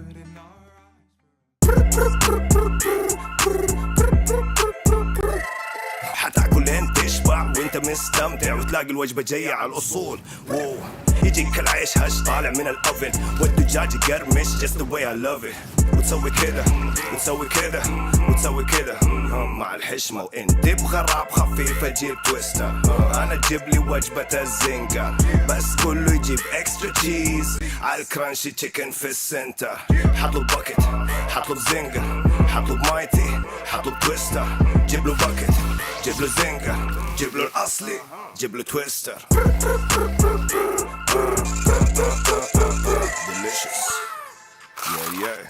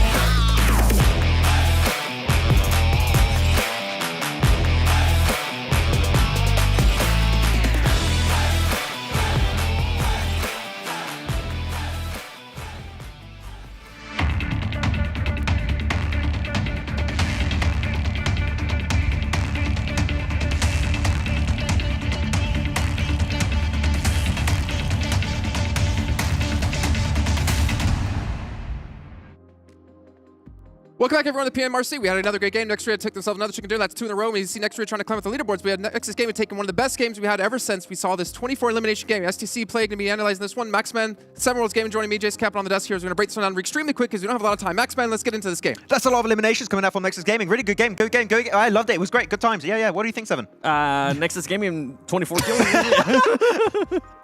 I wanted to speak Spanish so bad. They got twice as many points as the team that actually won the game. That is mental. And I was talking about it. If they eliminate all of RÜYA, that's a game, a record-breaking game. There you go. That's words in the right order. If they got, because currently it's held by 5 Flux, they got 27. That would have been 28. That would have been super cool. Yeah, and to be fair, RÜYA were able to get some great angles and get into some fights that they didn't really have to at the end. They could have waited out a little bit longer, but they decided to fight between NEXUS and the MUERTE. I thought that third party was actually really nice. I thought they were going to actually continue to fight NEXUS, but they decided to back off to their shack that they were in, to the building. Can you say the MUERTE again? The MUERTE. I like how you say it. But yeah, it was really aggressive. They went onto the MUERTE at the end there, got himself the angle, and then a lot of control with that split, making sure that teams like NEXUS and GK had no chance to take that chicken dinner away. The REGNUM CARYA not doing much. It could have been a great opportunity for NIGMA Galaxy, but they unfortunately just don't get the points they desperately need. Yep. Likewise for FLUX, as you saw NIGMA Galaxy going out, which was obviously the team they're trying to catch up to, but again, being overrun by the Romanian powerhouses that are NEXUS Games. We'll take a look at their player stats here in this last match. 24 eliminations, 10 of them from Doran, 5 from Octavian, 6 from Kapahala, and EXO with 3. More of that, please. I love You okay there, Blank?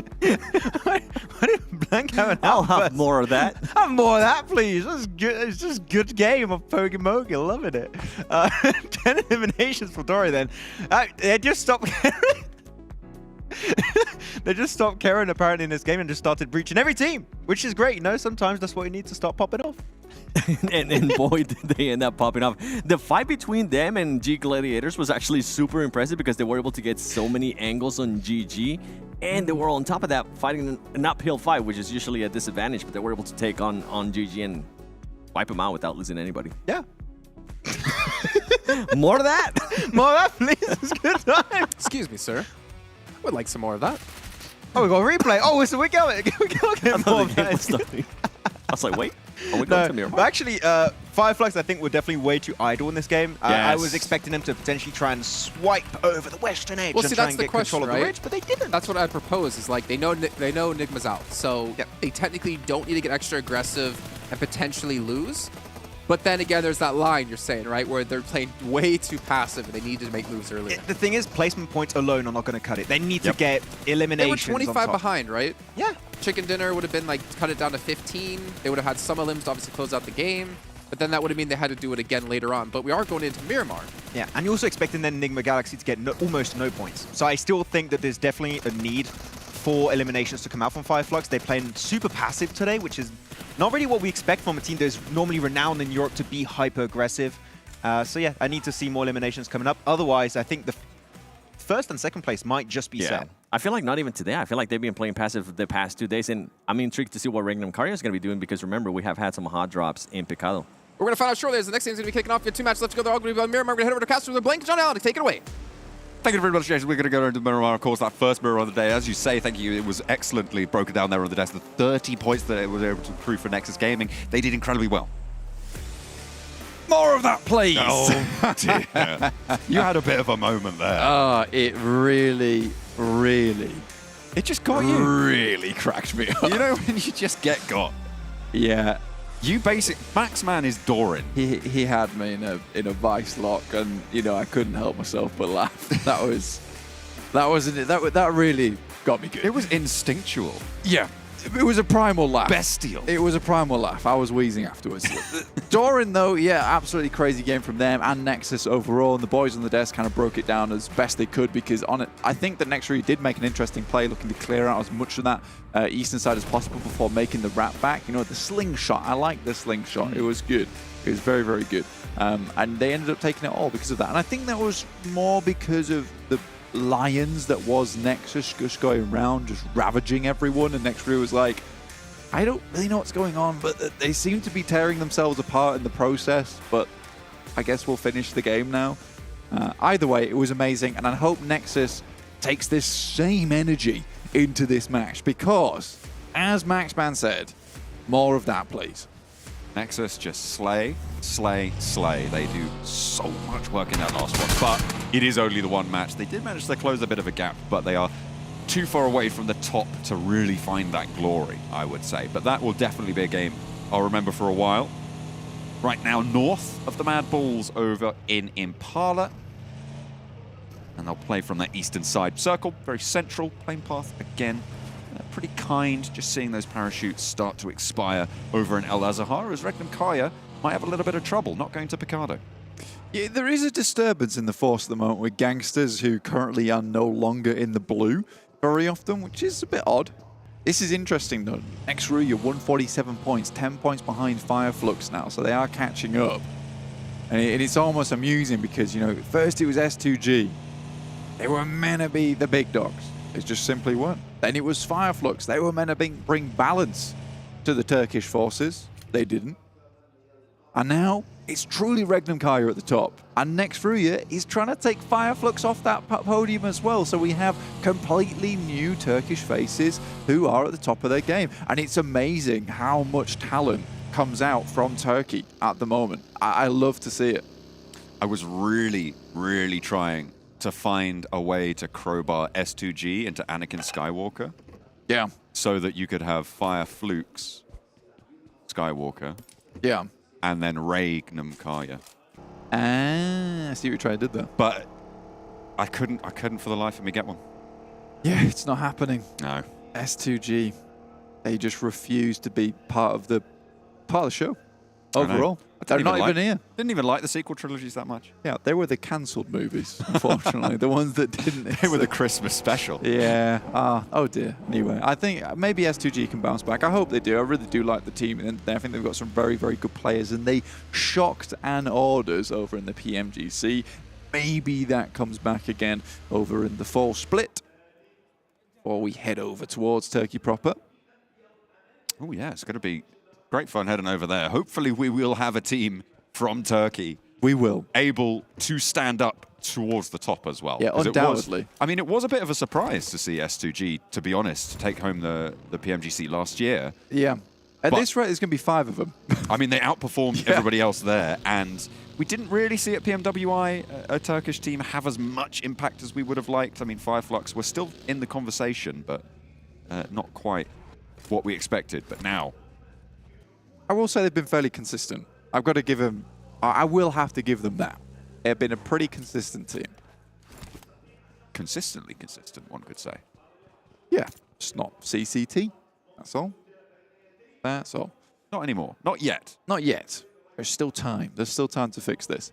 Looking at the map, though, you saw at the beginning of the game here, again, another central one where a lot of teams have a pretty good shout into this match.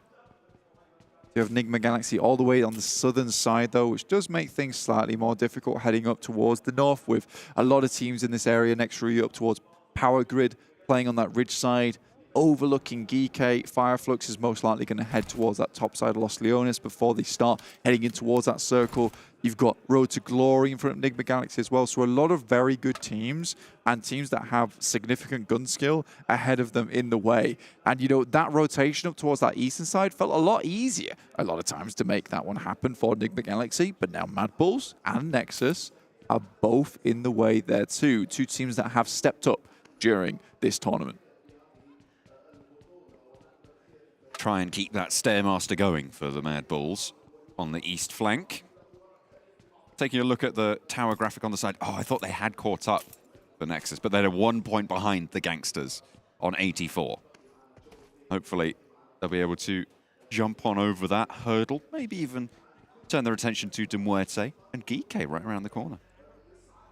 Yeah, well, I mean, if the hair starts to turn a little bit white and they start shimmering a little bit blue, then we know there's a slight problem in case. And if I start to hear trumpets, there genuinely is a problem. Because like we said, that last game just felt instinctual to them overall. Pretty crazy experience. Gladiators, that's what Scythe from Vision. Matic opting to just run right past. Better position. Oh, five grenades, yeah. Okay. I see you. This should, by all rights, be a knock, but safe. No, extricates himself effectively. Does take half his health bar in damage, and Tixie's there. A 1-2 punch from the Gladiators to keep them all alive and pick up a point. I like that play. You know, that was probably the most casual elimination I've seen in quite a while, as Tixie just plops the buggy down, goes for the shots afterwards. Again, quite a central focused lobby here. A lot of teams already heading towards that side, including GANGSTERS, which makes me sad. Mon, though. Oh, dear. That's the 3 players, once again, for Gladiators. Volt brings the potential difference between the two teams into equilibrium. No current flows anymore, as they are 3 versus 3. Meku, though, still on the high ground to maybe control a push forwards. No, still backed off the line. Mini 14 and M4 volley out towards Meku. And he has to step back or be humbled. Nade over the top there. There's no one. He's completely free. Don't you worry about it. Team Falcons out in the blue will be moving in. NIGMA Galaxy in a similar situation as is MADBULLS. And you know what? Nexus have moved in fairly quickly from Impala. Okay. This team has literally woken up from the PMRC coma that they have been in. Meku shots towards Lath. Not really tagging too much damage, but vehicle takes a bit. Not really too bad a shape, though.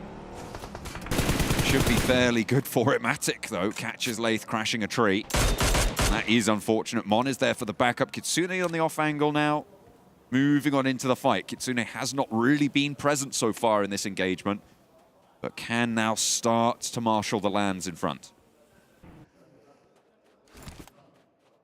Next circle pops. We're heading over towards Hacienda del Patron. So quite a bit of fielded areas over here. There is obviously that urban area towards that northern side. A couple of ridges around the edges of this circle that you can take place on high ground. That elevation is going to be quite important. Teams moving up through La Bandita and past that region towards that south side. You know, the terrain isn't as nice as it could be for a lot of these teams, but that's Miramar for you. Over towards that eastern side in Graveyard, where it's slightly more difficult to play around, as you can see, because we're right here, right now, with these ridges in play. Does split up a lot of the engagements, but Nexus have heard this, and they're rolling in. Bolt nade cooking close to Meku. This scrap has been going on for a while now. Does find half the health bar of Meku. Good start, but he's already backed off fully to reposition away. With Mon down, bleeding out. Not going to be able to find that res. Leaving Vision down on 2. Southeast side, and Nexus crest the ridgeline. Immediately you hear a crackle through the ether as the shots just ring out, and the volley is strong here. Volt does get taken away, though, by Meku for the Gladiators, so the point does not go into the Nexus bank. Gladiators like, get me out of here right this instant. EXO has a nade, starts tossing it over towards the likely positions where players might still be roaming. But yeah, the amount of bullets that just suddenly came out from that region of the map was fairly terrifying. Octavian has a nasty little bit of high ground looking down towards Meku as he runs through this tiny area of Sanctuary. Brute force scrapping out with MUERTE on the northern side. GQ trying to isolate positions in the center near San Martin. And at the moment, everybody just looking to step their toes in. MUERTE, though, turned away on the northern side by brute force. REGNUM CARYA will hear these shots, and it looks like they are going to send out to that west side towards water treatment and down towards Hacienda. Yeah, Brute Force trying to hold on to this high ground as long as possible. It's over towards the west, and they will have to come down at some point. REGNUM CARYA is making a fairly dangerous push past water treatment, as you were talking about, John. So this is quite intense for them, but they will pick up some form of a compound to play around with going forward, give them a bit of safety. But they are in that fielded area to begin with. And I think that they will likely just hang around here for as long as possible before this next cell comes through and decide on the next rotation from there. Nexus still want to push in. They are in the blue at current pace, and Gladiators are in front of them, looking for a single knock to open things up and possibly go from there. This road that runs through the middle of the circle, dividing the teams, and a lot have taken position on the south. The northern side a little bit less occupied, but do you want to isolate into those urban environments or the hills to the south of Hacienda? Can be a risk. At the moment, Brute Force look like they are going to disengage from Muerte and try and move further to that road with the next circle pop. We see this circle actually quite frequently, and it's that ridge side that cuts down the southwest edge, which is quite important for a lot of teams, where it's got these plateaus that stage downwards like stairs down towards that southwest edge. In the meantime, though, we are having a lot of teams sent immediately towards that ridge side. It's where a lot of teams would like to play. MADBULLS will find a player over towards Gladiators as Excuse Me rolls down some of the lads from Team Falcons. So an immediate response from a lot of these teams to try and get in the few spots, few places that you can play towards the center of this circle. NEXUS will struggle to get in. I do sort of like GEEKAY's position right now, John. Playing in one of the more solid spots. A lot of control over this ground. The ridgeline's still operable, though, on the west. Yeah, I think with the way the circle's landed as well, John, because there's this area on the top side which is still open outside of that ridge that comes up from Picardo, because we're not fully on top of it, right? With GEEKAY being here, it gives them the option to send in towards those shacks that are just on the east of the ridge, but it also gives the opportunity to dip out of that ridge at any moment. Whereas some of these other teams are kind of locked in for the long run, like RÜYA, who are currently on that large amount of high ground, will have to step off at some point if we move away from here. So GEEKAY's playing for options at this point in time. And it's teams like RÜYA who are going to have to fend off against this swing down from Muerte potentially if they get past Excuse Me, who again might also go for that RÜYA position. Yep. So a lot more hotly contested on that southwest side. In the meantime, over on the eastern edge, NEXUS, who have already put 2 on the board, and we're not going to oversing them in this game just yet, but they are pushing in from that eastern side. You can see along that road and into a compound on the east side of the circle. MADBULLS, really their major threat on the south side, but also GQ across the road to the north.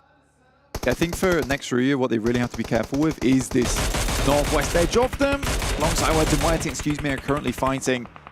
It's quite flat terrain the closer you get towards RÜYA, so I think that Excuse Me and Muerte both identify that this fight has to finish now. As you can see just up towards that top right-hand side of your screen, that's terrain you're going to have to cross at some point. It's terrain that you don't really want to have to cross, but eventually that's going to be the obstacle. Excuse Me holding so far against Muerte. And the Falcons have oversight on some of these pushes as well from the angles that they hold a little bit further out to the east. Circle goes to GEEKAY, keeps the NEXUS compound in as well, just the edge of it though.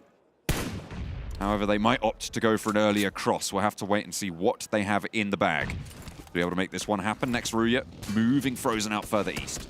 Yeah, again, it comes back to it, right? Those options that are available to you when this isn't really solidly on that ridge side in the first place. I do like that position taken by GEEKAY. It's not easy always to get there, so they chose to pick up early, so there wasn't a huge amount of teams around them all taking shots at the vehicles passing across that quite open space, which can result in just about 3 of your vehicles exploding along the way. That includes your players too. The main chase, Blank. The second to first place chase. Let's talk about NIGMA Galaxy on this south side for a second. They are wide split. Freak playing close under the shadow of RÜYA. 3 players over on the east, close to Road to Glory. And with REGNUM CARYA taking a little bit of scrap on the northern side, it is another opportunity for NIGMA Galaxy to potentially earn some points here. But there is a lot of open ground ahead of them. There's a lot of teams above them on the west, and that eastern side isn't looking any easier. No, not at all. And I think that you're right talking about this, because with REGNUM CARYA actually taking this position over towards that northeast, yes, you can push down from here and kind of tuck inwards, but you really do have to tuck at that point in time. FLUX are looking to dismount REGNUM CARYA from this position.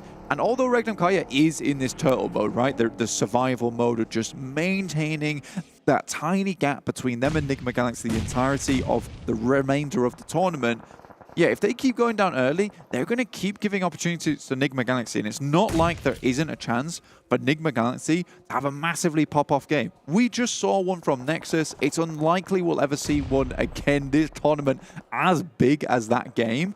But certainly, 15 elimination games, 16 elimination game, that's in the wheelhouse of NIGMA Galaxy. and with one more game in pocket as well, they give themselves that platform should they be able to achieve that mark. REGNUM CARYA looking to try and hold on here because right now it's a 25-point lead at the top of the tables from second to first. So any points from here on out that REGNUM CARYA can earn makes their final game a lot easier. Octavian just got taken down for NEXUS on the eastern side. Doran as well suffering, and that's GQ taking shots out their way. A full flush and a knock sent out towards NEXUS. It is not good news for their run. Did they burn too bright?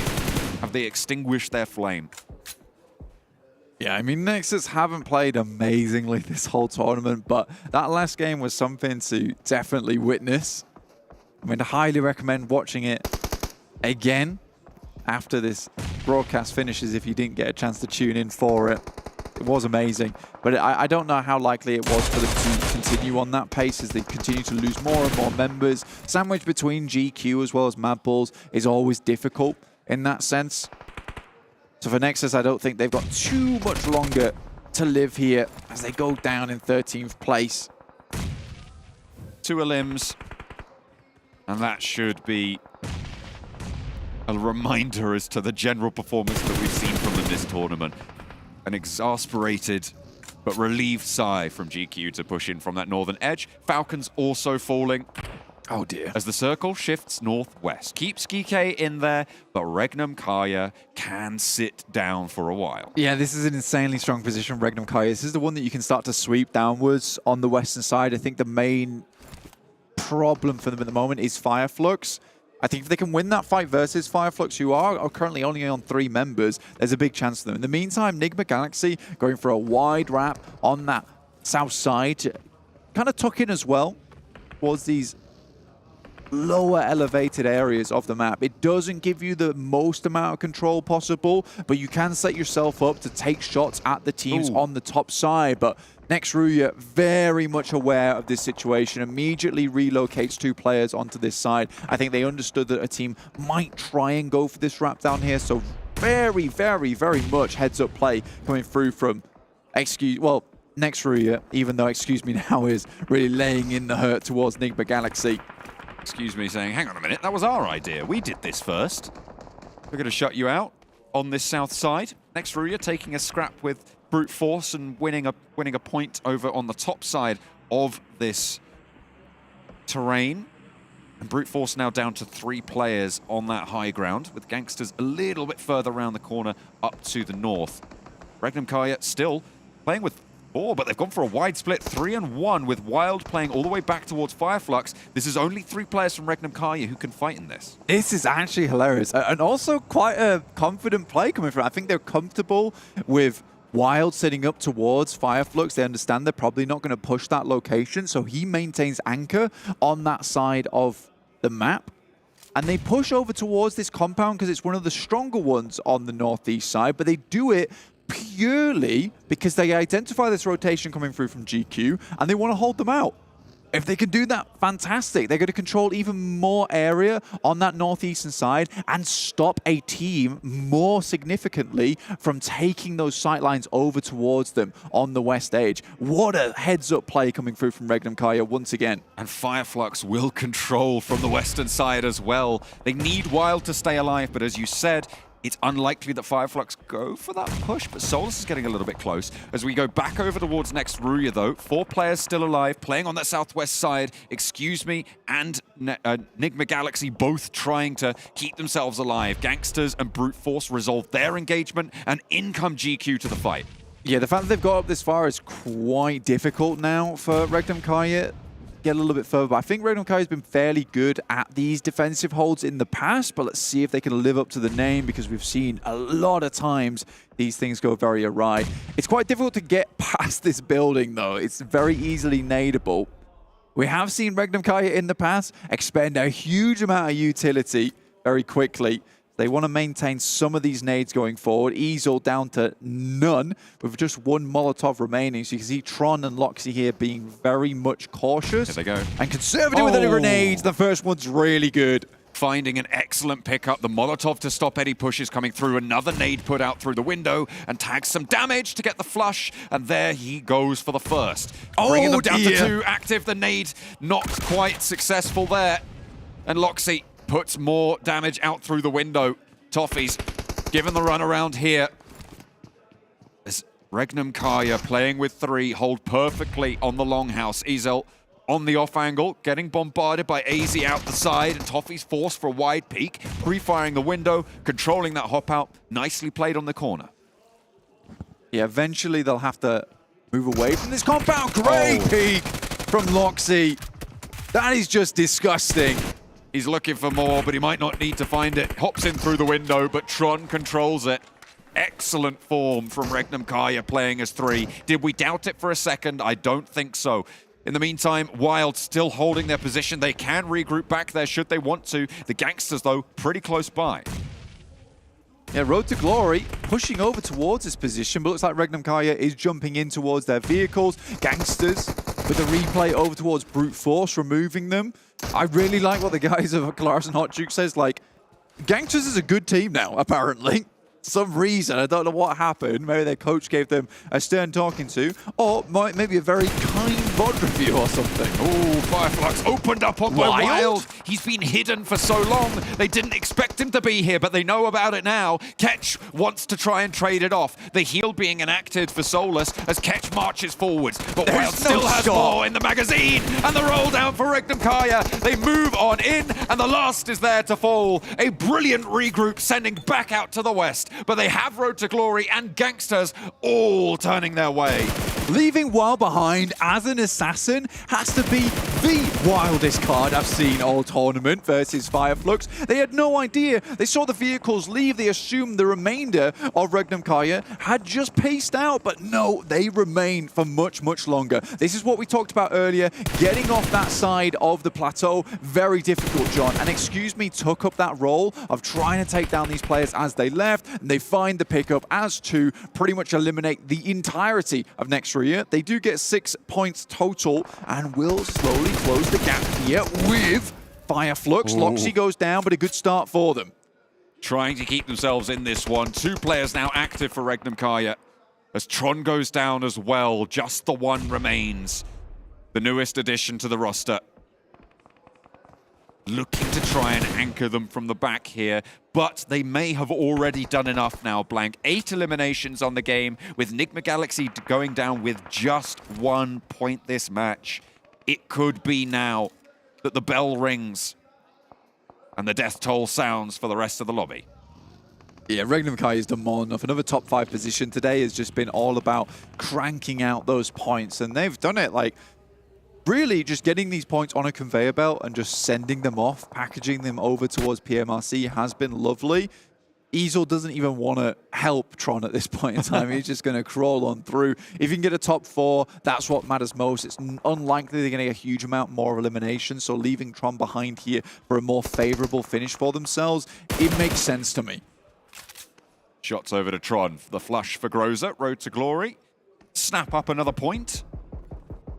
And another player removed from their side. Gangsters from the top of the hill. GK have been chilling in this compound for so long. Yeah, very, very quiet, man. I think that's the thing I don't really like about this. I think they haven't had as much impact. But again, if we take a look at this, they sent towards this compound very early. You can see Satan, he's only got 36 more bullets in the mag, right? And 38 in the chamber currently, but 8 smokes, 7 grenades. That is the main thing that they're looking for towards our end game. Should have any of those crashes coming through, they needed to have those nades to take control of maybe one portion of this compound, of this area, and then just nade any team that moved in, which is the smart thing to do considering it's quite open getting in towards that space jump. Gangsters looking to marshal the top of this hill now. Control downhill towards Road to Glory, Groza, and it's Reva, both playing a little bit further down, but they are in the circle. Gangsters little bit closer to that edge. At the moment, though, excuse me, under the most pressure, likely the next team to go down here, Blank, with the blue zone, pushing them off of these ridge lines. There really isn't that much safe ground for them ahead. And you can see your Gangsters just going to pick off Havlik there. You either step out this way and expose to Gangsters, or you go down and expose to GK. There are no two ways about it. You're going down here. 28 bullets left, but I mean, at least Hive has a few left remaining. They've got DBSs and UMPs for the late game, so they are running a different ammo type. Right now, they're just expending all their long-range weaponry onto these teams as they move down. But the question is, with them being on the edge of the circle, what happens when they have to move out? Right now, the Gangsters look to clear out over towards this northern side. I don't know what's gotten into these guys or what kind of breakfast they had, but it's working out for them right now. Trying to tag it's Reva, but a reposition with the buggy sees it a little bit safer for the time being. The Molotov from Jafar launches over, and the buggy goes down as well, forced off of the cover. Jafar looks to push further in as well. GK now looking to move out. They want a third party here. Satan leads the charge, spots the first player. The DBS around the side to shoot down into the smoke as the Gangsters close the other side of the jaw. Finding one onto GK and traded back and forth between the two over the top. It's Reza still standing. Jafar goes down to him. The sprayer's there, looking for the flush as well. We'll be able to find it. Finally falls to an aid from Yusuf, but the damage is done. Gangsters lose one and also take another knock. GK moved out in a really heads-up timed play. 2 versus 3 at the moment. It looks like GK will pick up their 4th member here. More nades are coming through, but at the moment, Gangsters are remaining pretty safe. I'm surprised that Black White's been able to stay alive for so long, but everybody turned their attention to this fight on the northeast side. Black White just managed to get out of the blue with some cover as well from the vehicle. He brought with him a nade from Yusuf behind the rock is absolutely huge. It opens the door. Gangsters with a chance now. 9 eliminations so far, and they want to find these 2 more. Bring them up to 11. Spinal Tap on the playlist. Yusuf gives them that shot. Jafar goes down, but he's done so much for the team at the moment. An absolute monster from that hillside. And the Gangsters continue to push in. GK did not see this one coming. Crip walking down the hillside to take down the remaining members of this team. A little bit of recovery found for GK. The damage continues to pour on through. 5 eliminations came from Jafar this match, but he is out of the mix. They'll have to rely on the rest of the roster, but can Yusuf spot another miracle nade? Gangsters can be happy to wait this one out at the moment, though. Because eventually, Ragnar, he's going to be pushed out by the blue himself, pushes through the smoke. It's a decent start one. Watch has to spot him, gets him on the jump through. That is absolutely huge. It removes an angle and immediately they send straight over the top. The Gangsters shut down onto Satan as he burns away, and it is a Gangsters chicken dinner. 22 points on the match, 12 eliminations are found, and what a way to close it down. A big nade for Yusuf to open that bidding. Man, Jafar picks up the AKM and slays from far away. What a nutter in this match. He has improved so much throughout this tournament, and what a chilled out guy. Gangsters, they've got to be happy with how this tournament's gone for them. Definitely the most improved team in my books. Gangsters so good that match. They looked clean. They isolated that position over on the western side. They took that fight with brute force and resolved it. It looked like there were so many roadblocks over to that north edge with REGNUM, CARYA, and FLUX both playing there. I mean, REGNUM, CARYA did go for one of the most, most crazy plays that works out. Well, you know. The fact that they left Wild behind and he's able to pick up FLUX, they predicted perfectly what FLUX was going to do after that point with Wild tucking in, and it was the biggest bait in the history of PUBG Mobile as they all sent away towards that top side, whilst also clearing out the east. I mean, they were doing a lot with the little amount of utility and time they had on that northern edge, but I think they should have now secured that position in first place. You would certainly hope so. At this point, they seem to have laid that claim. We would need NEXUS levels to be able to take that one back. from pretty much anybody else in this lobby at this stage, Blank. Taking a look at these final moments yet again, Gangsters absolutely put in the work here. Yeah. It's funny because, right, it's the 14th and 15th place teams that are the best right now. Where were they in days 1 through 3? That's what I want to know. It's crazy. They take it in turns. Nexus, no, you can't catch up to us. We're the Gangsters. We're going to keep you down there. In 15th place, they take a chicken dinner to close out the first of 2 Miramars to see us into the final match.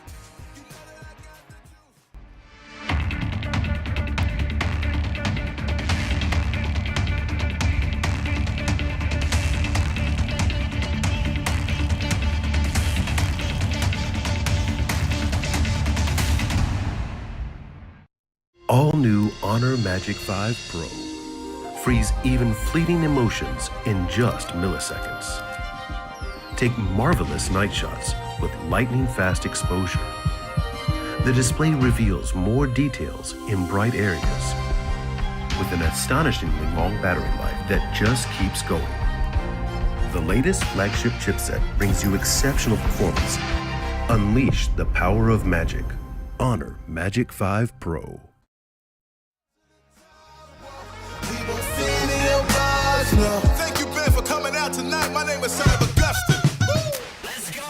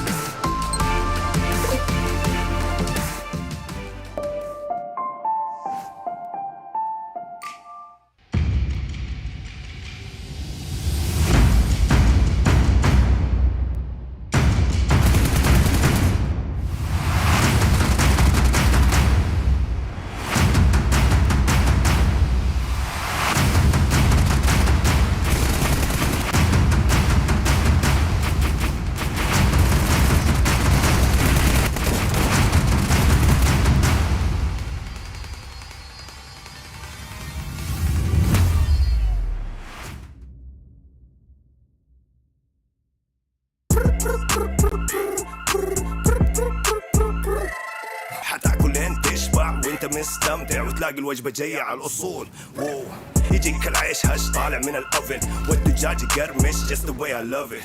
وتسوي كده وتسوي كده وتسوي كده مع الحشمة وانت بغراب خفيفة جيب تويستر.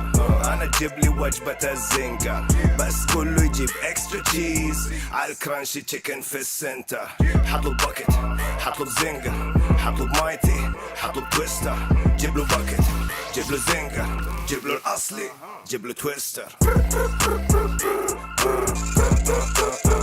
Delicious.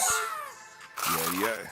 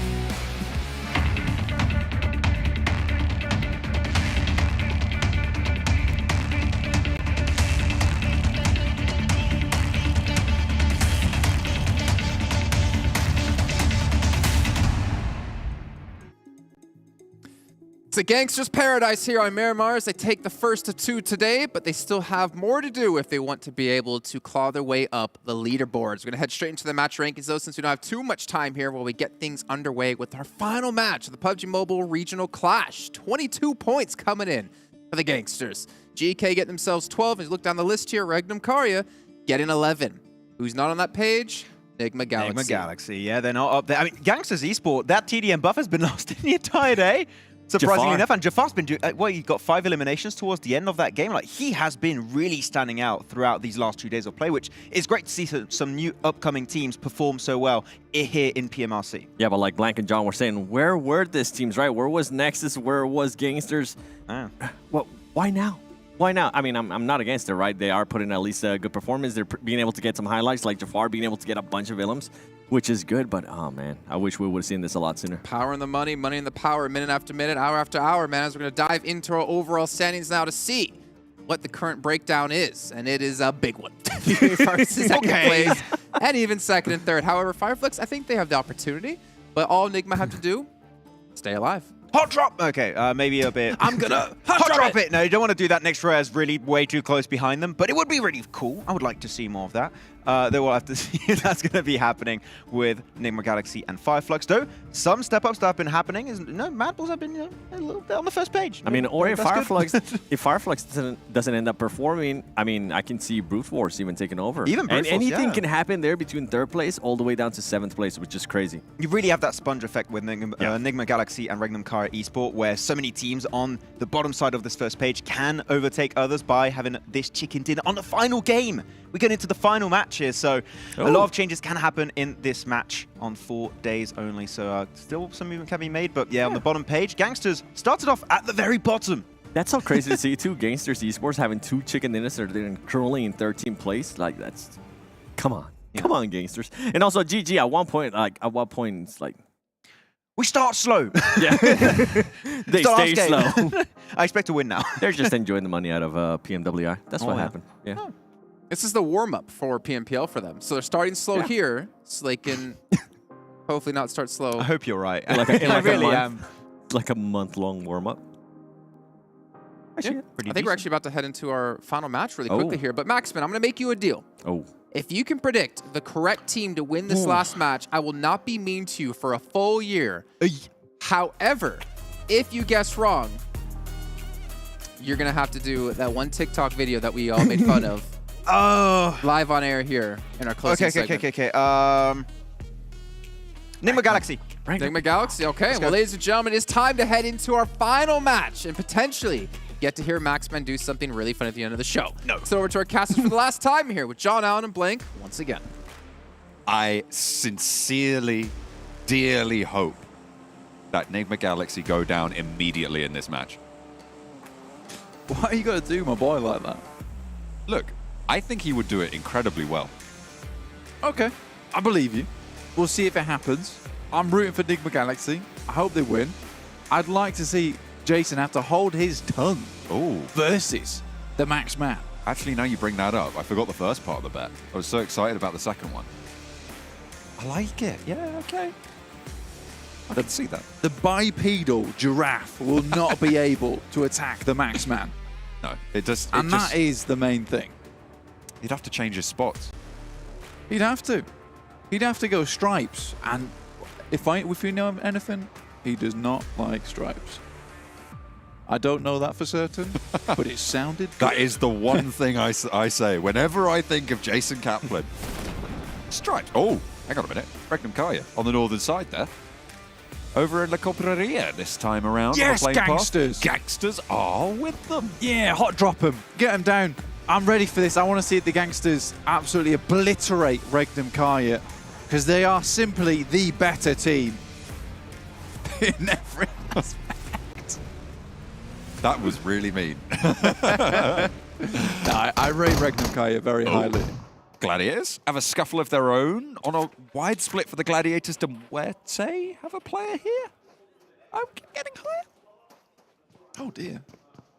That's as far as I can go. I like that. Elementrix close to Matic, but with the pump action shotgun in these 1v1s, early drops, no armor as well.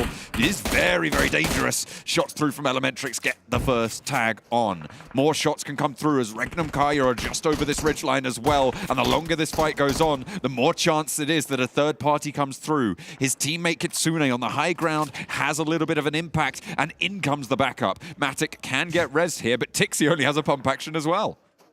The double pump action coming in clutch here. Tixi comes around the corner, but the athletic beast of Elementrix vaulting through these windows will not allow the Gladiators to even take an inch from him. Limber, ready for the fight. Elementrix tears through 2 from the Gladiators on the northern side on their wide split. To be fair, there's 4 teams around La Cobreria, which they are just not used to. GANGSTERS take the scrap with Izel on the high ground. The micro Uzi at close range is devastating. And they've already managed to find the first here, but REGNUM CARYA have lost Tron in the process to Kitsune previously. Shots again ring out across the hillside, and Izel has to put that on the back. Try and get away here, because Yusuf has the micro Uzi of his own. A helmet as well, meaning those headshots can't sit him back fast. And a lovely little spray down over the ridgeline. 4 players still there. The double barrel shouts pull, finds the pick. Yusuf will take him down. Wild's coming in from the backside. Jafar with the sniper looking over towards Loxy. He's got the pistol on lock too. Secondary smoke goes down. Wild will spray wildly into the smoke. Gets a good amount of damage. Kevin comes out from nowhere though. Fancy footwork won't be enough to save him as he taps down straight to the ground. First to fall, an immediate flush as well. Those iron sights serving purpose. A second as well, soon to follow. That is picked up by Wild once more. 2 points on the cards, and at this stage, it might not even matter. No matter what NIGMA Galaxy do here. Now Jafar left last standing. Is he the one? Can he make this one happen? Jafar, a player close to our hearts, looks to finish off one of the most dominant players in the lobby here in Loxy. Pistol pulled out. Jumps around the corner. Ooh. Micro Uzi, the secondary there, but really low on ammo. Loxy needs to be careful and wants backup more than anything now. Jafar, he's scared, he's scarpering. Get to a building, no. Catches the heel, and Loxy goes down. Jafar for more. Yes! And it is the machete to finish it off. Cuts him apart. To pieces you go, Loxy. The quick slice and dice comes through from Jafar, and Loxy is no more. Nexus, been doing a good amount of damage over towards Vision as Scythe sends away, realizes that the time is not now. And we'll just leave. Circle heads down towards the south side. Oh, dear me! Oh, I love it. He spears him with the machete there. Claps him down. A lovely little throw from Kapahara on the high ground. Doran was going to get it. He says, hang on a minute. You had plenty of eliminations. I want to up my numbers. I love that there. Big. The kebab mode. Did you like that one? I did. Could tell. How did you tell? How did you find out? It's not the usual John Allen laugh. Oh. It's the reserved one, kept in the back It pocket. was multi-octaval, that laugh. It really was. Fartho gets the bullets back in as well. Comes in for a little bit more, but I don't think you want to be going toe-to-toe with Jafar. Pulls the Glock out the bag. Oh, dear. Ooh. He's got overconfident. A little bit too laid back there for Jafar. On the exit, Wild finds the first and immediate flush. Yusuf cooking a nade. We saw nade do a lot of work for him last time around. Has got that shotgun. 2 barrels loaded. Wild would only take 1, but you need to hit it. That's the difficult part. I feel like that's the name of the game in general for PUBG Mobile, but Wild wants to pursue. Yusuf just hiding around the box, waiting, biding his time, and there it is. Unloads the cartridges, and 1 player stands. REGNUM CARYA blank, they are down, but they are on 219 points. Sat so clear ahead, and at this stage, they have done enough. Yeah, for NIGMA Galaxy to win now, it would have to be an unprecedented match. And with the way these players are hot dropping each other right now, there's just not enough players to go around. 35 eliminations and a chicken dinner needed for NIGMA Galaxy to be able to jump up there. And in fact, one more than that as the shots go back and forth between Excuse Me and Brute Force. A flick over the window. The DBS on the inside doesn't matter. It's looking at the door. Does not find the ducky jumping in the window. Chicken D, John. It's just not going to happen for NIGMA Galaxy. As Coops goes down, the spearhead of the team, the spear is snapped off. Needs to be picked back up, but just not possible. You know what? I've never spelt Coops with an L, but you should put a big one on that name right now, because he has, in today's games, fallen off. Well, they call him Kloops now from now on, according to John. Oh, I thought I was going to call him Koopel. He's had a couple of good games, that's for sure. That's another one. Another multi-octaval laugh from John. It's a special today, I don't know. Circle down towards that south side, though. This has been absolutely monkey business from the start, to be honest. Everyone's having fun, though, and that's what the PMRC is all about. It's MEA versus EU. It's exactly who comes out on top. Gotta be wow. Oh, NIGMA Galaxy! Oh, my goodness me. This could have been the game. That is so unfortunate, to have lost Coops in an opportune set. Well, this could have been the game to try. If they'd have had 4 players, it would have been even better than it currently is, because it is still pretty good for them, let's be honest. Yeah. That's a hard south shift. You know, if they hadn't fluffed that Erangel game versus NEXUS as hard as they did, you know, maybe there would be a chance at this point with that circle. And it just all comes back to bite them in the end. They sit so far behind. I said it was 20, 35 points before. I think it's even more than that, because the 3 eliminations that REGNUM CARYA were able to get puts them up to, what, 25 elims and 3 extra as well. 38 points. 38 points, and then just the one to break more to break. even. Yeah, exactly. The tiebreaker goes to REGNUM CARYA because they have, I think, 57 chicken dinners at this stage. Yes, so they would need 29 eliminations and a chicken dinner. Yeah, it's not happening. Excuse me. Hunting down Team Falcons. That's an M249 though. That has been backed off. That doesn't happen very often. You've got to be bold with that, good man. You've got to be confident. Not going to be too confident when you're knocked there. Teak with the DBS close to the ridgeline could have an impact, but a nade from the back of Excuse Me will put him a little bit further away and potentially keep Beck out of harm's way. Excellently positioned there to find that repression, that force back on the position, and another nade being cooked up by Furia. Stage 2, the blue zone, will be kind enough to these players to allow them to stand tall.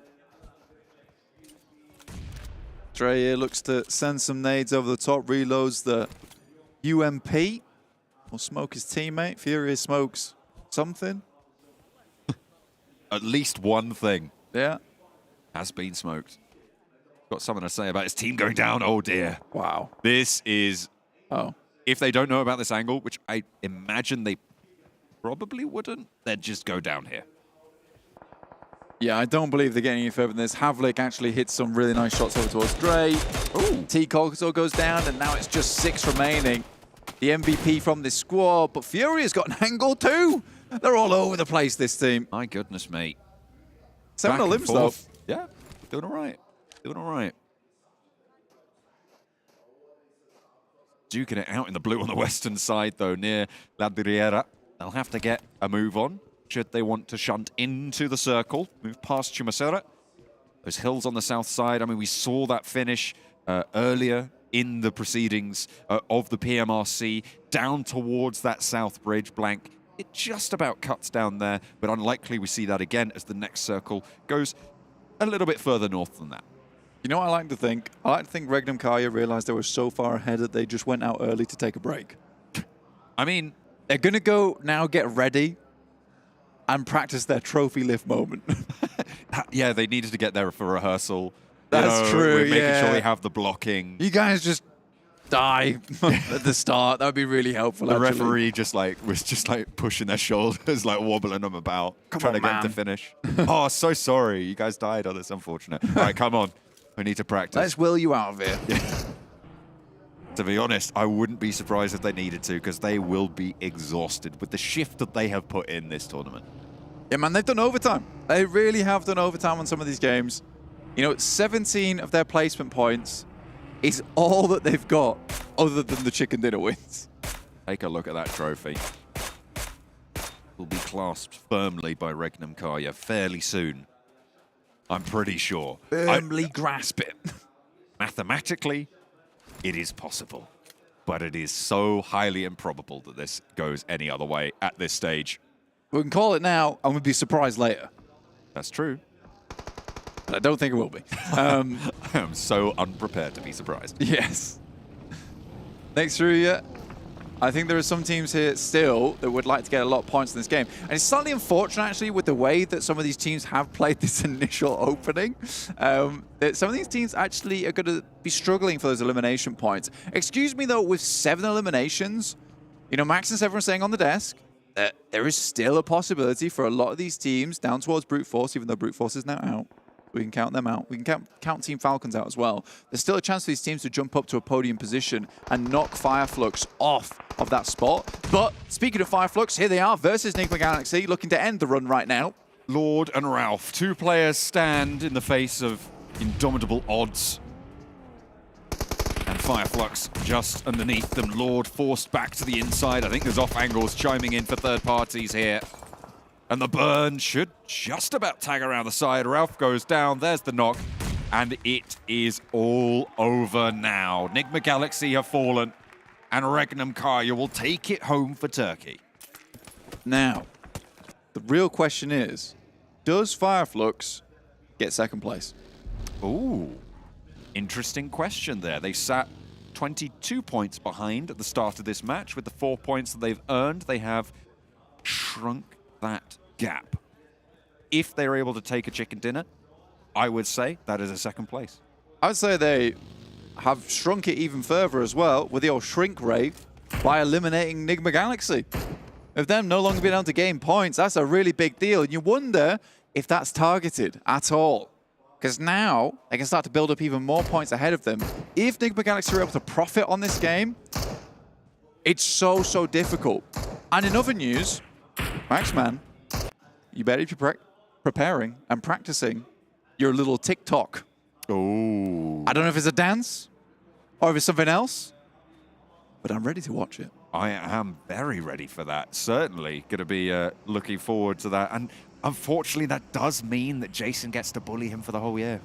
Yeah, he agreed to it. I hope he doesn't, heard him though. say, you know yes. what? I think it is time for Jason to live up to the promise that he made. He said he could do it, which means it's a choice that he's making. And I think it's time to turn the new leaf. Allow Maxman some rest, some recovery. Nah. Next RÜYA, though, looking for some more points here. Again, another team trying to climb up the rankings, the ladders, up towards that third place position, potentially. GK sending these over the top, though, over towards Hope. Doesn't quite do the deal, but nice airburst there over the top side and into an instant Molotov. Hope has to tuck back in, and next RÜYA's life is made quite difficult. They are on the inside of the circle, so GK will have to move first. In the meantime, we will have MADBULLS going toe-to-toe with Road to Glory. That southeast side, and Frozen creeping now. Ever closer. Circling his prey. Frozen moves for an angle onto Hope. Octavian from NEXUS. 4 eliminations so far for NEXUS on the northeast side. They are getting cinched in by the blue zone belt, and they will need to move forward. But Octavian much further out than the rest of his roster. FLUX on the menu for them on their crash. Now, FLUX lost this exact game to GQ by not taking the high ground on the western side. And I think they're going to be happy right now to be holding on to this compound, dealing with a lot of the players on the east, because they know they need elimination points more than anything. But I hope that they would try and challenge out versus, excuse me, towards that top side. Now, NEXUS are rolling up towards this team. There's a lot of nades in hand. Which ones will be successful and which ones not? Doran opens with an absolute mega grenade over the top side. Soulless blasted black into the shack, into the cover. should be resable, though. Can they get it up in time to be able to have some impact onto the hold? It looks like they will find the first onto Doran on the defense. Upstairs, leaving their player down, but safe for now. Catch trades 1-for-1, and Solkay's there to cut Octavian on the cross. Solkay now the last standing for FireFlux. Kapahala the last for Nexus. All 4 players are alive here for FireFlux, and they can res. You do not want to be pushing in as Kapahala. You know there's more damage to be pouring out of those door frames. You can't push, and FireFlux are going to get back to their feet. 166 points right now. They are 15 points behind of NIGMA Galaxy. There is a chance in this game. Only 22 players remaining. 9 teams. NEXUS is out, so their run's over. FireFlux won't be threatened by them anytime soon. And the MADBULLS dealing even more damage over towards Road to Glory. It could be a Turkish 1-2 like if they're able to convert. 5 more elimination points necessary on top of the chicken dinner. That is the mark that they need to draw for themselves. Now, Road to Glory moving on in, and Solkay wants Gallagher. He's got that flank, and through the window he goes, looking for the shot over the top of the stall, but instead, Ketch sails on in, and Solkay does manage to pop that final DBS shot. 2 more added to the tally, and 3 more eliminations to add on to that chicken dinner. Lovely distract play coming through there. I'm excited to see the Turkish stinger right at the top there. It's going to be big. And even bigger for EU, taking 2 of the podium places and being first and second place. That's big news. Big, big statement made in the PMRC. The EU, we always knew Turkey had it in them to keep our tables higher. They have shown the power that resides in the region. Tulica, stop it. And they have shown up, I think, a lot of the other European teams, especially the heavy hitters coming into this tournament. I think if you'd have asked anybody who their favorite was moving into this, Gladiators would have been top of that menu. But you can't start slow and then also finish slow. They've bumped up the rankings as much as they could. I'm sorry, Tulica kept doing this thing where he was, I don't know how he could even play like that because it was making my eyes go funny. Are they looking 2 different ways now? Am I good? Look at my finger, look at my finger, look at my finger. No, you're all right. I'm all right. You're good. How about that? I want to do that in game for myself. It made me feel funny. Wait, oh my, I can't stop doing it. It's a new thing. I'm going to have to take a good hard look at myself. And right now, MADBULLS definitely one of the bigger threats for FireFlux. And again, they have to earn more points on this game. They need 2 more points and a chicken dinner to break even. So 3 more eliminations on the match, and winning the game would do the trick. I don't know about 2nd, 3rd, and 4th. I'm not working that out on the fly. 10 points is easy to do in my head, and that's what I'll run with right now. So 3 more eliminations and that chicken dinner. The only other 2 4-man teams at the moment are MADBULLS and GQ. GQ were the ones to dismount FireFlux on that northwest edge way back when. The Gladiators, they fought valiantly, but underperform here at the PMRC. Not the representation that they would have wanted, and they do not lift that trophy. As they foretold at the start today, we saw them walk out. X on the arms there towards that trophy for Gladiators. Not going to be able to achieve that goal this time around. Maybe next time. We'll have to look to them in the PMPL to improve. As they said over on the desk, you know, are they going to be able to speed up and use this as their slow start for PMPLs? Currently, we've got Team Falcons, MADBULLS, Team GQ, and FireFlux. Now, finishing zone. Team Falcons, obviously, one of the best teams in the entire world. Now looking to finish strong. Only 1 player is 6. The MVP from the team. Done a huge amount of work for them in the past, and FireFlux has to move in. MADBULLS do have that ridge to play around with, though. To make it clean, 13 eliminations total needed for FireFlux. They sit 9 currently for that 2nd place spot. That's the benchmark they need to achieve with that chicken dinner, but MADBULLS, the fight to the south on the north edge, GQ. And they will need to ride forwards here. with everybody looking their way and trying to stop them from getting that Turkish 1-2. There's been some pretty good leapfrogging happening from GQ so far, and it's kept the guys from FLUX from being able to hit these shots. I think at some point FLUX will have to realize that they need to move in and do something similar, because GQ have sightlines over towards their position with M24 and a Mini 14 in the hands of Evo Station. A real heavy hitter on this squad. He can have a massive impact in the rotation that comes through from FLUX, but looks like they already have a couple through already towards that roadside. SeoulK leading the charge, and they want to take the north side of the road. A crash towards the GQ position now. FLUX fighting for the second place finish here. SeoulK forwards, takes damage from the nade, as does his teammate as well. Lutz goes a little bit lower than he would like, but can hit the deck, stay safe. The initial bombardment from those nades does not catch them unguarded, but they have to weather the second barrage and try and push over the top now. The heals have come through, and they have not answered with a barrage of their own. Excuse me, have a sideline here. Lutz spotted Shaw, and a lot of damage found over towards Corker for GQ as Solar steps up to the ridgeline. Backs off, and no more to be found for now, but the MADBULLS have moved in on the south. FLUX just crunching the guys from GQ in over towards Excuse Me, as GQ once again takes that high ground for themselves. This is what FLUX fell prey to in the past, but Excuse Me this time around might just be able to get something done towards them. That is a big old play coming through from SeoulK, but it leaves Lutz out to dry as he takes the knock here. Lutz down, smoke covers. GQ low but not out. The roadside covered off. A nice line established. But a sideswipe from MADBULLS could be devastating. The payload looks like the care package looks like it's going to be dropping just to the south of FLUX. Closer to the MADBULLS, though. I mean, on this line at the moment, FLUX can live this one out, but there's some big shots. A lot of damage comes through. Solus goes down, but they do get at least one knock, and now Furia starts to chime in towards the action here. Corker goes down, so does Lutz. This is bad coming through from the MADBULLS. FLUX down to 2 players now, and it looks like they might not meet that mark to jump up into that second place position. Enigma Galaxy second place, and Turkey will probably still take 2 of those podium spots, even if FLUX don't make it much further here. With 5 teams remaining, 9 eliminations on the card, they're looking good to secure that third. It would take a miracle to bring them up to second.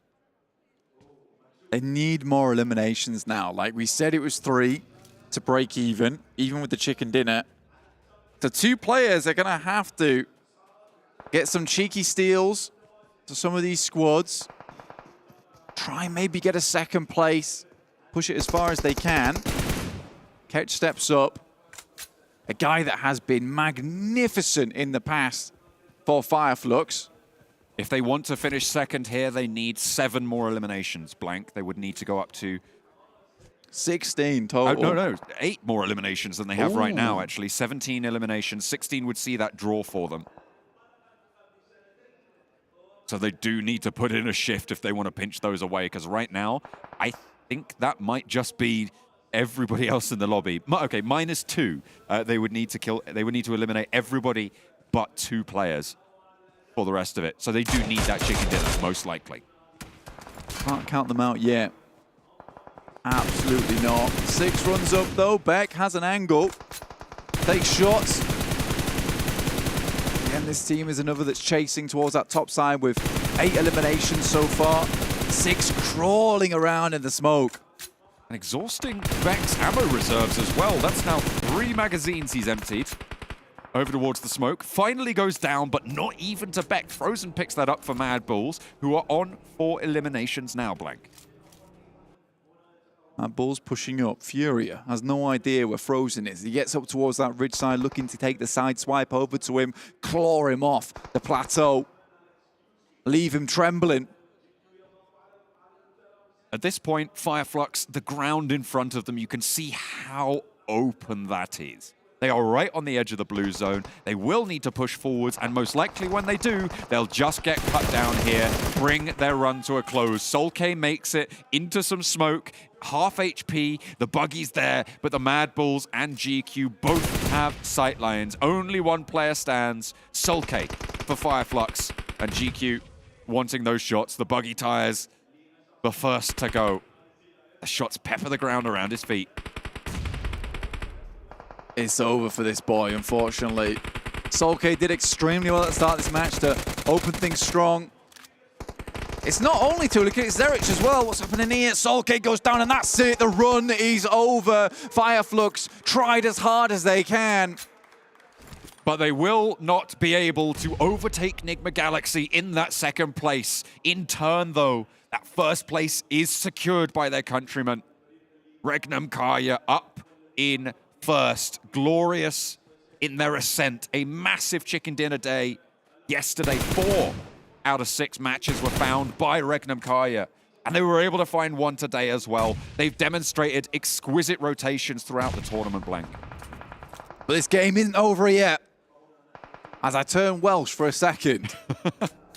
MADBULLS, 4 players alive. They've had a real big step up. Yes, it hasn't been first places across the board, but it's thirds and seconds. And this is a team that has struggled to work well together in the past, but it feels more and more like they're a well-oiled team. And they're looking to ascend the mountain to take down GQ. And already Evo Station takes an absolute battering from the MADBULLS. They come through with the consecutive punches. Far from it, far from regular this game. MADBULLS look to take down Evo Station with the nade. One more player up the top for GQ, and Toffees will get choked out of this game. Hits the deck again behind the defilade with the DBS up to the tree, looking for an answer, but will not be able to find it. The ka-chunk falls flat in the hills of Miramar, and now one player stands between us and the end of this match, that being Beck. Moves out towards the roadside, gets a little bit of cover. Is he just going for the blue?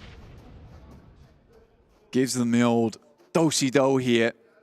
Gets behind them, looking for a wild play. Beck moves back with the UMP. Not many bullets left in that M4. Quick peek around the side, and then MADBULLS, pretty sure they've now found them. And it's only a matter of time here for Beck. Looks for FLUX. Beck trying to hold off 4 players from the MADBULLS and won't be able to find any of them. Either way, the game finishes, and REGNUM CARYA stand atop the mountain. A dominant showing from the Turkish roster. They reign supreme, and what depth this region has shown. Turkey is proud. Top 3 for 2 of those places going to this region. EU proud as well, as they take most of that podium. I mean, the Turkish team, they love chicken dinners, man. 4 today is absolutely crazy. They're happy about it. They were pretty chilled out, to be honest, the whole while through, which was just absolutely mad. Let's present this trophy, well deserved. At the top of the tables, REGNUM CARYA down to the stage with Barney. Ladies and gentlemen, in the Gamers8 arena, make some noise for your 2023 PUBG Mobile Regional Clash champions, REGNUM CARYA Esports. أعزائنا المشاهدين، أعزائنا الحضور، أبطال نسخة PMRC لعام 2023. أعطونا تحية لريجنوم كاريا إيسبورت.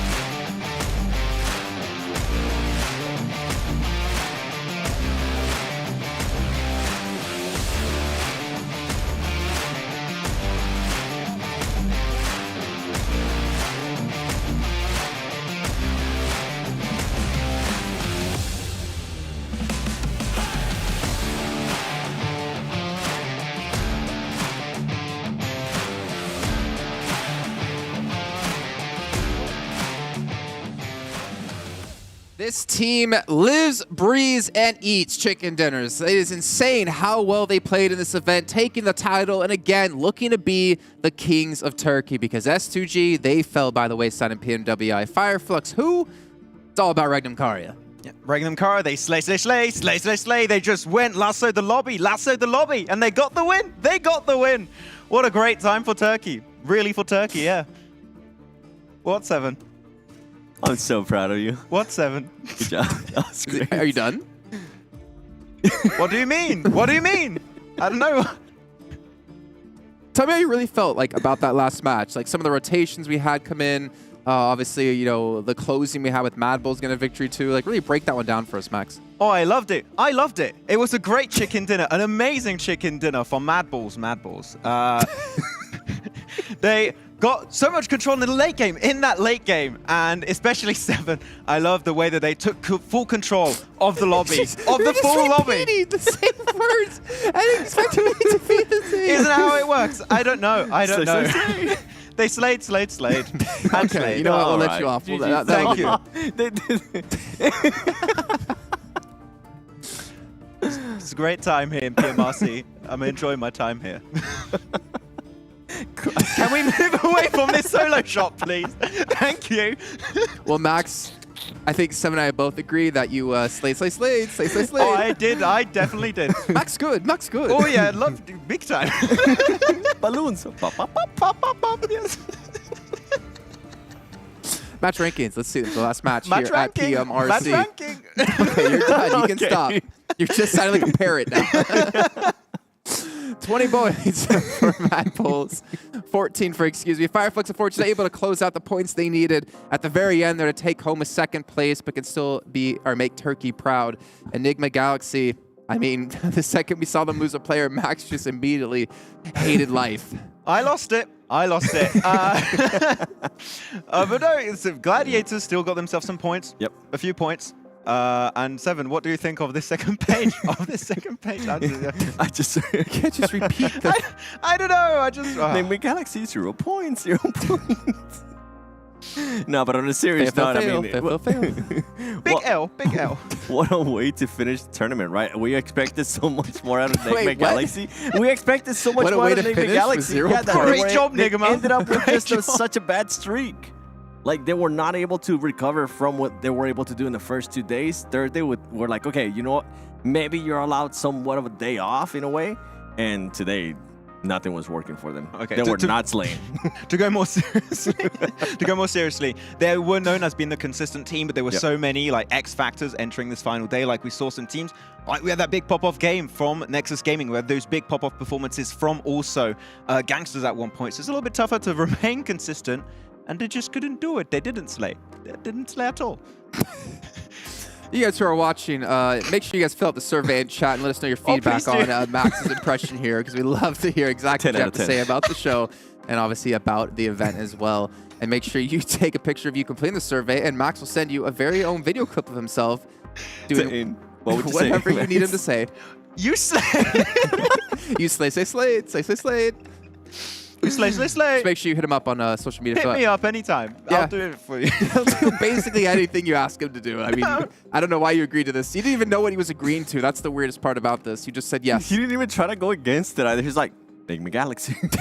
I don't know, man. I thought you know what you're thinking about? You were thinking that NIGMA Galaxy would power up to Super Saiyan with the Dragon Ball Super crossover with PUBG Mobile currently in the game at the moment. There's sweet game modes, there's items, there's vehicles. Go ahead, Max. I mean, you can't whisper. We're on microphones. Like, I don't know what you're trying to whisper. I just wanted to say yes, and that was it. But yeah. Okay. Make sure you guys check it out because it's for a limited time, but honestly, one of the coolest crossovers we've ever experienced. Yeah. It is. We got a chance to play it. I actually want to get a chance to play it too before we leave tomorrow. Well, we leave tomorrow. You leave the next day. Let's not talk about that. No.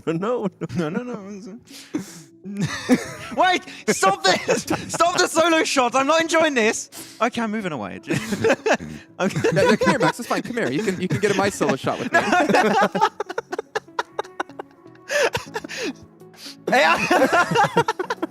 Okay. Well, moving on from that. We can do our Colonel's Choice by KFC here of the day, and I think my personal Colonel's choice was Max. I agree. I slayed. Great. Oh man, he just loves being on solo. You know, it's not fair. You get so much time on solo shots, man. Oh, yeah. You even got the middle one, This is too. where I get my day rate. Oh, look, he just went. Oh, he's got all of them. Swing, swing, swing on the side. Nade, nade, nade. Boom. I didn't think it was going to be this, though. There's some good nades. Yeah. I mean, gangsters were looking pretty gangster. Jafar. Yeah, it was a good actual match by them. It was nice to see them take a victory as well. I mean, they talked about first event for them, got some experience. They definitely got more experience than some other teams out there that met for the first time in this event. I won't say their names. Yeah. I hope that they're gonna take their teachings from this event and understand eliminating it's good. You need to slay. Stay away from the blue zone. That's what the gangsters are going to be learning. Hopefully, yeah. No solo shot. Don't do it. Oh, they came were back on with that one. solo They shot already the came back whole with one. time. What about the save of the day by Dr. Suleiman Al Habib? You don't need to guess it. We're gonna take a look at what the save of Max. Okay, pretend you're me and like talk as I talk. Yeah. Ladies and gentlemen, it is time to take a look at Slay Slay Slay, our save of the day. Oh, that was a pretty good save. This actually was a good one though, right? He It saved, was a saved, great saved. one. Yeah. Yeah. That's good. This actually cost them to get the chicken dinner. I mean, it kind of put the nail in the coffin as well for NIGMA Galaxy with them like winning this match for the amount of eliminations they got. We just put them too far ahead. Yeah. Hold up. Oh, Just okay. important okay. res to eliminate the last player. Wait a minute. Hold up. Something ain't right. I thought he was going to back off. I was like, no. He's got to finish that save. Nice save. Dr. Suleiman Al Habib would not be happy if he didn't finish that save. He'd be proud. I'm just waiting for more solo shots. No. So many solo Can shots. we stop this production, So our please? solo shot of the day, provided by our production team, is Max Benson. Oh yeah, this is. They're fanning. Wait, how far can we go? You can see your eyes reflecting. Well, our ride of the day by Atul Latif Jamil Motors as well. We had, I think, this entire event. So many great vehicle action, to be honest, with like drive-bys, ride-overs. Max been trying to back it up to confirm. Let's see what it's going to be here today. I confirm. I concur. What is this? Oh, that's the push. Whoa! That's a double slay. That was you, Max. That was you driving. He confirmed back. He went back. We had a lot of really good roll bys. We did. It's been a good tournament for that. Oh, look at that. Oh, de muerte. Okay. De muerte is. Please close it out. Can I let you do the final? Oh no, Yeah. please, The Jason. final like outro. Can I let you do that, Max? No, Nice solo shot. Really? Do You don't have to. No, You you can don't say have no. to. I know that's. No, is that in your I do not vocabulary? want to, Jason. I do not want to. All right. Well, more importantly here, obviously at the PUBG Mobile Regional Clash, it is about the regions going head-to-head. And we've been keeping track with our regional points the entire time. EU was winning. And I'm almost sure and certain that EU did win the whole thing as well. As we're going to take a look at this in a second. And they were in the lead by like 30, 40 points, if not more than that. Let's go ahead and see it right here, right now, if EU is the more dominant region. Atik, Banks, I hope you're watching this. Oh, Banks, you're right. Wow. Let's Okay. go. Considering how close that was at one point, like, that's impressive. That's pretty much all REGNUM CARYA right there. Actually, at the start of the day, you had a lot of the MEA teams in the middle of the pack that were doing better, except for then FLUX and REGNUM CARYA. So they were definitely pulling their weight into this one. The TDMs also did help a little bit on top of that. But yeah, congrats to the EU teams, doing good and making us proud. And Well, for not MEA, you, I NA, mean, but yeah, for MEA, goes back to... You know what? I'm not going to be too critical on some of these teams because I know they were definitely trying some new stuff, so never mind. Not going to say what I was going to say. I will not go full Jason on that. What do you mean? I will not slay on the team. I thought it was me for a second. That was so good. I was like, oh, it's not me. They didn't do it. Cameraman slay. Oh, they're slaying real good right now. Why you got to say it like that? I don't know. I don't like this. That's why you never sit in the middle. Sorry! Let's take a look at overall rankings and stop seeing Max's face, because it might be just as impressive. 219 points for REGNUM Cars. They do take the title with 7 chicken dinners on the event. That's honestly ridiculous. very impressive. And to be fair, for excuse me, 0 chicken dinners, the only team in the top 8 to do so. I think that's also impressive and gives me hopes for them going into Europe. Yeah, some OG EU teams. Good to see a little bit of presence there, but really Turkey is easily the region 7 that has brought the most heat in this tournament. REGNUM, CARYA, FLUX, Esports, and RÜYA. RÜYA, what an insane leap on this final day. There was a little bit of circles coming their way, but the amount of presence and control they were able to just display in those final moments was amazing. So yeah, I want to see how these Turkish teams can do once again coming back later on in the year in international events. And I was pleasantly surprised to see, they're still finished within the first stage, because they had a big fall off yesterday and they were able to bounce back, and that was a big thing for me. Now, going to GANGSTERS, I'm actually glad that they're not ended up in last place. I do hope that they have learned a lot of stuff here out of this event, especially with how late they were playing those rotations, how much they wanted to spend time in the blue zone. Considering today, I mean, one of their best matches too was when they weren't in the blue circle. Hopefully, they're going to be able to learn a lot of that. And I mean, GG, Gladiators, GEEKAY, I think we can't be too harsh on them, right, Max? I agree. Oh, no, it doesn't happen. I thought he was going to snap on them. But. I mean, clearly in this tournament, a lot of teams have had their first time playing together in a LAN tournament. So it's going to be, I mean, Brute Force too, right? So there's definitely a lot of learnings that have been taken from these teams. So if they do make it back in LAN, they can just adapt a little bit faster, which is always something good to have under your belt. I agree. What was happening? Nothing. Nothing was happening at all, okay. man. Yeah, obviously a lot of experience for the teams. And again, thinking ahead towards PMGC, right? We discussed this before. If you're a team in contention for that slot at PMGC, this is very valuable experience for you that you can take potentially into that event with teams of an astronomically higher caliber than what we've had here, because you have like literally the best teams from every single region all going head to head. The metas are going to be hard for you to adjust to, but at least you get some experience. I mean, we're talking about that earlier, right, with Nexus, and I kind of mentioned it too. If it is going to be your first LAN event, it's okay if you're not going to perform that well, as long as you take a lot of experience from this event, because if you for some reason you do end up making it to the PMGC Grand Finals, that is not the stage where you want to end up choking, especially with a team that has so much potential coming out of the EU region. Yeah, just want to get as much experience before entering into PMGC. And now you know some regions already played their full season, but so for those that have not, you can definitely try and see what you want to try and do in that full season, how you're going to try and adapt to the lobby and just try and get as much experience and information before going in that event. So yeah, PMGC, the race is on right now for all these teams, so I'm really hyped to see how it's going to conclude at the end of the year. Well, speaking of races, what about a race for MVP of this event? Ooh. And do you want to make a bet on it, Max? Yes. Oh. No, production told you. No, they didn't. They That's didn't. Fine. You looked it up then. Who's the MVP in your opinion? Loxy. Loxy? REGNUM, CARYA. 7? It was Coops at one point, and then it stopped being Coops. And it started being Loxy. Loxy. Okay. Well, let's check out who's our MVP of this entire event here. What?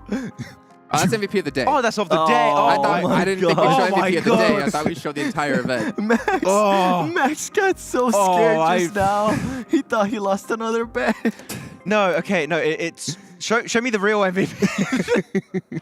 Well, this is our day MVP, I guess. I thought we'd show the overall event MVP. Max lost a bet. But, you know, they had a really good day. To be honest, RÜYA had an insanely strong day. We talked about the late game control, their splits, and we saw some good presence from them.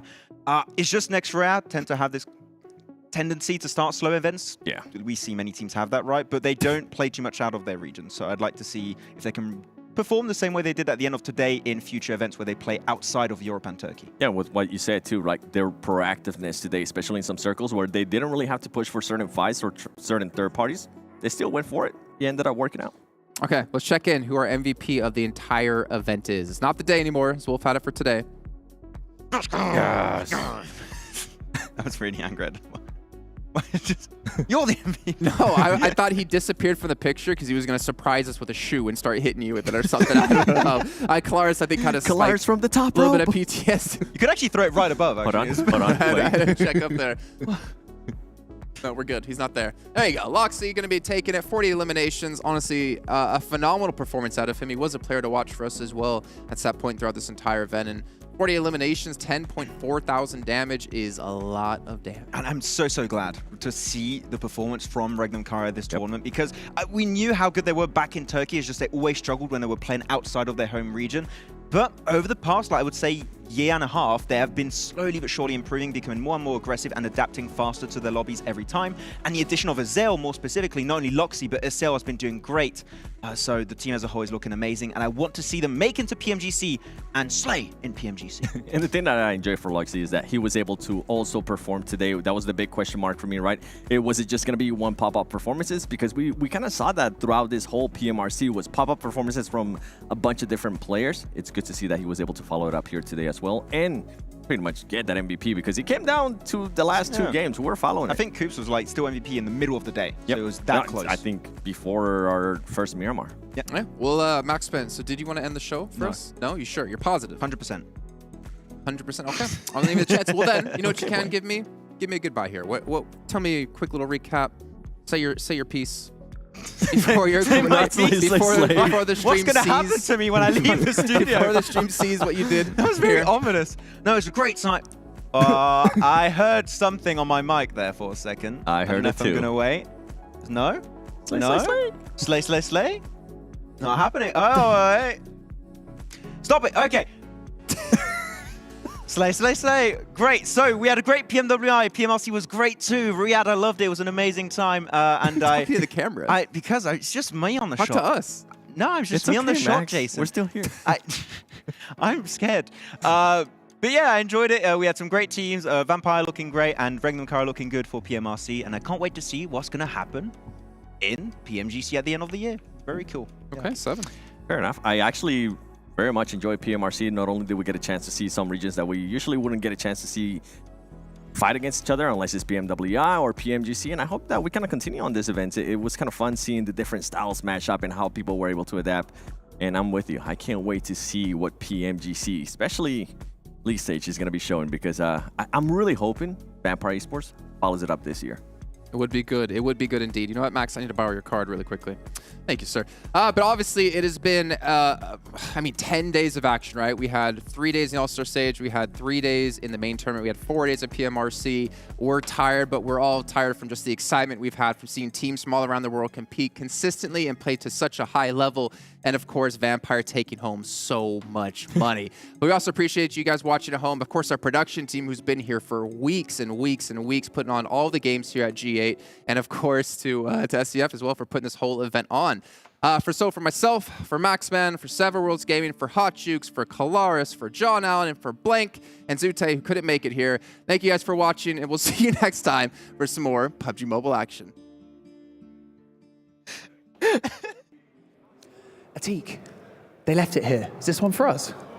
We should take it, I think. With that being said, that is it for the 2023 PUBG Mobile Regional Clash. Thank you so much to everyone for watching. Thank you to the production, to players, to the talents. You've all been absolutely incredible throughout this entire week. And a huge thank you to all of the fans for watching and supporting your favorite teams. What a blast it has been. I cannot believe it. $100,000 will be distributed amongst all of our teams. Congratulations once again to REGNUM CARYA, your champions. And of course, the region of Europe reigns supreme. I'm not going to ham it up too much, don't worry about it. But with that being said, for the final time, my name is Banks and I am your host alongside Atik. And thank you so much for watching, and we will see you very soon. Before we end it, this is for you, Banks. Congratulations. You won now. لكن الحين أعزائي المشاهدين، أعزائي الحضور، وصلنا إلى نهاية هذه البطولة. شفنا فيها أبطال نسخة PMRC لعام 2023. رحلة كانت جدا ممتعة. شفنا فيها مستويات مختلفة. كل الفرق اللي جونا إلى هذه اللحظة جونا من كل أنحاء العالم. مستويات عظيمة وشفناها، وبإذن الله القادم أفضل. شكرا لكم جميعا على تواجدكم، على حضوركم، على تشجيعكم ودعمكم لهذه البطولة. وشكرا لكل من عمل عليها من منظمين، من مشغلين، من كل شخص كان له بصمة في هذه البطولة. شكرا لكم جميعا. كان معكم مقدمكم باللغة العربية عتيق، ومعنا مقدمنا باللغة الإنجليزية بانكس. والحين ننهي لكم هذا اليوم في هذا الحفل العظيم.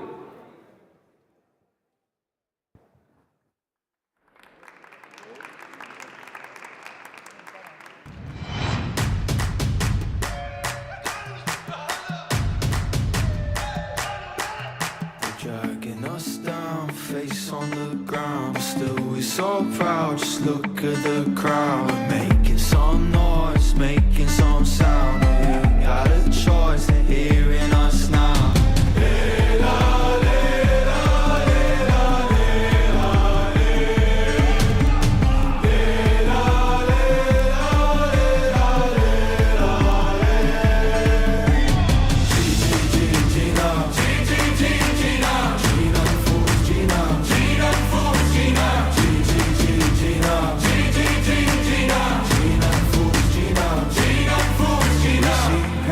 paradise, threw dirt in our eyes for us.